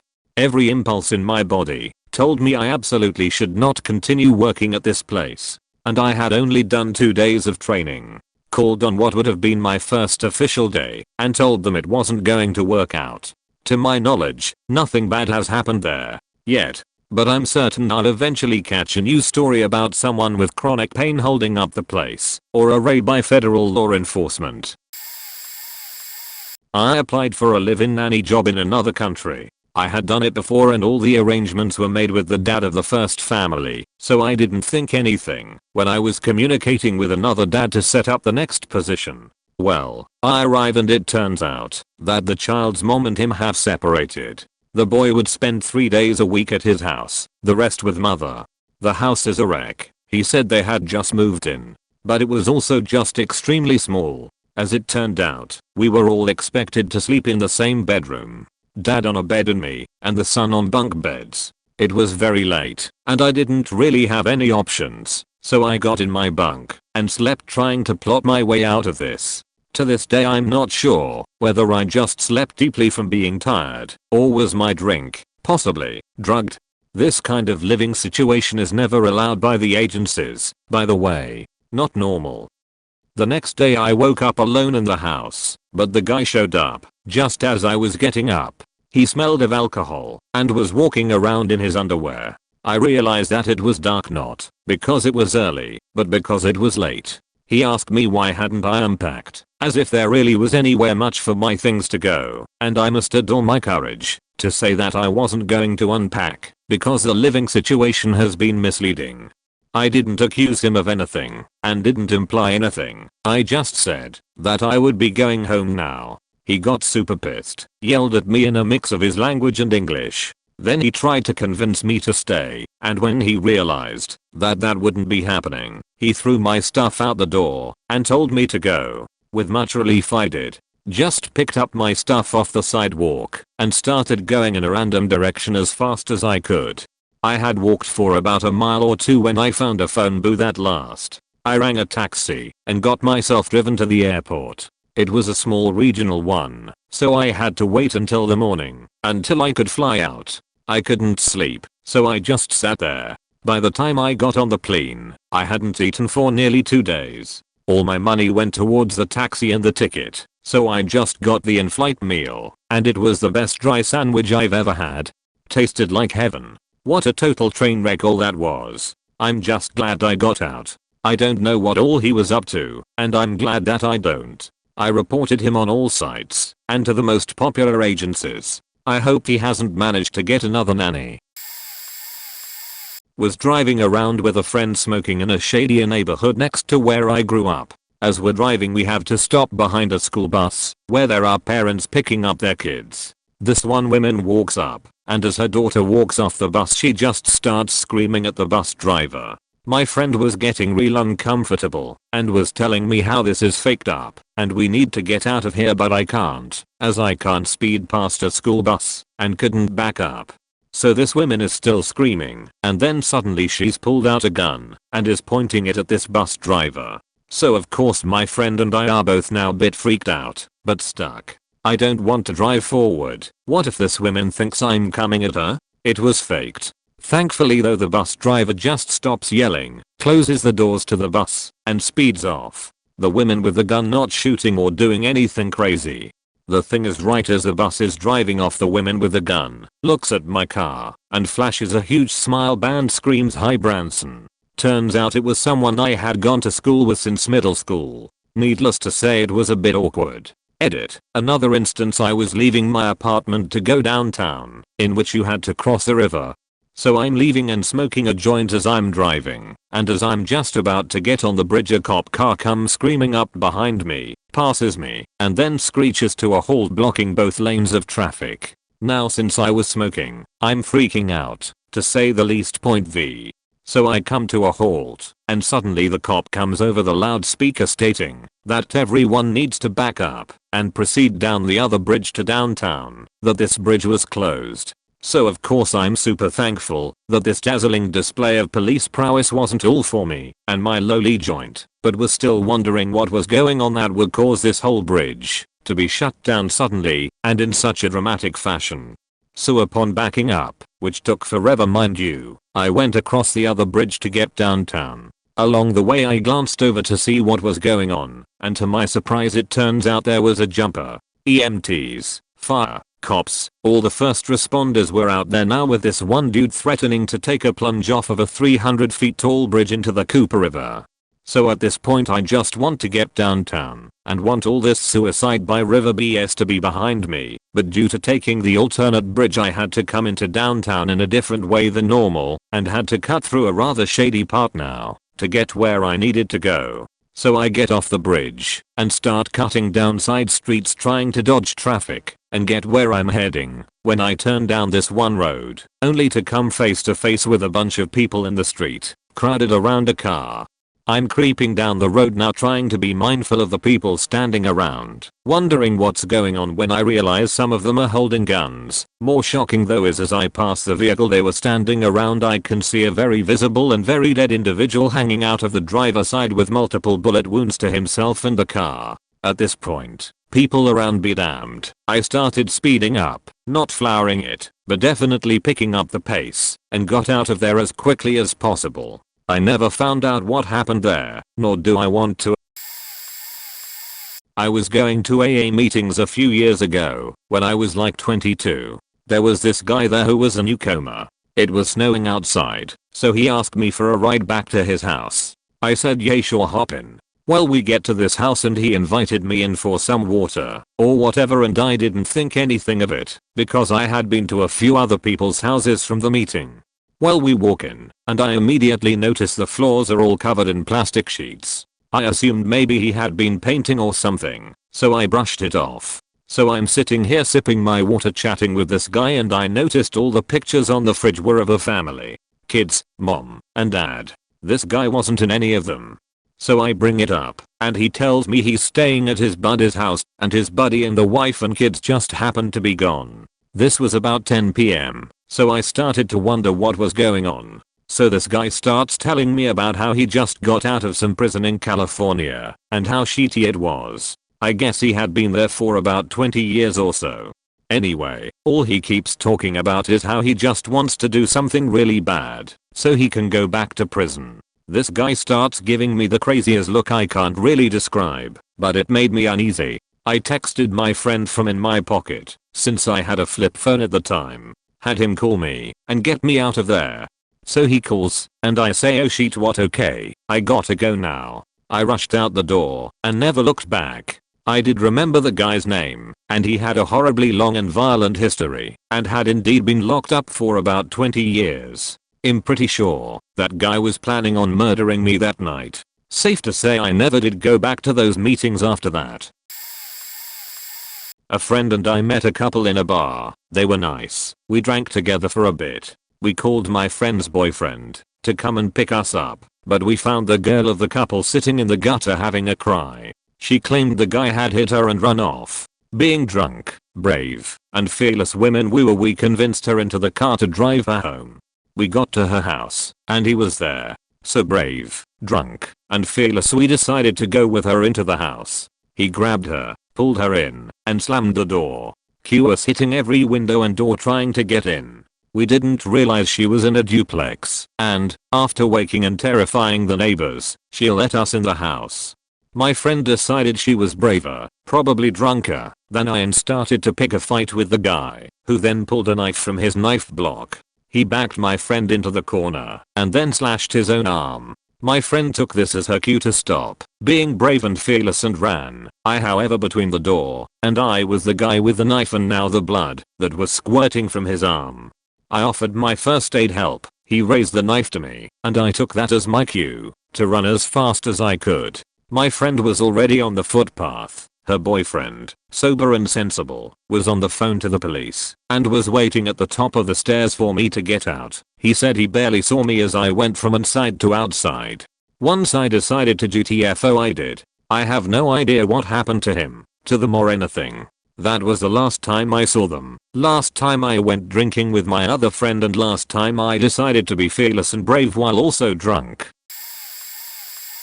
So I worked on a cattle station in Bumfuck, Australia. It was 100 kilometers to the nearest pub and 400 kilometers to the nearest nightlife. My boss had a mate helping out, who we will call Q, and in return I got to help out on his mate's farm, which was another hour away. So we arrive at the Q's place and he says that we have to go to his neighbor's place and get his phone. I'm thinking, cool, what a nice bloke lending his neighbor his phone.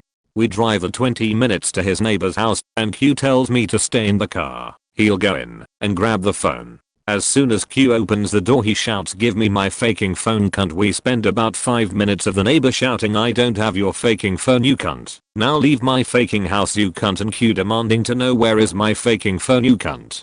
Then I hear a woman scream, a door slam and the sound of the two guys fighting. This only lasts a couple of minutes, and Q comes out with his phone and says, "Take this, or you should have seen the blood coming out of him." And as he's saying this, Q gives me a friendly fist bump to the chest which transfers the neighbor's blood to my shirt. Great. As we are driving back to Q's place, he goes, "So we are not going to sleep at my place tonight. It's probably safer if we sleep on the old airstrip as old mate there has a gun." Fact that. Fortunately he called my boss, and he said something along the lines of, "Hell no, Pulley 89, and you are driving back to my place and sleeping here." So Q and I drove back, which is another story in itself, and bumped into my boss, who upon seeing me went, "Welcome to Bumpfuck Australia." As a teenager I saw myself as a bit of a player, but more importantly a complete numbskull, as I thought I could date 2 women at the same time. This went along great for a while, and I continued having a great time sexually. The important numbskull part was that I was fully aware that they lived together and thought they wouldn't ever talk about the guy they were hooking up with. One day one invited me over for dinner, and I of course let my other head do the thinking for me and attended. After macking out at her apartment door I was invited in, but found the table set for 3. I'll never ever forget that absolute sinking feeling as the other lady came out of the bedroom to join us. Absolutely speechless, but still being Mr. Coolio, I offered that I forgot a bottle of wine in my car. Left and never went back. Still my stupidity continued to flow, and a few weeks later, with my little buddy doing the thinking for me again, I selected the best one and dropped her some flowers. She wasn't home, so I left them on her doormat. A few days went by without receiving the intended response. Getting boinked, I phoned her. I asked if she got the flowers I sent her. She flew into rage and said those flowers were from her old boyfriend. He obviously arrived after I dropped off the flowers, jettisoned my card, and used them as a tool for his own makeupsech. Guy was a genius. So it's been 43 years, and thinking about that dinner date still breaks me into a cold sweat. Please, ladies, please be reading this. Free me from my eternal embarrassment as I offer a heartfelt apology for being a complete ass. When I was first starting to get into urban exploration 4 years ago, I really didn't know much aside from using common sense. There was a small, abandoned rehab hospital near my house at the time, and my hometown never had many good abandoned spots, so this was my go-to spot during the summer. The first visit was fun. Nothing weird or abnormal, just generally creepiness. The second time was more of the same, but the third time was when it was pretty terrifying. Anyone who's done urbex more than a few times can attest to some explores just feeling off. You never really know what it is, but something in the atmosphere doesn't feel right. Well, that night, I had a very uneasy feeling, but went ahead with my friends. We are about 30 minutes into exploring the place, which, keep in mind, I had practically memorized by now, when we decide to go up to the top floor. As we are walking up the steps, I got a very strange feeling and told one of my friends. I stayed behind the rest of them and cautiously looked in the doors we passed in the hallway. Within about 20 seconds of us looking around, we hear someone grumbling down a corridor to the left and what sounded like a bag of some sort dragging against the ground. It got closer, slowly, and we agreed to get the hell out of there. We ran down the steps pretty loudly and ran to a shadowed part of the hospital which was directly underneath where we just were. As we catch our breath, we look up and see someone shining a very bright flashlight in each of the rooms like a madman. It sounds stupid, but the way this person was going through the rooms was terrifying. We could hear him too, since the windows were busted out, and he was like grunting very loudly, like he was saying something. It was scary at the time, but I'm more than sure it was just a homeless guy thinking we were trying to steal his stuff or something. Still, it's terrifying. Funnily enough, my friend, whose first time it was exploring, dropped his knife in the hallway where the man was and almost ran back inside to get it, and we had to physically stop him from going back in. What gets me though is how that's still the only time in my 4 years of exploring that I've run into someone up to no good. I'd like to keep it that way. I was introduced to a girl through a friend of mine. We started talking online and moved over to talking on the phone pretty quick. Next week, we're on a date at a diner. Everything is going really well. She's this 5'0" petite punk rock girl with black dreads, blue eyes and freckles. She's unapologetic, a little crass, but funny and smart. We talk for hours, until she resigns for the evening, since she has work early in the morning. I offer to drop her off. We get to her place, where I'm a little unfamiliar. The city train line ends a block away. This isn't my usual hood, but it's a nice residential spot with a big mall across the way. We pull up to her complex, and she invites me in. Wheels are spinning in my head. This is a sign to a good start.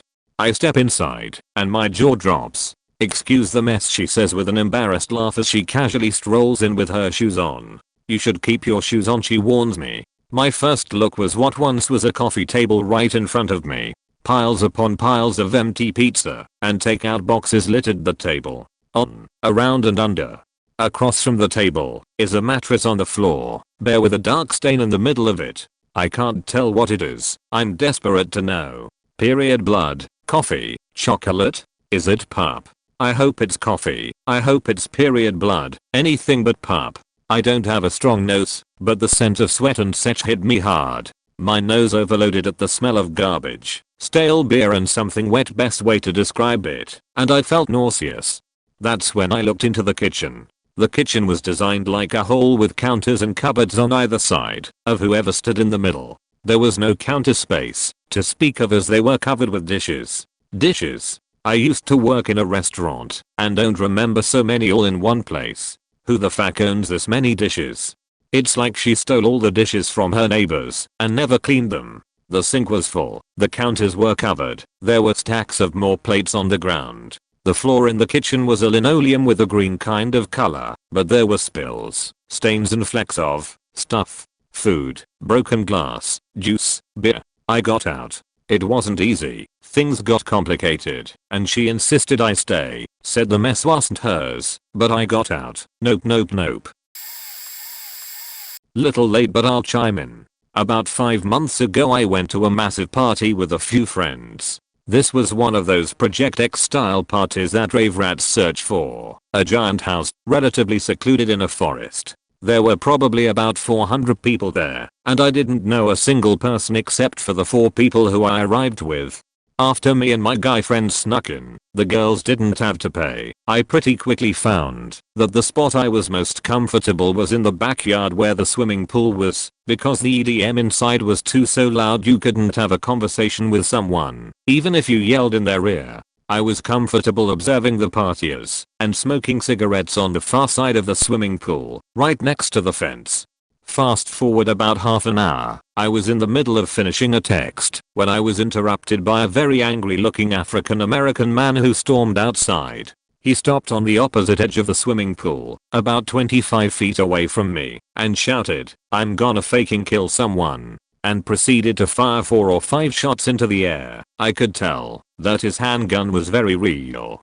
Everybody in the backyard, about 40 or 50 people, cleared out so faking fast it was like they were running from ISIS. For some reason I didn't feel the situation worthy of total panic. This guy's just angry, I thought. There's no way he'd actually shoot someone. In hindsight I'm rather surprised I didn't run for my life right then. But then, as everyone was running around and in front of me, I saw him point the gun directly in my direction. That was when I realized that this was real. My reaction though was still rather conservative. I simply reached to my side to pick up my backpack and made my way to the fence, which I was lucky enough to be close to. Those moments where I was pacing to cover were the ones where my mind started racing. What's gonna happen if I get shot? Is this how I'm gonna die? I wasn't scared exactly. I just knew that this was faking nuts. I heard a couple more shots after I made it to cover. One of them was followed by a blood-curdling scream from a woman. It was harrowing, sounding as if she just watched someone get killed right in front of her. I waited for a couple more minutes by some bushes and then made what could have been a stupid decision. If the situation had been worse, I simply walked back through the house, taking the most obvious and convenient route, as if nothing had happened. It was barren. Not a single soul out of the hundreds that were there minutes ago was inside that place. It wasn't until I got out onto the path that I called my friends who were already waiting at the car. The mood was similar to the one inside as people made their way to their vehicles. The traffic was a nightmare. About halfway to my friends, a single file line of about 7 police cars and an ambulance came down, and everybody let them through and pointed them to the house. I heard that 2 people got killed, but I never saw anything on the news or online, so I have my doubts. I certainly should follow up with the local police department though, just for closure. TLDR, went to a massive party at a house in the woods. Some angry man burst outside in a rage, shouting about killing someone. Proceeded to fire his gun into the air about 25 feet in front of me, then pointed it in my direction. Quite frightening. This happened about 5 years ago. My girlfriend at the time had been on vacation abroad for a week, and I borrowed my dad's car to pick her up from the airport. When we met up there, it turned out that she had promised 2 people she had met on the trip that I would give them a lift home too. One of them lived pretty much on the way, the other one across town. I agreed to take them, since I didn't want to turn them away to their faces. If she had asked me in advance, I probably would have said no. It was an hour's extra drive at least, and it was already late at night. My girlfriend and I finally got home to the apartment we shared at the time, and I started fixing us dinner. She immediately started commenting on my manner of cooking, and I asked her as politely as I could to just let me do it and to relax after her trip. Instead, she started going through the kitchen cabinets and found a jar of something she didn't recognize. I don't remember what it was. She asked me about it, and I explained that I had had a female friend of many years over for dinner a few days earlier. At this time, around midnight, after I had picked her up from the airport, while I was cooking her dinner, she chose to start a fight about me not calling her across the world to ask if it was okay to invite a friend home for dinner. I went into the bathroom, where I had a long, hard think. Then I returned to the kitchen and calmly announced that I was leaving her. I packed a few things into a bag, put my jacket on, and went to the closest bus station. I had just ended a 4-year relationship and made myself homeless in one single night. It had been a long time coming, but this instant was when I lost faith in us ever being able to go on together. 5 months later, after staying with my parents again at age 29, I got my own apartment, and a year after that I met my present girlfriend. I also got my first proper job that year. Looking back, walking out that night was one of the most important decisions of my life. A guy started following me one night when I was walking home, broke, during a public transport strike in London. I'm a well-built male, about 6 feet 3 inches, about 225 pounds. This guy was about my height and in a tracksuit, and he spotted me walk into a dead-end street and retraced my steps. So he knew I wasn't from that part of town and that I was lost. It was dark and pretty late, and I feel like a fool now, but I didn't have much of a choice. I had about £10 to last me for the rest of the week. I was a student. There were no other realistic transport options, and I could see the Gherkin building in the distance. I just had to get to that, and I'd be able to figure out the rest of the way back. I clocked this guy walking a ways behind me as I passed through some sort of well-lit, but very quiet financial/business area on the banks of the Thames. Feeling nervous, I stepped into the shelter of a well-lit building where the desk security guard could see me and pretended to use my phone. The guy walked past me and turned up a street that I wasn't intending to take. Happy days, right? No. When I resumed my journey, it involved passing that street opening, and moments after I did so, the guy reappeared. All he'd done when he walked up that street was to wait, out of sight, for me to walk past, and he resumed following me. I walked a little quicker, so did he. I walked quicker still, so did he. Something nasty was going to go down whenever he chose it to, and he likely had a weapon because he was cheerfully going to tangle with a big guy, so he must have had something up his sleeve. There was a left-hand curve in the pavement ahead, next to a high wall, so I walked quicker, and as soon as I was out of his sight temporarily I sprinted away, reached a crossroads where numerous taxis were coming and going, and flagged down a black cab that was passing. I had time to get in and hunker down out of sight. The cab, incidentally, had to turn and go back down part of the street I had just run up to begin its journey to the Gherkin building, and I was able to see the man who had followed me once again. He had reached the crossroads and was looking about with a bemused, "Where did he go?" look on his face. I had to spend most of my week's budget just to get to Mile End Road, and even then I had to walk the last mile or so to my halls. Did not regret losing a penny of that money. I dodged a major bullet that night. I would hate to think what would have gone down if the guy had reached me. Big London guy in a tracksuit. Let's not meet.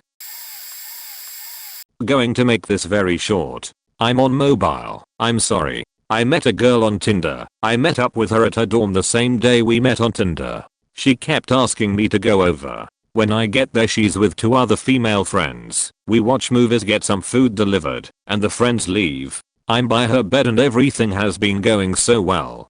She then asks me to go with her to a meeting she needs to be at. At this time it's about 2 AM. I go with her, and she brings me to a meeting room in the campus, and there's 4 other guys and a girl. They all start talking to me and being really nice. One of them has a laptop out with some notepads out. They bust out with some pyramid scheme sheet to make me get into it. I owned several business at the time, and this girl I met got that out of me.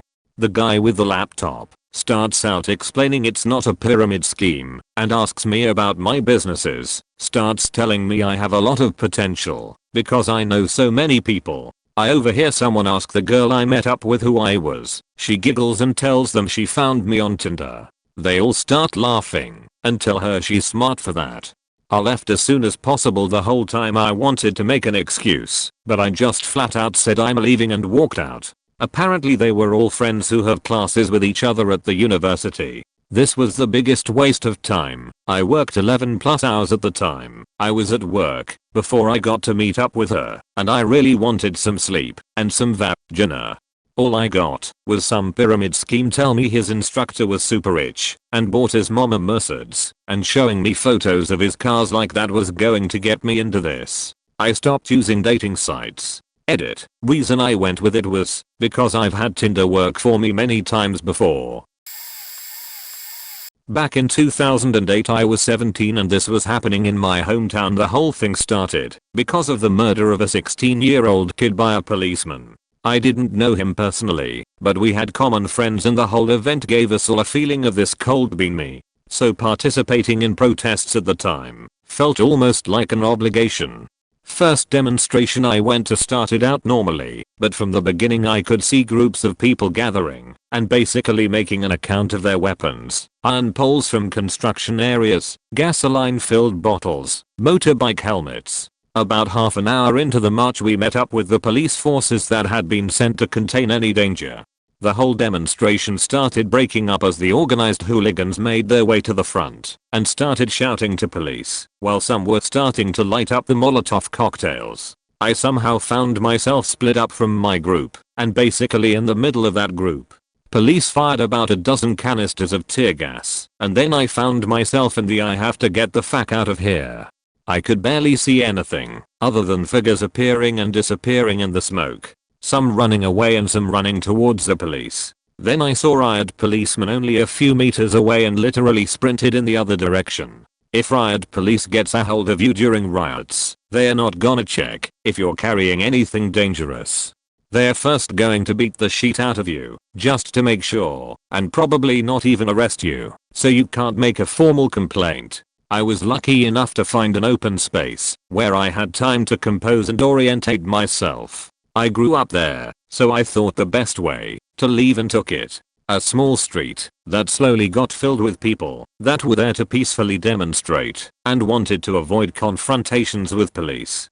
That day completely changed my opinion on demonstrating, specifically back in Greece. I always thought of the police as the evil guys who were opposed by the courageous anarchist groups. But in fact these groups are just there for the violence. The same people that were fighting police in the memory of the dead kid will also probably be found in sporting events, prepared for war again just against a different enemy.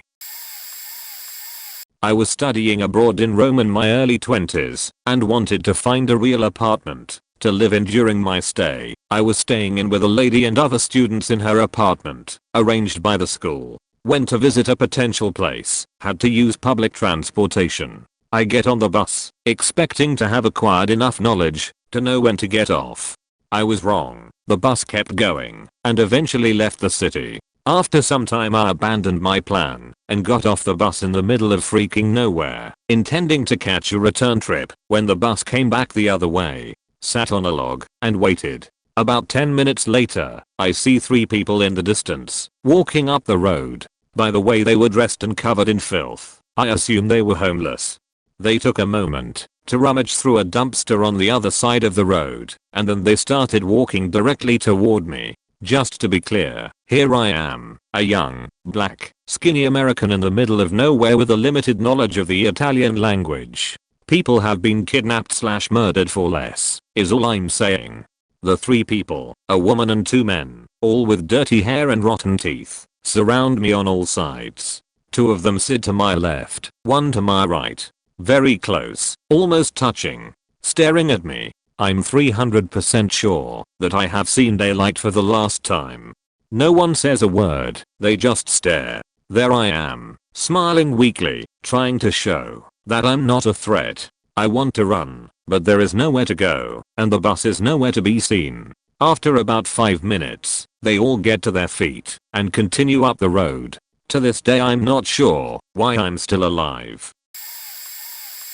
Many years ago, back when I was a young 20-something and serving in the Royal Navy, I picked up a girl in a club, I'll call her Kelly, and she invited me back to her flat. One thing led to another, and we ended up in her bed getting down and dirty, but not before she had made a point of locking the front door.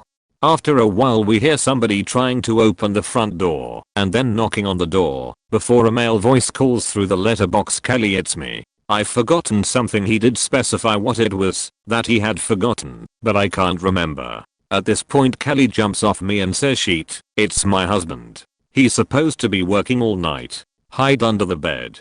The bed was a high wooden bed with lots of space below it, so stark bollock naked I threw myself under it, lay there, while Kelly went to answer the door. From my position under the bed I could see his combat boots enter the room and the bottom of his camouflage uniform as he opened his wardrobe to retrieve whatever item it was that he had forgotten. I shifted my head slightly to get a better look at the guy and nearly shit myself when I realized that the guy was not only huge, but also a Green Beret, Royal Marine. I also suddenly remembered that my clothes were in a pile in the corner of the room. If he spotted them there was a high probability of being caught, and that meant that I may have to fight my way out of the situation naked, or make a run for the front door, leaving my clothes behind. Luckily he didn't spot the clothes, and as soon as he retrieved the item that he was looking for he kissed his wife goodbye and left. I overheard him say something about her being naked under her dressing gown, and how she should stay like that for when he gets back in the morning. As soon as the door was closed and locked again, Kelly appeared in the doorway, having discarded her dressing gown, and said, "Now where was we?" I, however, was getting dressed and preparing to duty F out of there. Spring break 2012 in South Padre. I made the trip down from college with my best friend, but we shared a condo with some people we knew back from our hometown. Well, 3 dudes we actually knew. They were a year older than us, and we had hung out plenty before, when we still lived in the same town. They brought this girl with them. Neither me or my best friend knew her, but she seemed cool enough when we first met up with everyone at the condo. First day went fine, your normal drunken spring break shenanigans. We all go out to a club that night. Me and my best friend left a little earlier than everyone else to get high instead. We are just smoking weed and relaxing in the condo's living room when one of our other friends and the girl they brought crashed through the door screaming at each other. I don't even remember what they were fighting about initially, but it turned into full-blown burn every bridge down personal insults. It was kind of entertaining just sitting there smoking a joint with my best friend on the couch after a long first day of spring break watching this meltdown, until the guy called her a ghetto nigger dyke. She was a black lesbian, and she went for a butcher's knife in the kitchen. That was the oh shit moment where me and my friend jumped up to get the fuck out of Dodge, and right when one of our other friends showed up, the racist friend from before stood his ground as she stomped up and postured with the knife. The dude who just showed up actually got between them and talked the knife away from her while me and my best friend are stoned as shit watching through the glass from the balcony whispering about what a bummer a shanking would be on the first day of spring break. The two were fine the next day, apparently getting drunk and coming to blows is a normal thing for them and no one warned us. College was fun. I used to live in a crappy apartment building with my now ex-boyfriend. Most of the people who lived there were kind of sketchy.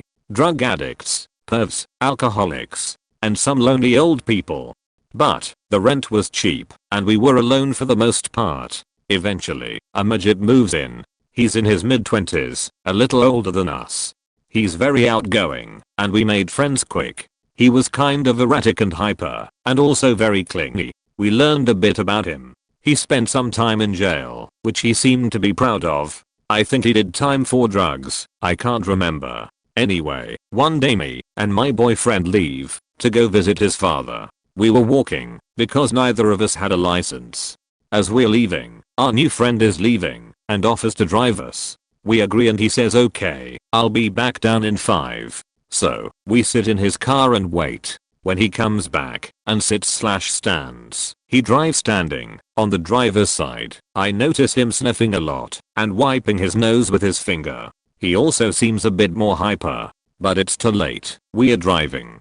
And rather recklessly, I'm thinking, this is it. I'm gonna die. He stops at a gas station, nose still sniffing. He gets out, and I look at my boyfriend and say, did he just snort something? He thinks the same as me. Before we can try to hatch an escape plan, we see him running away from the gas station attendant with a wad of cash in his hands. Now I'm thinking, well I'll survive, but I'll go to prison as an accessory. I panic and try to figure out what to do. Do I get out and run? Do I stop him? Before I can decide, he stops, laughing, and hands the money back. Turns out, they're friends. He gets back in, drives us to our destination. I'm happy it's over, expert. It's not. He sits with us there in the car for what must grease been close to an hour telling us all about his life. I think I remember him crying a little bit at one point. I wish I could remember anything he had said, but I just wanted out, and that's all I really remember. TLDR, made friends with new neighbor. He snorted something before driving me somewhere, pretended to rob a gas station, told me his life story. I guess most recent one was in Krakow, Poland. Was walking down a main road when my friends and I saw a Harry Potter look-alike. Guy had on a black robe, garnet and gold scarf, and glasses, etc. There was a broom up against a wall with the words leaky cauldron we invite you to new magic coffee, butterbeer, % free, pumpkin juice espresso patronum and many more magic delicacy on it. My friends and I are huge Potterheads, so we walk up to the guy handing out flyers and say where is this place. He doesn't speak good English, but can see we are interested. So he points to an alleyway behind him. Now Krakow is a very old city, and this alley is enclosed between two buildings. There's construction going on between the two buildings. Very bad low lighting. It has a very rappy vibe. So the guy points down the alley and proceeds to follow us, not lead, but you know, block the exit in case we happen to be walking towards men with burlap sacks. He doesn't want us to run back out. So we are walking down this alley, and the friends in the front of the group are very cautious, while the girl closest to me starts freaking out hardcore. She says it's okay guys, I'm just going to go back to find our other friends and tries to push past me. I look behind me, and Harry Potter is fumbling around in his cloak, you know, like he's getting his gun out. Then all of a sudden the people up front go, oh my god guys, you have to see this. The girl pushing past me starts to waver, and we keep going toward the leaky cauldron. We start going down the stairs and the first thing we see is a Dementor mannequin meant to scare you. Turns out it's a below ground, B-rated, off-brand magic cafe. They have various LOTR and Harry Potter drinks, lots of D&D pictures on the walls, and the like all over the place.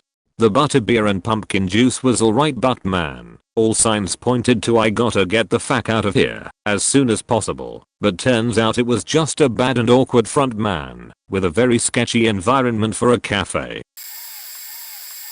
My first date. It ends with violent animal death. But here's the full story. I agreed to go to a movie with this girl from work, who I really wasn't all that into. I was 16 at the time, and we both worked at the local supermarket. Anyway, we agree to meet at the mall at X time. I'm sitting in the lobby of the mall, and she's running 10 or so minutes late.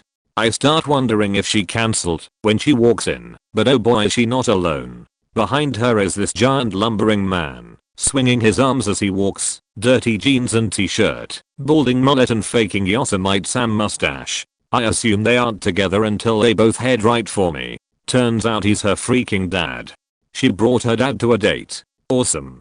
He looks like a backwoods serial killer from Alabama. Also awesome. He growls that he's going to be in Barnes and Noble until we are done, and the whole time he's just leering at me. When he ambles off, I ask her, wait, your dad is going to wait in Barnes and Noble while we're at the movie? I was actually asking because I was stunned he didn't choose Dick's Sporting Goods or some unknown taxidermy shop with a shady backroom. That's when she tells me she doesn't have time for the movie and asks if we can just walk the mall instead. The next half hour is agony as we wander the mall and barely says two faking words. I'll remind you that she asked me for this date, so I was faking stunned when starting a conversation with her was like trying to start a rusty chainsaw with a broken pull cord. We wander around the mall, I help her pick out something from Pandora for her mom's birthday, and we make it back to the entrance. She asks if I want to come over. I'm already singing the word no in my head, and then she fucks it all up. We can hang out and play Mario Kart FAQ. My only weakness. Mercilessly beating down scrubs in Mario Kart. I don't even remember agreeing. I blacked out for that part, but I do remember her walking away with backwards Bill bringing up the rear. She gave me her address, and I'd go home to try and win down first. I drive there, and her house is in the middle of faking nowhere, like the backwoods of the backwoods. As I pull up, I spot a small pen of chickens in the yard, which while not surprising gives me pause. There's also a goat, because, you know, obviously. Anyway, I get out of my car and see Goddamn Deliverance Dan standing in the faking window and say to myself, yup, I'm gonna die today. But when the door opens, it's his wife who wanders out, wearing a pink pajama robe and what was probably her third or fourth margarita in her hand. She introduces herself as Sherry, oh, the irony, and welcomes me inside. She gets in the house no problem, but kind of closes the door behind her. Okay, rude, fine. I get to the door and the girl meets me there, but again, the door is barely open. Like, not even a little. It's like they're afraid I'm going to steal the plastic utensils, so they want to ask me some Monty Python style these questions 3 bullshit before I can come inside. So I wedge the door open a little, and out sprints the terrier. What happens next happens in goddamn slow motion, as the dog runs into the chicken coop, grabs one by the head, and then violently snaps its neck by shaking it back and forth like the faking Hulk. And then her dad comes out. He starts screaming his head off when he realizes what happened, and he grabs the dog by the neck and lobs it onto the porch like a live grenade. The dog sprints inside, and I'm just standing there, horrified, trying to blend in with the junk on the porch as he wanders back inside. Have you ever played one of those horror games where you can only run from the killer, like Outlast or Alien Isolation? Yeah, that's how I felt. The girl invites me inside, and at this point I'm too afraid to say no. So we get inside, and there's a cat sitting on the fridge. Finally, something cute I can bond with. Of course, the second I go to the cat he lets out the world's most disgusting belch right in my face that smells like someone ate an entire large onion ring order and then died, and the gases were left to stew inside them. The girl basically ignores me again, and pulls out some faking cottage cheese from the fridge which she begins to eat by the spoonful. It's only then that she tells me she just had her tonsils out, and she's nursing a sore throat. That would have been bully to know. So finally she says, let's go play Mario Kart. Thank God, right? Nope. Her dad is sitting watching the faking Price is Right on the TV. So she asks if we can use it, and he starts hollering about how it's his TV, and he works all day and blah, blah blah. I'm not listening, I'm looking for faking escape routes. And then I get a phone call. It's a friend who was just trying to catch up with me, but this is what the girl hears me say. Hello. Oh, hey Anna, what's up? Wait, what? Oh no, that sucks. Wait, is she okay? Oh shit. Okay. Okay. Yeah. No, I can come over. Which hospital? Okay. Yeah, I'm on my way. Thanks for letting me know. Of course my friend was telling me I'm going to rot in hell for doing this all the while, but I tell this girl that my dearest friend has been in a car accident and I have to go. She barely has time to respond before I sprint out the door, back to my car and peel the fuck out to there. Ended up quitting that job a few weeks later for other reasons, and thankfully I really didn't see her after that. Crack. And that's where I found myself, passed out, hungover, and pissed a sheet, to wake up to the knocking on the door of brother's home. In his living room, there was an ancient beige western style couch. The dust of a decade of corn chips, cigarettes, and stains made it look like finely worn leather. A dirty cotton blanket hung over it. It was ringed by empty bottles and cans, guarding this monument to mediocrity. And as if to mimic the Lincoln Memorial, there I was, being guarded, covered by what should have been thrown away, leading my pissant kingdom. And my kingdom, slipping from drunk to hungover, was being interrupted. Like a startled armadillo, sheety, fast, and scared as fuck, I was at the door, 12 gauge pump action in hand. I popped the door open. Bam. The door caught on its chain lock. Through the crack, I shoved the barrel and I bellowed, "What the fuck do you want?" Mumbles were all I heard. Panicked but angry, I grew to realize that the barrel of my gun was in the knocker's mouth. "Get the gun out of my face," was what he was trying to say. While tough, I saw fear in his eyes. Like my weapon through the door was a rattlesnake disturbed from its rest, out of its den and ready to strike. As I backed down, sweat dripping and my heart rate subsiding, the intruder was able to ask, "Where's my girlfriend?" "No girlfriend here," I grumbled, musing upon the empty monument to mediocrity that I had just crawled from. "I know she's here, bro," came a curt, confident, and snarky as hell reply. It seemed he did not think that I would fire. I said, "No girlfriend here." I slammed the door, but not before I heard, "Yeah, well I'll be back, and you better be ready to use that gun." As I turned around, finally coming out of the red, I saw my brother, his friend, and two girls. The females stood, aghast, staring at me. Sweat dripping from my stubble, torn up cotton boxers, tattoo on my bicep, and white knuckles from the firearm still clenched in my hands. They mirrored me in a way. Pajama shorts slipped on, and oversized men's t-shirts thrown on at the last minute so as to be clothed at all. I looked over to see my brother holding his replica Brotherhood halberd, sharpened to a razor edge and ready for war. It would appear that I wasn't alone. "Yeah, so his girlfriend is here," the friend said with emphasis on the is. "That's the local drug dealer, and he's been looking all over town for her. They fought at a party, and she left against his wishes. We gotta get the fuck out of here," I said with panic in my eyes. TLDR. I put a gun in a drug dealer's face who was pounding on my brother's door. He was looking for his girlfriend who I was for sure wasn't there cause I was drunk and passed out on the couch. She was there, and he said he would be back with friends. He got the fuck out of there.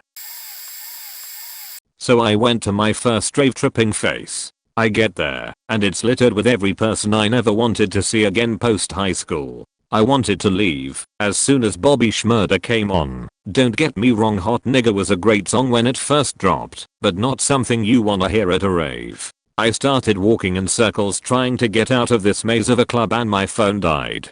I get out, and I'm lost in Jamaica, Queens. Noted is not the best place to get lost in while alone, high, and barely over 100 pounds. Luckily a group of ravers saw me, and we got to the subway together, but on separate trains. I'm the only person in the car and some sketchy dude won't stop staring at me as I'm in a costume that was very skimpy. I can't read the stops coming up, and the floor is dancing around me, and I'm trying to hold what's left of myself and my ego together when this guy sits next to me and starts grabbing my thigh and asking me if I was good. Nope, the fuck off at the stop coming up, and I was 30 blocks away from my dorm with no money for my Metro card and too paranoid to hop. I walked it and had to keep reminding myself who I was and where I was going because my ego was basically on life support and I was petrified of the thought of never being able to remember who I was again. Out of nowhere some guy comes behind me, bear hugs me, and tried to lift me off the ground. I noped the fuck out by punching him so hard in the gut we both fell to the ground and I heard him puking while sprinting 20 blocks to my dorm where I locked my door and put a chair against the knob so nobody could disturb me and listened to Animal Collective and accepted the inevitable death of my ego. I still trip every now and again but nothing holds me back since my ego already died. TLDR went to a rave and noped out of it once the music got shittier than the people I was around. Noped off the train I was supposed to take to my dorm and ended up 30 blocks away from my dorm. Then noped out of possibly getting abducted. Fuck raves though. When I was young and very stupid, my friends and I used to go to weekly 18 plus club. We'd get there early and get absolutely wasted in the parking lot. Once we got inside, we could usually get an acquaintance to buy us a couple Red Bull vodkas to keep the buzz going. It was usually pretty fun. Hot girls, booze, a 19-year-old guy's dream. So, one night we head out there, and we are all feeling good. My friend, let's call him Richie cause that's his name, is a known fighter. He has a temper, and he likes to fight. I can usually calm him down, as I have about 90 pounds and 6 inches on him, and I'm the calm one. We're in line to pay cover 5 of us. In front of us is about 7 black dudes. One of them takes a step back and steps right on Rich's foot. Richie, never the calm one, is also a racist. Racist in that sort of nap, I have black friends. I'm not racist, I just hate niggas, and there's a difference between niggas and regular black people. So, of course, he escalates. Why don't you watch where you put your faking feet?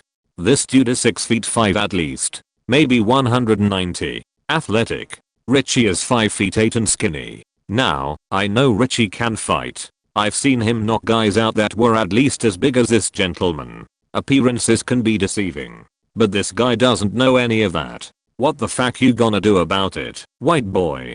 I grab Richie, tell him to calm the fuck down.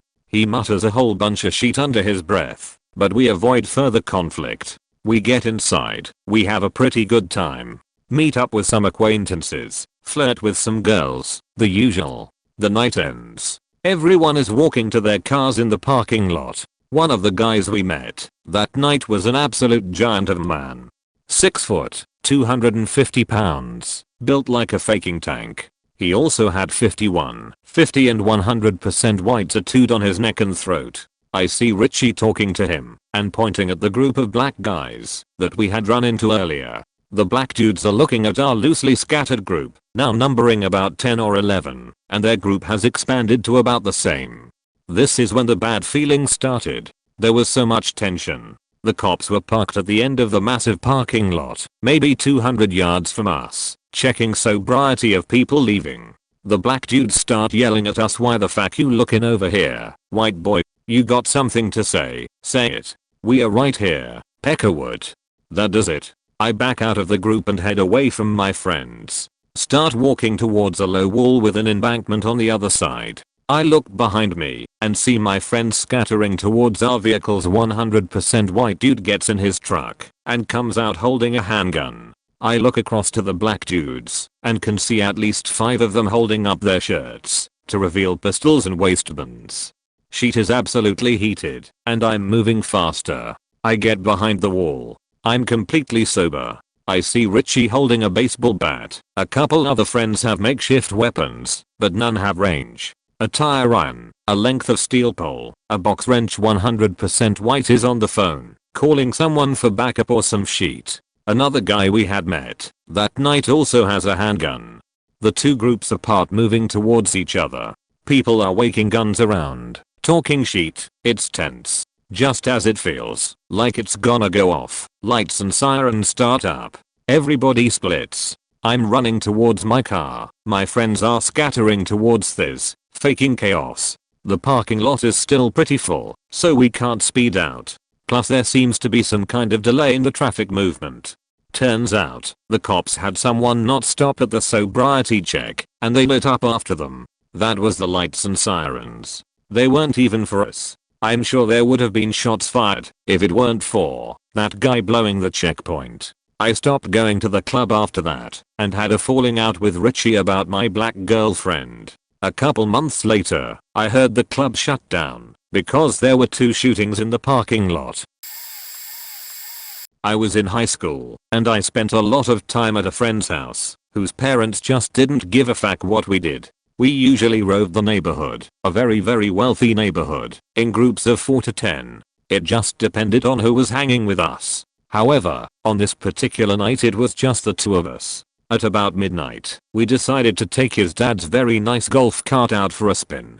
It was actually a go-kart that his dad made look like a golf cart in order to be able to use it on the golf course near their house. Our favorite thing to do was to take it out and go sneak onto the golf course at night and do donuts on the sand driving range or take it down some of the big hills. This night, something caught our eye. One of the homes being built, there was a very large housing development underway. Imagine 3 streets worth of unfinished homes. It was spooky to go through at night. We noticed a light on in one of the more complete houses. It still had signs, tools belonging to the construction crew, and all that laying around. But a light in the big living room window was on. We got the bright idea to go check it out. So we parked the speed demon around the corner and went into the house through the open entryway. No door was on it yet. I pretty much shit my pants when I realized what was going on. The light that was one of those construction lamps. Someone had pulled it in from outside and positioned it over a workbench. The workbench was covered in blood. On the floor was half of a cat. You know, the half that would make it obvious it was a cat. On the other side, bloody prints were on a window and footprints were in the sawdust on the floor. Someone was in the middle of chopping up a cat, and the only reason they stopped was because they saw us. We missed the weirdo or weirdos by just a few seconds, and I had this very bad feeling they were still around watching us. So we bolted back down the street to the golf cart and took off. I looked back, and there was someone standing in the yard area of the house next door. I still shudder to think what he was planning on doing. Either he was just trying to scare us, or he was trying to beat to the front door before we got out of the house. 15 years old, was working at Circuit City before I was able to drive because it was by my high school, so I could walk there after class and my parents would pick me up. I was the youngest employee by at least 3 years, but relatively mature for my age, so I got along well with the older, but still young, people. I got invited to the 24th birthday party of a coworker the next Saturday night. I get the address, my parents agree to drop me off and pick me up. Turns out, it's just a few blocks from my place, so it was pretty convenient for them anyway. Point my dad drops me off. It's about 7 PM and still light out. He tells me to keep my phone on and leaves. As soon as his taillights are gone, they start pulling kegs out of the trash cans. I'd never even seen a keg at this point and was immediately concerned, so I went in the house. There was drugs everywhere. I mean bongs, pipes, bags of this shit all over the house. I go back outside to the backyard where there are tents set up. I didn't get it until a partially dressed girl that I knew from high school tumbles out with a much older guy right behind her. I called my parents, told them I needed them to come get me immediately, and had a total and complete breakdown in the car on the way home.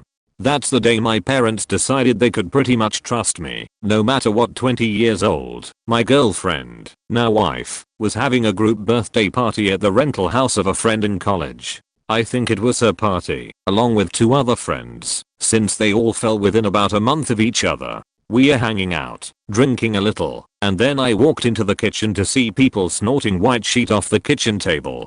I have a very healthy phobia of drugs and I immediately turned around, told my girlfriend I was out there, and she followed me with 3 more friends in tow. Told them I was sober and going to leave, that I wasn't going to be hanging in a house with who knows what in it. They all agreed and we bailed. Turns out it was Adderall, which is not the worst thing it could have been, but I was still beyond freaked out. TLDR, I get scared around drugs if I don't know what they are, or that they are going to be at a party.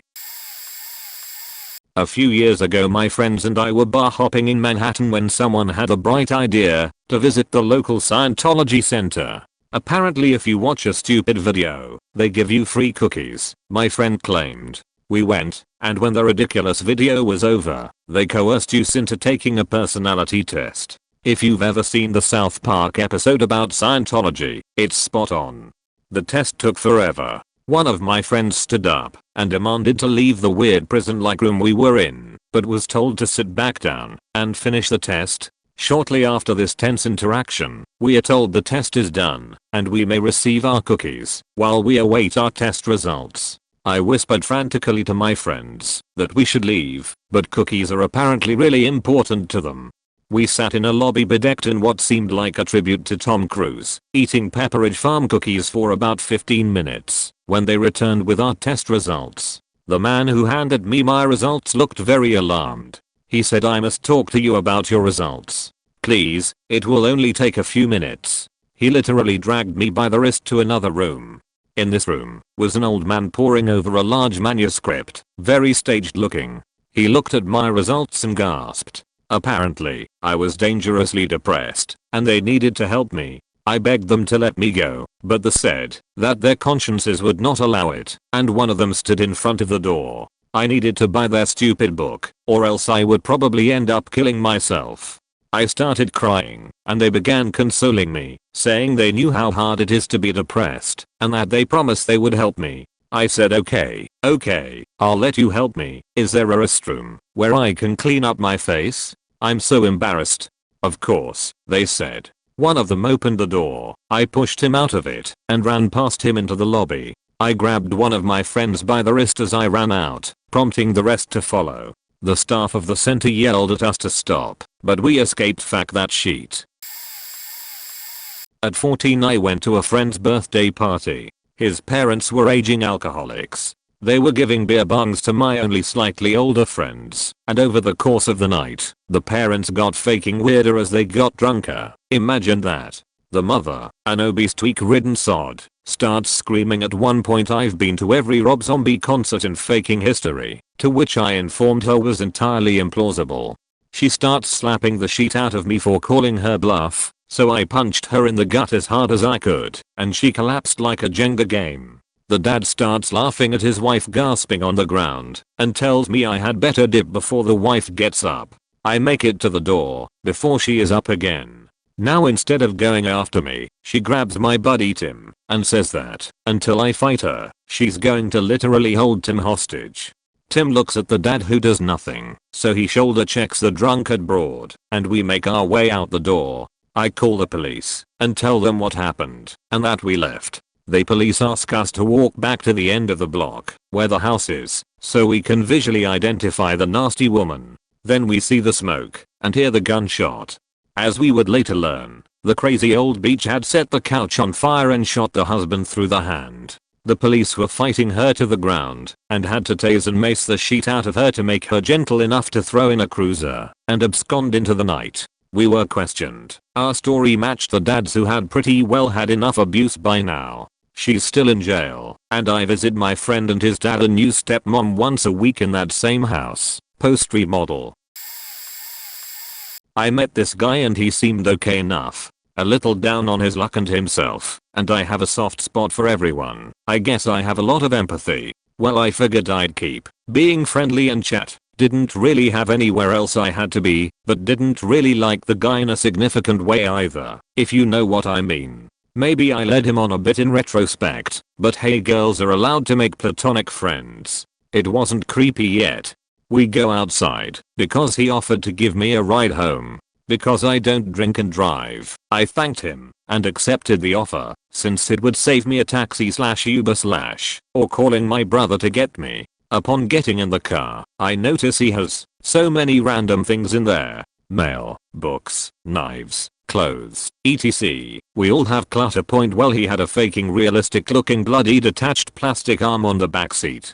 I looked at him in horror, and he said, "Oh, it's fake. Someone had signed it." I'm not sure that justifies driving around with it, but whatever. I think my life with odd circumstances and acquaintances makes me super want to see the good in people, so I've been known to overlook red flags. After a minute, he starts driving in the opposite direction of where I live.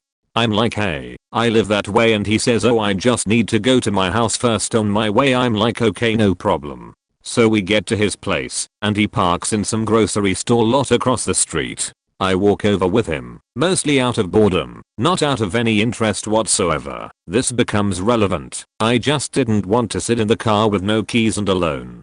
So we go in this apartment. He runs upstairs to grab something. I start looking around. There is moldy food on most of the surfaces and they're gross, but not serial killery. Then I look around another corner and there is a wall with stuff missing off it like the TV and whatnot. Weird. Then I was like, okay, kinda ready to fucking go. I would have called a ride if this was happening.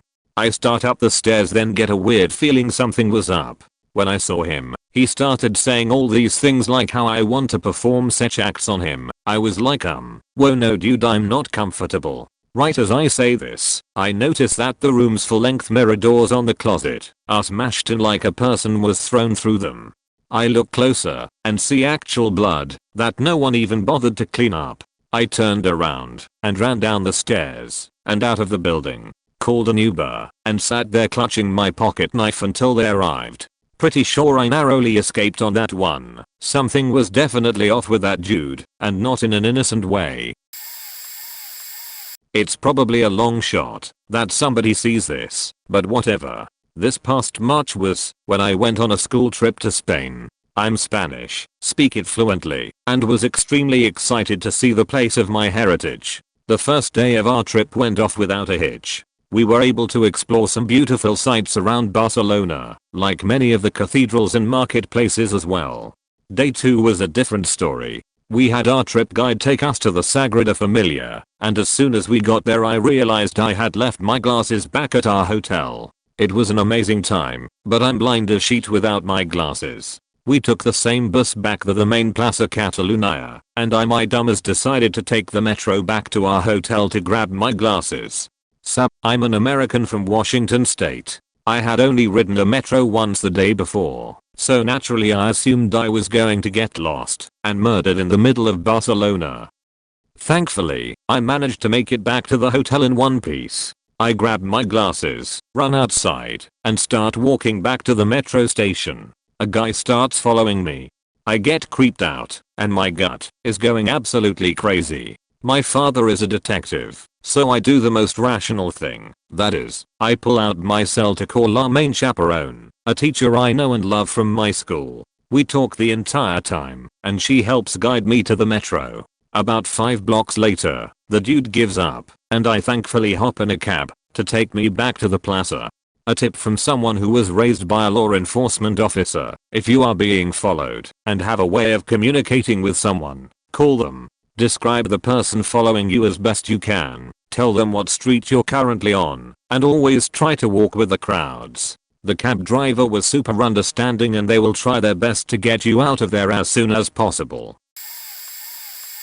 Lifelong Mormon here, relevant to the moment. I served my mission in San Diego and Alpine, CA, then finished up in Lake Havasu City as. To get there, I had to go to the missionary training center for a month to learn the system the Mormon church used at the time. It's changed since then to introduce people to the church.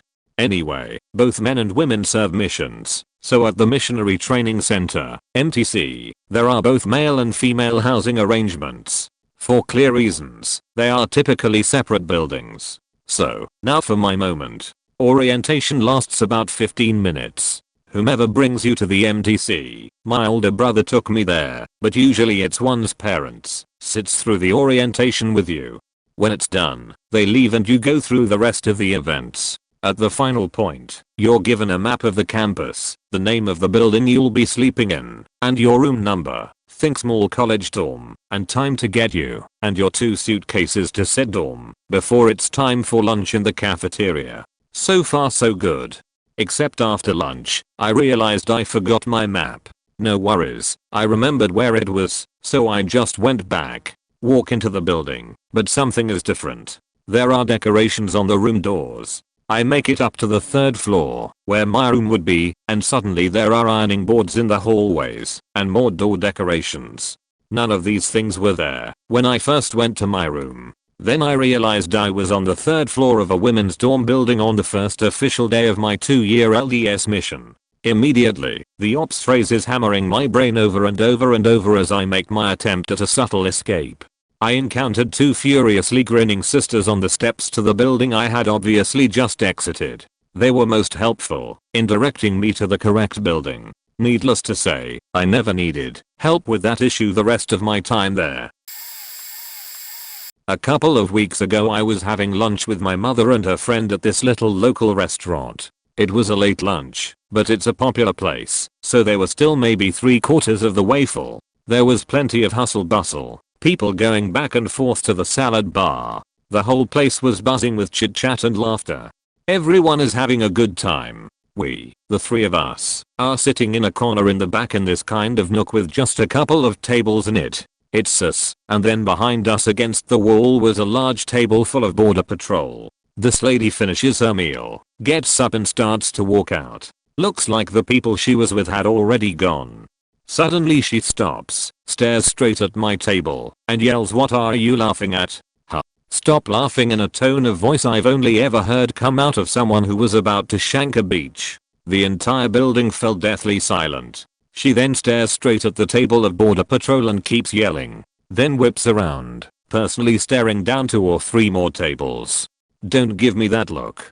Don't act stupid. You know exactly what I'm talking about. You don't have any right to be laughing. And she storms out. The girl eating alone at the next table starts frantically eating faster, trying to finish her meal and get pho. Most of the restaurant is sitting there in stunned confusion. I say get the bill. Get a to-go box, if you have to. We're levy. The lady bursts back through the door, stares straight back into the dining area and yells, "I told Oil to stop. Don't be talking about me behind my back. You think I don't know? I'll be back," and disappears out the door again. At this point my mom looks over at me, scared shitless. "Do you have your pistol on you? Just in case." Internally I'm like fuck, but manage to keep calm and just stoically say I'm not carrying today. We're leaving. Now the way things are these days I figured our chances of making it into the news had just grown exponentially and kept getting bigger the longer we stuck around. And I sure as hell didn't want to wait around to see if she was serious. And by the sounds of it most of the people in the restaurant had that exact same thought process. I glance over at the cops and they look like they'd been taken off guard too, but give us this look like "Don't worry, we've got this," and by got this, they meant they also decided to pay and get pho.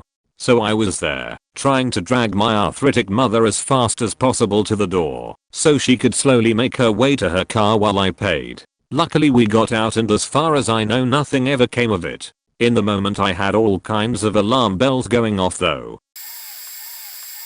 It wasn't the first mortar, or the second or the third. It might have been the 5th or 10th. I can't really remember. When we first got there we didn't think much of them. Our ears didn't pick up on the distant whoomp of the rounds being fired from the tubes yet. I remember we could hear the warble whistle of the rounds flying through the air. It sounds like when an airplane decelerates quickly after the initial climb from the airport. With the light just right you could make out the mortar, like a football, lobbed high above you. The fear began with that captain that ran outside while we watched and pointed at the rounds flying over us. He was yelling, no, screeching at us to get inside, to take cover. Then there were explosions, like someone dropping dumpsters off a building.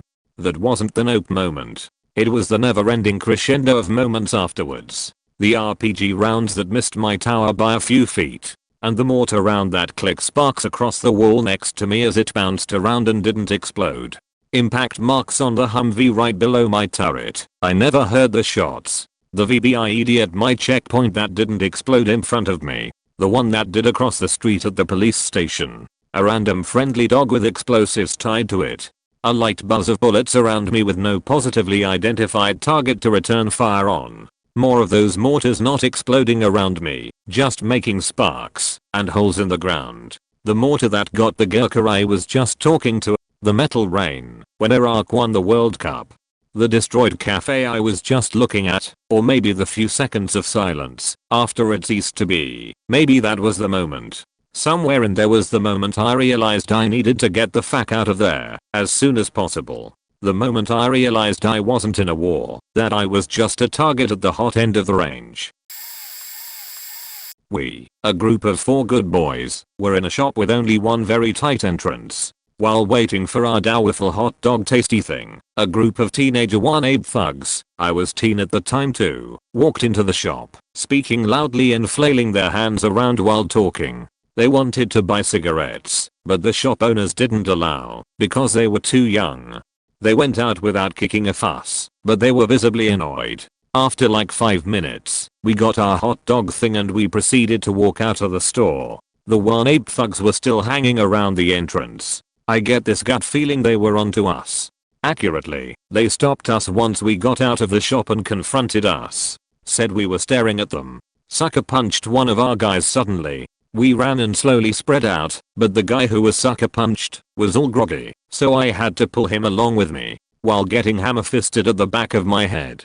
After repeatedly getting hammered from behind, I turned around and tried to push away their indiscriminate flailing. They were all a fence and were all open. Then I decided to punch one of the in the throat. What the fuck, vulgar spews, fuck up that guy. He screamed, or rather, more like gurgled from the punch, while pointing at me.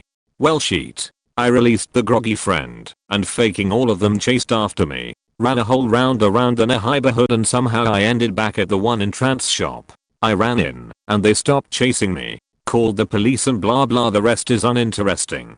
The adrenaline rush made me feel very little pain from all the hammering and I experienced tunnel vision and all. It was really fun actually. I would go through it a second time, provided I was guaranteed the luck to escape unscathed again. So my first semester at college, actually before classes had even started, my roommates were going to a PNM party. PNM is potential new member for a fraternity or sorority. Basically a PNM party is how the fraternities advertise, by getting people who still have not chosen a fraternity, or whether they're even going to join a fraternity. I did not, really shitty on bad alcohol, and then making themselves look fun as a result. So we go to this party, and we had to bring alcohol with us, I guess, partly because these parties attract a lot of people the fraternity will never choose, and they don't want to pay for all the alcohol, and also because it proves we can acquire alcohol, so I guess sort of a rite of passage type thing. We brought some big box of shitty beer, maybe PBR, and we walk in. The party's theme was white trash, and since I didn't have any cut-off jeans or plaid shirts to Daisy Duke at the time, I came up with the idea of wearing a white trash bag over my clothes. I thought it was clever anyway. So I walk in, and one of the dudes from the fraternity, this was my school's chapter of Sigma Alpha Epsilon, for anyone wondering, was trying to get my roommates to like his fraternity, so he wasn't going to kick me out, but he basically quietly gave me shit for my outfit, and told me to not come to the next party, which was fine, because I only went to those parties to fill up my Nalgene bottle with liquor, and I crashed plenty of their parties in the future anyway. But a few minutes after he says this to me, and I'm watching my roommates play beer pong, and the party is starting to get going, I get the weirdest feeling. Today I describe it as my spidey senses. I tell my roommate, who drove, that I was feeling really sick, and I needed to go back to the dorms. He was reticent to leave, but he decided he could drive me back to campus, it wasn't that far, and come back. He dropped me off, and I'd go in and hang out with one of my friends I'd made who decided she didn't want to go to this party. So we are sitting watching a movie in my dorm room and suddenly both our phones start blowing up. Turns out the party got busted by the police, and they decided, rather than doing the normal sort of okay everyone go home, they decided to make an example of this party. They covered every exit from house, and had everyone walk out in single file line, show their ID, and made every single minor blow a breathalyzer. Every person I knew at that party, including my now best friend, got an mic, a minor in consumption. Except for my roommate who was among 6 people who hid in a crawl space behind a panel in the house, and a friend of mine who was actually only 17 at the time and miraculously blew a 0.0 back, despite having been drinking. Anyway, that experience taught me that my gut is pretty finely tuned. 2.5 years later, I still have no criminal record. Close faking call though. I was in Santa Rosalia, Baja California for a few days waiting for the ferry across the Sea of Cortez to mainland Mexico. One night my buddy and I met a local dude at the taco stand who ended up coming for drinks with us. I was feeling generous, so I bought us a few rounds as we talked. He told me that his uncle had a fishing boat that he often took across and we could go with him for cheaper than the regular ferry.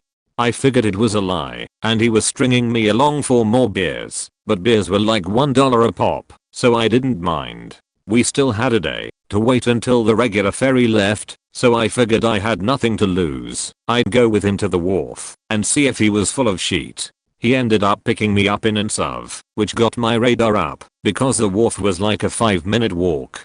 People tend to drive what I think of as walkable distances pretty regularly in Mexico though, so I'll let it slide. We get to the wharf, and I'm listening as he is talking to the ticket lady. He thought my Spanish wasn't good. Granted it wasn't perfect, but I could clearly tell that the lady was saying she had no idea what he was talking about. He then turned around and told me his uncle's boat would be in later that day. My radar was pretty faking alert at this point. I figure I'll just get them to drop me off at my hotel and wouldn't return any calls. As we were getting back to town, they were trying to convince me to go for more beers. It was like 10:30 am. I said no, I had to go meet my buddy, so I'll just get out. As they were trying to convince me, they stopped at a corner and a big fat guy started getting in beside me. I was about to be trapped between two of them in the SUV if I let him get in. Fuck that. I squeezed past the fat guy as soon as he opened the door. Before he could get in and I jetted. I got my buddy as fast as I could and drove us the hell out that town to La Paz where we got a ferry the next day. I still have no idea if they thought I was a high roller and were going to kidnap me or just wanted free booze. TLDR, shitty locals in Baja California potentially tried to kidnap me. I got the hell out of there before I figured out exactly what would have happened. Many years back, when I was but a lowly service tech for Comcast, I'd go through my work orders each morning to give myself a little time to look into jobs that I thought might cause me issues. Mostly I would look up addresses in our systems and see if there were any area issues before getting out there. I had this one job that day on the 14th floor of a high-rise I frequently got sent to that stated something along the lines of 1 DCT not working. CX wants tech to bring change of name form. DCT being the set-top box for a TV, CX being customer. So, big red flag there, as we were not allowed to process forms while on a job. I talk with my supervisor, point out the job. He had already seen it and knew I was going to ask him, and all he could say was run on it. Let her know she has to go into a service center to process that. The policy for changing the name on an account required the customer to show up to a center in person with 2 forms of ID, and a supervisor or higher had to approve it. I showed up, I was on time for the appointment, and checked the main lines before going to her apartment. Her line was hooked up properly, the levels were good there. I knock on her door, and she lets me in. I take a few steps in, and she locks the door behind me. Of course, the very first thing she asks for is that damn form. I start to tell her that it's against policy for techs to bring the form out, and that it wasn't possible for me to bring it to her. But before I get most of that out, she literally starts screaming in my face. Now I'm locked in an apartment with someone who is either crazy or on some serious drugs, and in my opinion it was likely a mix of the two. She starts screaming at me that her boyfriend was really abusive, she has a protective order against him, and the bill is in his name. She screams that she doesn't have a car and can't get to the office. She screams that I'm a heartless asshole that doesn't give a shit about his customers, and that I should just kill myself. As she's going on and on, I start looking at the set-top box. It's not working because it's completely disconnected. I never turn my back to her, but I start working to get it hooked back up so I can make sure it works. At this point, at the very least, I wanted her hit with a technician fee, as well as having the account notated with what was happening. She screams that she's going to have me fired because I'm such a lazy, worthless tech. She starts walking into the other room, screaming that she's calling customer service to report my sorry ass. That was the window I was looking for. Her phone, thankfully, was in her bedroom. She couldn't watch the door from where her phone was. She managed to get through hold relatively quickly, and I hear her start screaming at the person on the other end about the worthless, no good tech who can't do his faking job right. That someone needs to start the process of firing me. As she's going on and on with the customer service rep, I slowly, quietly start making my way to the door. I very quietly unlock the deadbolt. I turn the handle, open the door, and slowly move outside the apartment. I didn't even shut the door all the way, because I was too afraid she'd hear it. Down the hall I ran, to the stairwell. I took one flight of stairs down, and caught the elevator the rest of the way. Once outside I called my supervisor, to tell him how badly things blew up. I should note that at this point, I had been a tech for a few years. I ran most of our escalations. I even had some line and supervisor training, and had never had a complaint against me. He laughed his ass off about it, and had the account flagged as a safety issue which would require two techs, or a tech and a supervisor, to go there in the future. My best friend and I had decided to see the Struts at the Masquerade in Atlanta a while back. I was underage at the time, since you had to be 18 to get into the concert, but we were going to risk it anyway. We went and bought parking in one of those event parking lots. You know, the ones where there is a guy out front with a makeshift sign and a lawn chair? Yay, one of those. The guy seemed really trustworthy and told us he would be there till 2 AM. It was 7 PM when we got to the parking lot, and the concert started at 8 PM. Keep in mind, I'm a 5 feet 3 inches, 100 pounds white girl and my friend is a pretty scrawny, 5 feet 7 inches white guy. Well, fast forward to it being 8:30 PM. I had parked way farther from the venue than we thought, but we had walked before, right? I was following the directions on my smartphone. It got dark a good amount of time before. Suddenly, my friend and I come over a hill and my heart drops to my stomach. This is my first red flag. Taco Bell. This Taco Bell was one my sister had previously brought me to. She had been nearby during a robbery there, and had warned me that nothing good happens in this area. So, shit. I guess I should keep going though, right?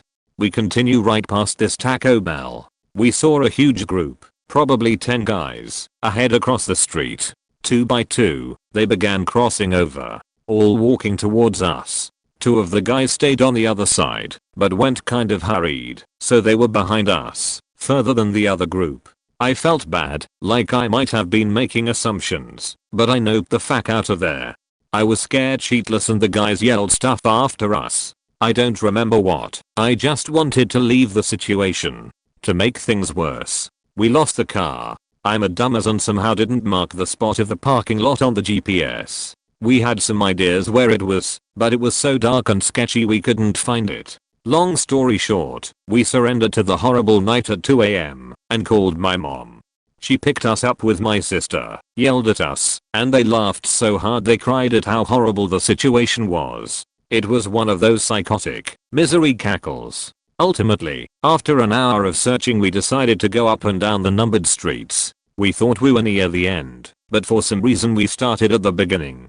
We ended up finding it on our very last street. Nobody else was there, and my friend had to drive home, because it was after midnight. That was the day we invented our favorite game. Where is the parking lot on Nth Street? Very late to the party, but for me, it was the time myself and my cousin, at the time, we were about 10 over 11, were playing in some woodland up in the Lake District of the UK, just as we had done for many years prior. This one day in particular, something felt off to me as I was swinging around like a loon on the rope swings. I stopped, glanced to my left, and saw what I immediately identified as a black panther. It had its head down, prowling, just like they do when they stalk prey. This thing was no more than 40 feet from us. Fortunately, a sizable tree had been struck by lightning and subsequently felled during a very recent storm. It was right beside us, and so I decided to use it for cover. I grabbed my cousin off the other swing by cupping his mouth and dragging him to the ground. I then made the universal STFU signal and pointed in the direction of the panther. Now on the ground, we couldn't actually see over the aforementioned fallen tree, so I again made a very stern STFU gesture and beckoned him to follow. We crawled over to the fallen tree and slowly hoisted ourselves up, so we were peeping just over the top. I gingerly pointed in the direction of the panther and turned to my cousin, but he'd already seen it. I've never seen someone's eyes so wide with fear. Never before and never since. The air was faking electric all of a sudden. This panther was huge. Way too big to be a dog, and it was definitely displaying the same behavior as a prowling big cat. I was well into wildlife docs etc. as a kid. I knew my sheet. My cousin turned to me with a look of horror on his face. Calm as anything, I said on 3, we run. He nodded in agreement. Now, clearly I didn't know my sheet at that age, because I didn't know that rapid horizontal movement triggered the hunting instinct in big cats, but that didn't matter.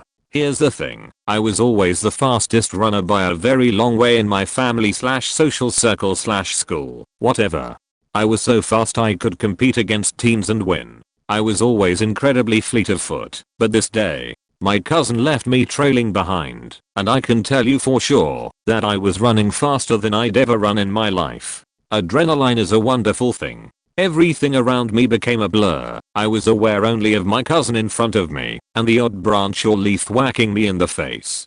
Everything was silent. There was no panic, no fear, just my body doing everything it could to get me out of harm's way. After an amount of time, we burst through the tree line onto a familiar dirt path and continued to haul us all the way back to camp. Neither of us ever looked back to see if we were being followed. I guess not, because realistically that thing probably cold caught us if it wanted to.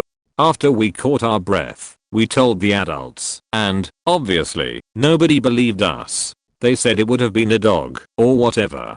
To this day, myself and my cousin remember the event with great clarity. That was no faking dog. In fact, given the news which came out years later, it very probably was in fact a black panther. Crazy fakers up in the lakes purchased sheet like that for pets back in the 60s and 70s I believe, when they were deemed unsafe, and thus illegal. Heartbroken owners just released them into the wilds, rather than see them put down, or taken to zoos. I seriously believe we narrowly avoided becoming lunch for an apex predator. On my 19th birthday I was with my 2 little brothers and their friend just exploring this old warehouse. We got to a part that was a fenced-in area with a bunch of shipping containers and some cool miscellaneous stuff. So we hopped the fence and went about exploring. We got to the other side of the fenced-in yard and my brothers were squeezing their way through a gap in the gate to get out. The other kid and I were just standing there waiting. Once the second brother was halfway through, out of nowhere this homeless man comes running at us, inside the fence, with a baseball bat, screaming obscenities. Oh, seat the friend and I, knowing there was no time to squeeze through the gate, took off running to the other side of the yard where we had entered. The friend was significantly slower than me, so I made it to the gate with time to spare, but as I clambered over the fence, I guess I realized that the friend wasn't going to get over in time. So, it's kind of a blur, so I don't know why I decided to do this. I stopped and decided to help the friend over the fence first. He got over the fence about the same time the homeless guy was closing in, bat ready to swing. I just turned to face him and put my hands out in a stop right there motion. Before I could register, there was a baseball bat embedded into my torso, just under the ribcage. I didn't even feel it initially, so I snapped to it and went for wrestling the bat out of this guy's hands before he could hit me in the head. I just about got the bat away, then I thought, fuck this, I'm running back to the other gate where my brothers had exited. I managed to get there quickly and squeeze through with record time. I had gotten away from the homeless guy, but it was twilight and I was now hobbling through a dark alleyway that bordered the warehouse. At this point I had no idea where my brothers and their friend were. Scared shitless and ridden with exhausted paranoia, I came to a 10-foot fence with razor wire atop, the only way out. I climbed the fence and dropped to the other side, traversed the gnarled rocky path back to the van, hoping to find my brothers there and not die. I made it to the van and they were there waiting for me. I vomited a few times and in my disorientation, demanded that I be driven to the hospital. I couldn't even think clear enough to remember where it was. Luckily I got to the hospital in time. They told me I had a lacerated spleen and shot me up with morphine to kill the now agonizing pain in my side. It took a week to recover. No surgery TLDR. Was exploring a warehouse on my birthday. Got jumped by a hobo with a bat. Busted my spleen. Barely escaped with my life.